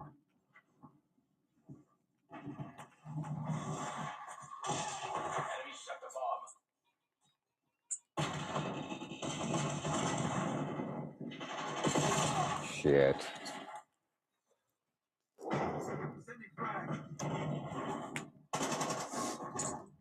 Heading to A.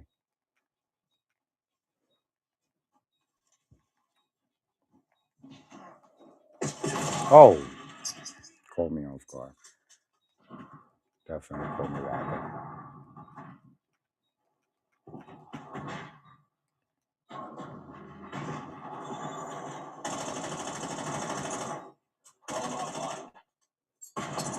Loading cluster grenade. Hostile care package above. Hostile UAV established above. Release your mission.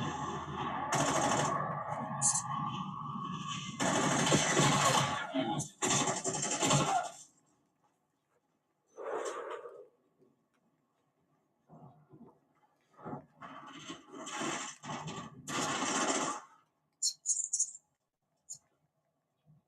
DC is nearing zero. Close the deal. Oh, they're at A. And they put a sentry weapon. They wildin'.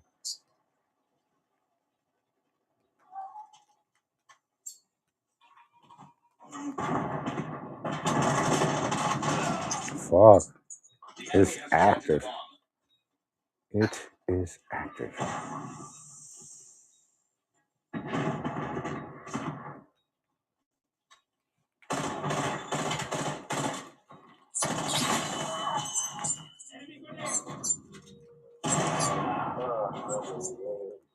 Hold me down. Oh, they got me right there when I was about to defuse it, bro. That's crazy. I'm jacking that. Hostile charges primed. Bomb defused. System online. Success. Bomb deactivated. Shit. They's working on that bomb. Enemy device is set. Your trophy system was eliminated. Obviously.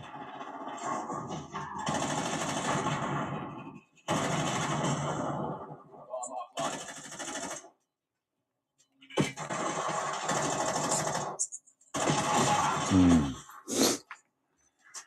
Enemy UAV detected. Enemy set the bomb.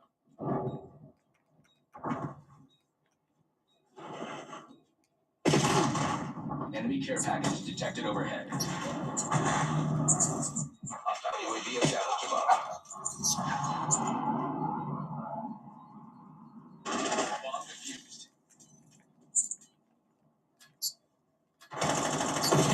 Oh, fuck. Yo, they're coming from the side. They're going for B again. Let's go.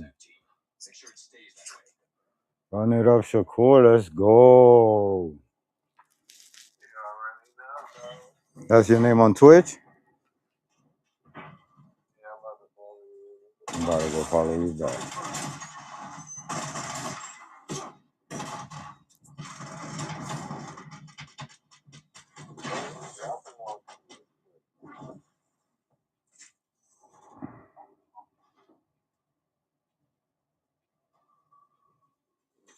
Demolition.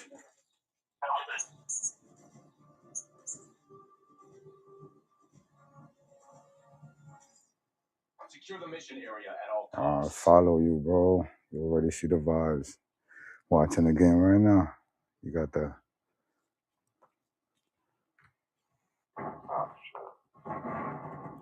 Put that shit on there. Man. Bomb plant in progress. Let's go. Bomb active.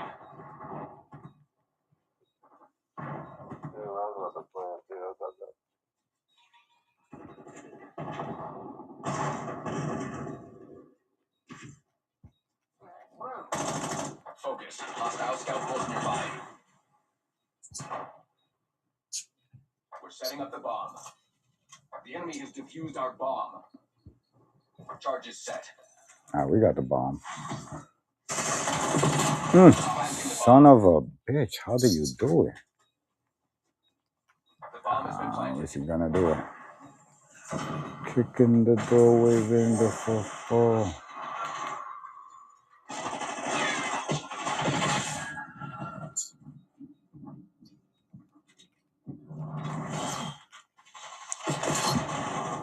Skewer release detected.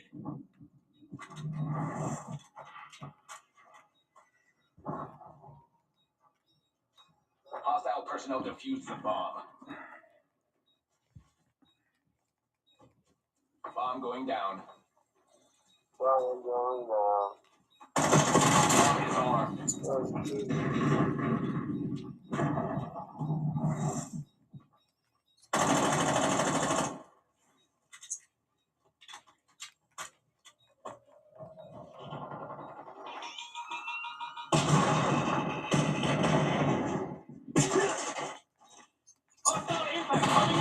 Oh man, I after all that fancy footwork. Fuck, I'm learning. I can't get him. Oh, someone got him with the spirit.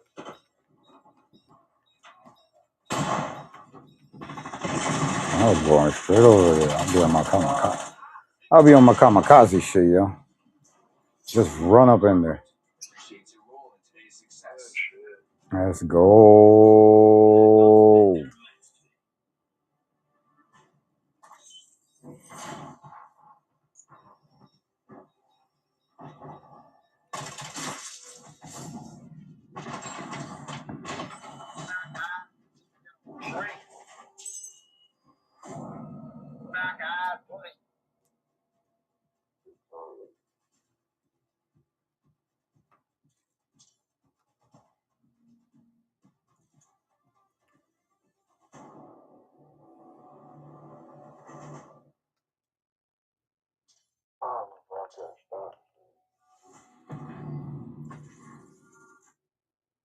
What the fuck? On its own? I think that was the W I needed in demolition.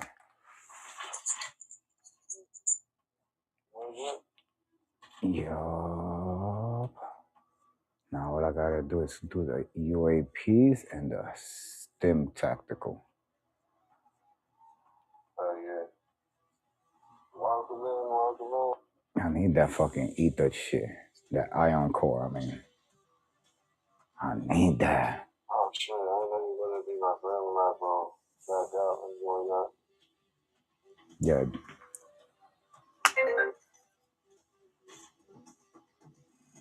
Oh shit, I lost him. Oh, you're gonna add me as a friend. There we go. My bad, yo. I was trying to like search for a new lobby.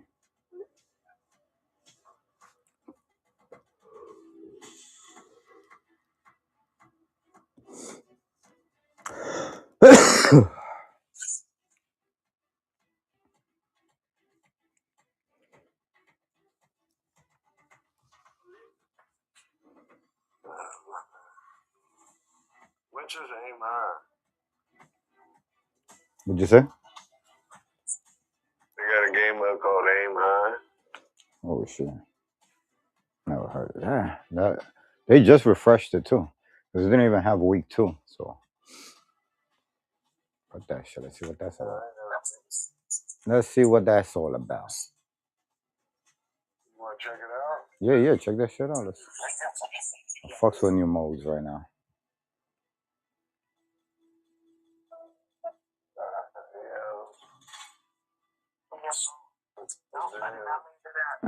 Well, hey,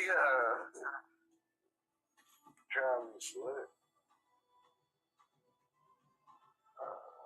Did you get it right? Alright, I'm ready. How you do it? How you do that?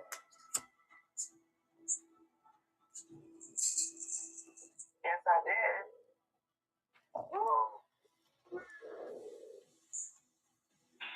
Good luck, Fox.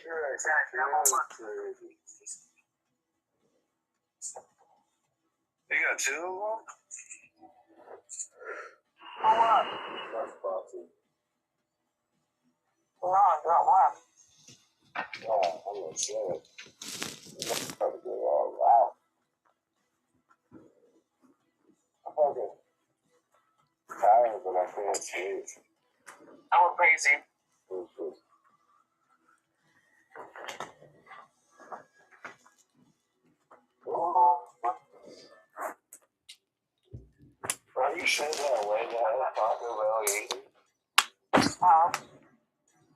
All right, let's go.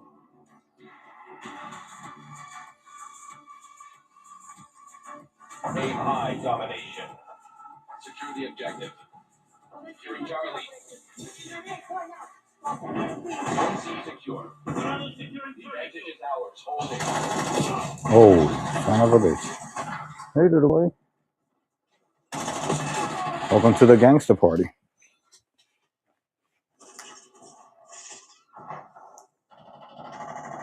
Securing B.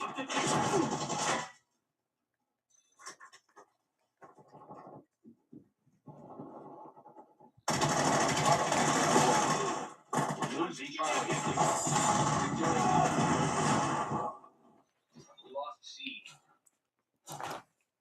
Black Ops took the lead. Do not let them keep it. Securing Zone A. Nigga. Alpha secure. Losing B. Really, the van. Amazing. You could dodge death and get blown up by a van you're standing next to. Life is weird.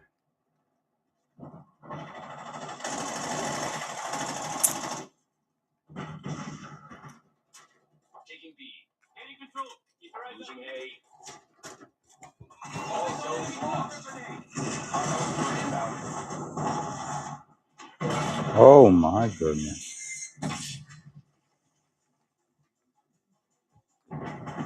Legend. Your quest to get comfortable, you're jeopardizing my game. Taking Alpha. That's where I'm going. Taking Alpha sounds fun to me. Zone Alpha captured. Wow, 2 for 1.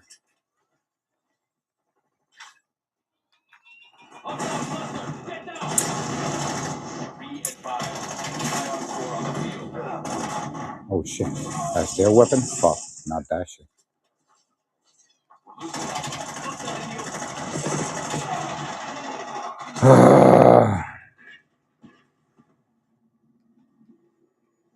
Losing A.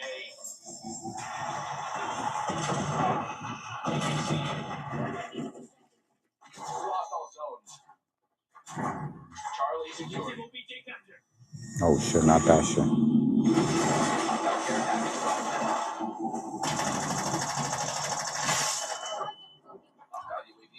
Okay. Where's that fucking weapon? Oh, here it is. I found it. I destroy that shit fast. It goes off again.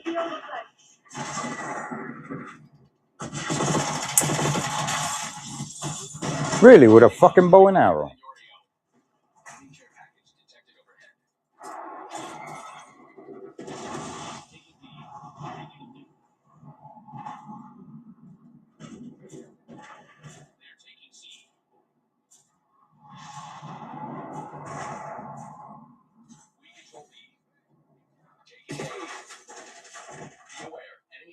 Drop detected. We're losing Charlie. All locations under Guild control. Keep it that way. Lost Charlie. Hey. Losing Alpha. Losing Bravo. All objectives locked down. Hold the enemy back. Huepa, coño. Losing A. We lost B. Enemy UAV detected. Hostile care package above. Lost Alpha.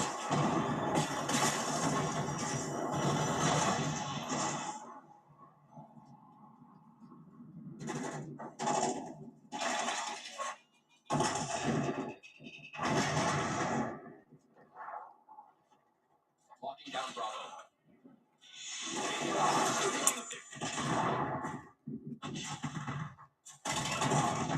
Son of a bitch. Enemy care package detected overhead. Bravo zone secure.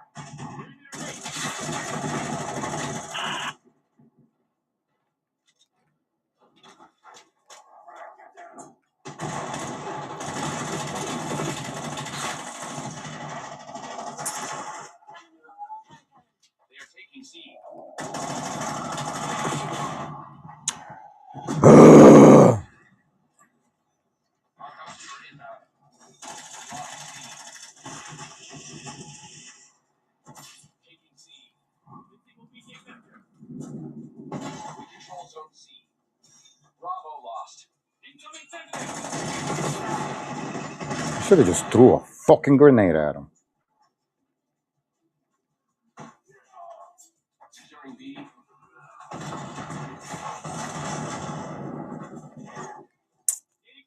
UAV established above. What the fuck are they wearing? Absolutely. Bravo capture underway. You can't have nothing nice. Wow, from the side. That was crazy.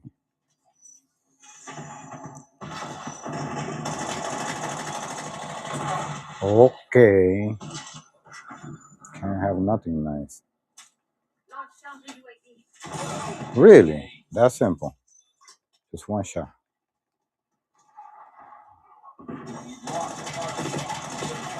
Really? How many times you gotta hit him? Hit him up. Securing Alpha.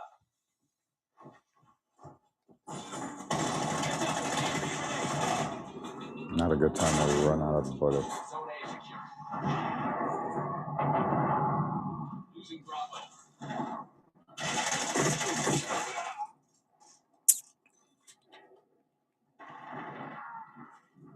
Hostile care package above. I feel I should be doing stim shots.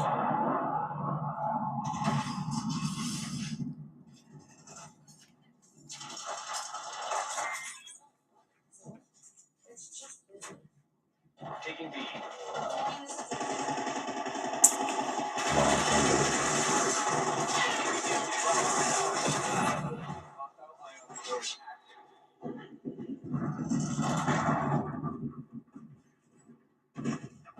Skewer release detected.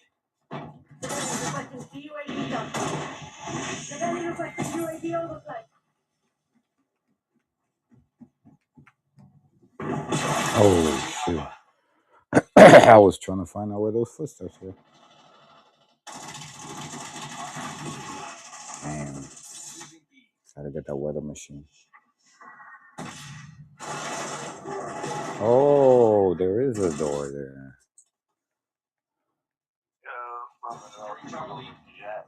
Bravo lost. This is just strictly headshot. What else is going on here? These motherfuckers. Oh, I see what you're saying. Yeah. Yeah, it makes it a lot easier.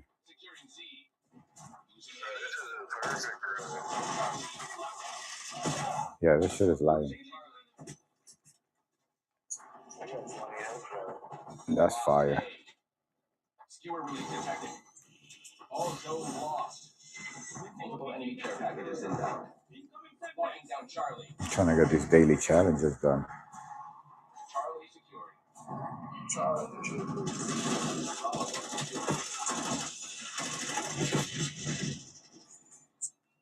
Oh, motherfucker.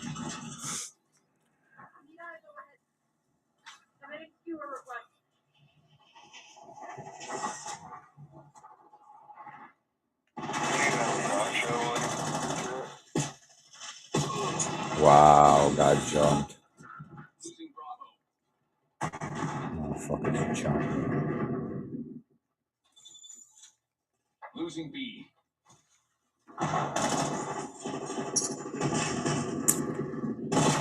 Wow.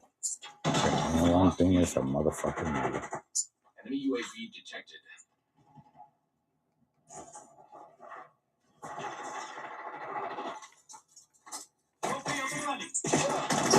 Enemy care package detected overhead. Fucking shit.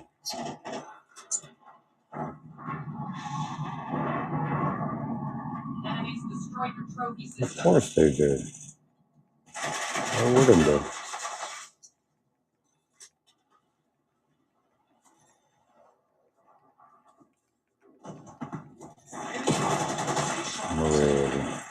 Hostile care package have all the luck, don't I? Securing B. Hostiles are pulling ahead.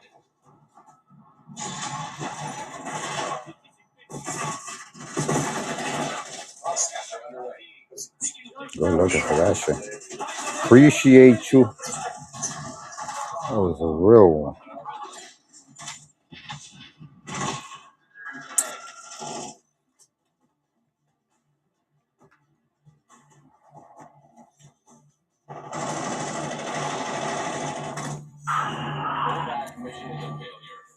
Still a good game.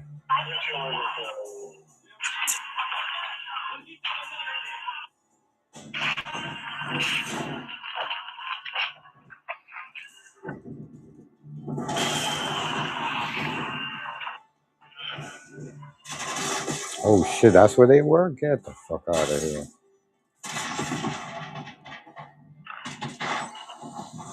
You notice the respawn went all the way back there? It looks like the zombie ranch.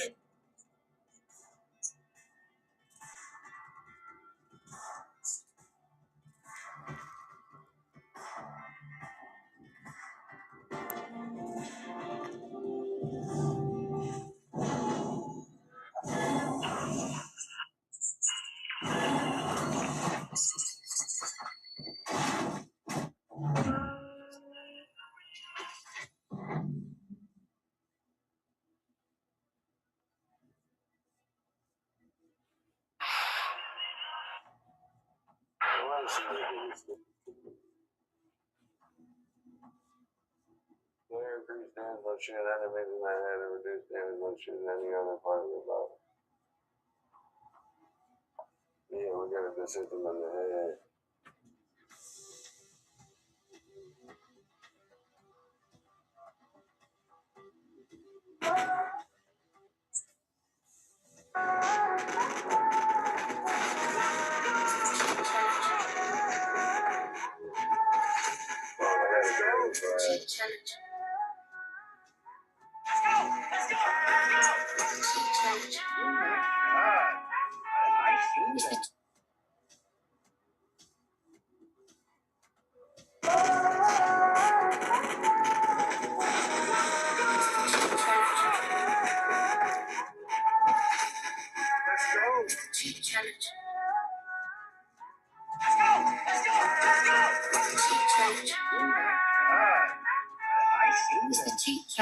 King Buddha, it's never too late to awaken.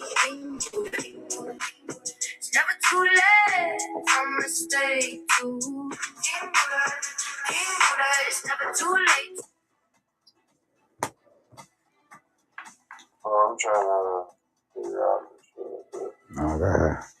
I never had like a generic count 20 with a gunfire weapon. Alright.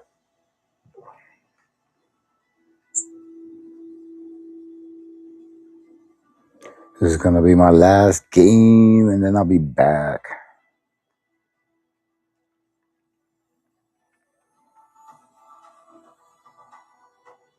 Let's get it. Let's go.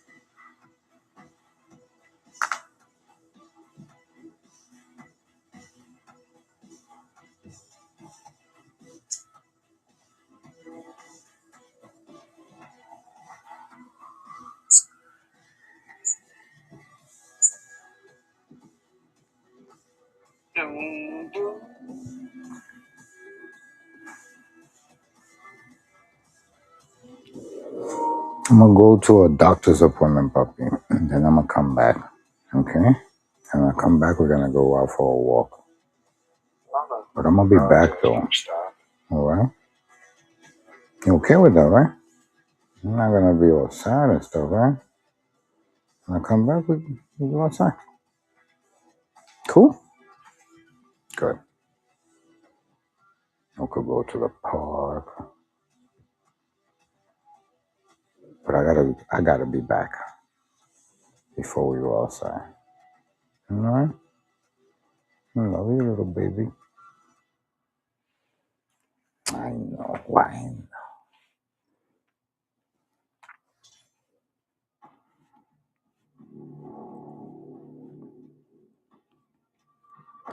All right, chat.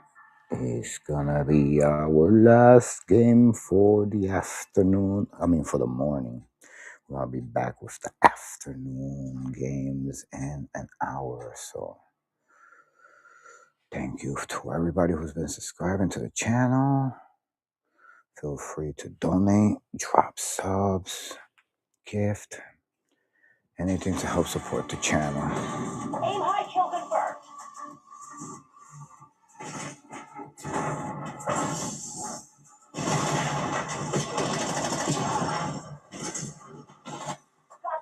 Let's go, Newtown. That's what's up. I love Newtown. My favorite map. Stay tight. We're in the lead.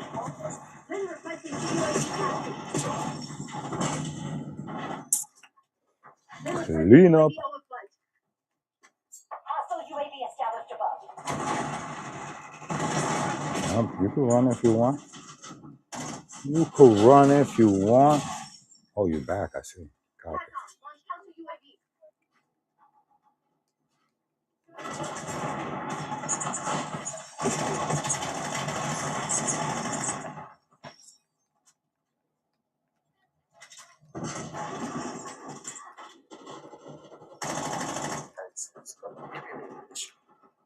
Enemy UAV detected. Authorizing UAV transfer.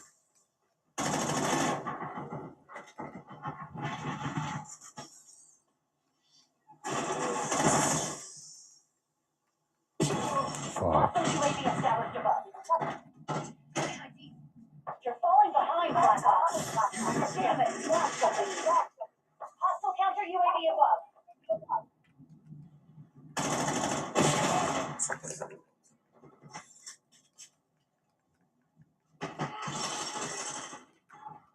Game face. Enemy LTA on inbound.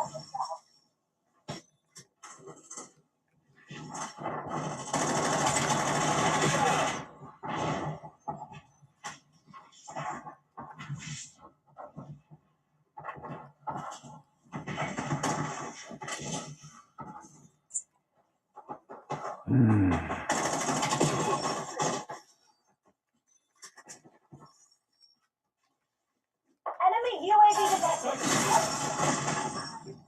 Wow.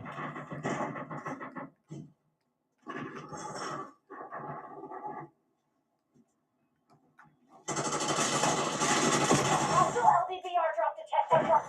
Enemy dog established on your grid. Hostiles released to skewer. Enemy CUAV established overhead. Hostile UAV established above.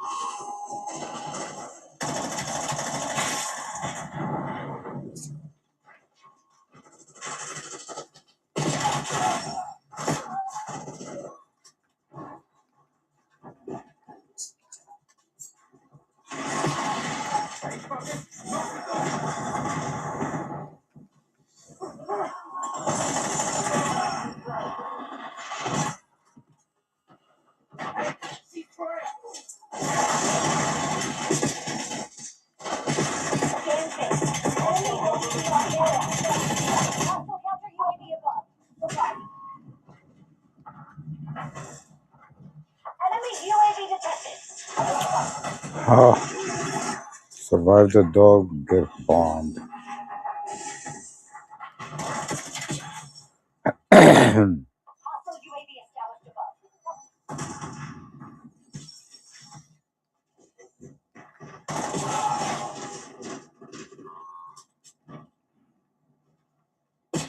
Oh, fuck.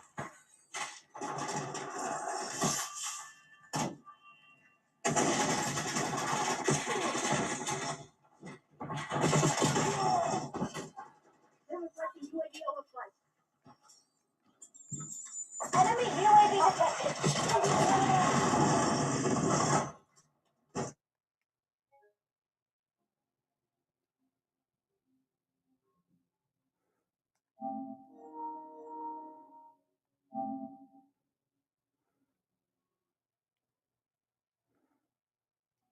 The fuck was that, chat?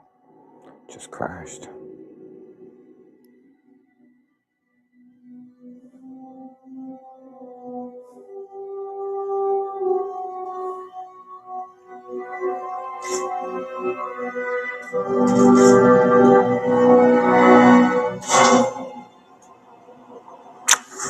Five minutes left.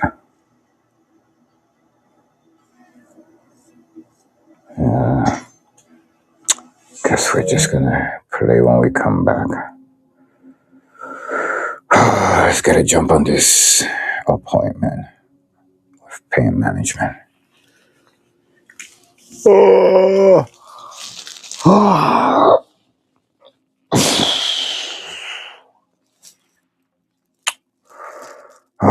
child, I'll see you guys in a few, man.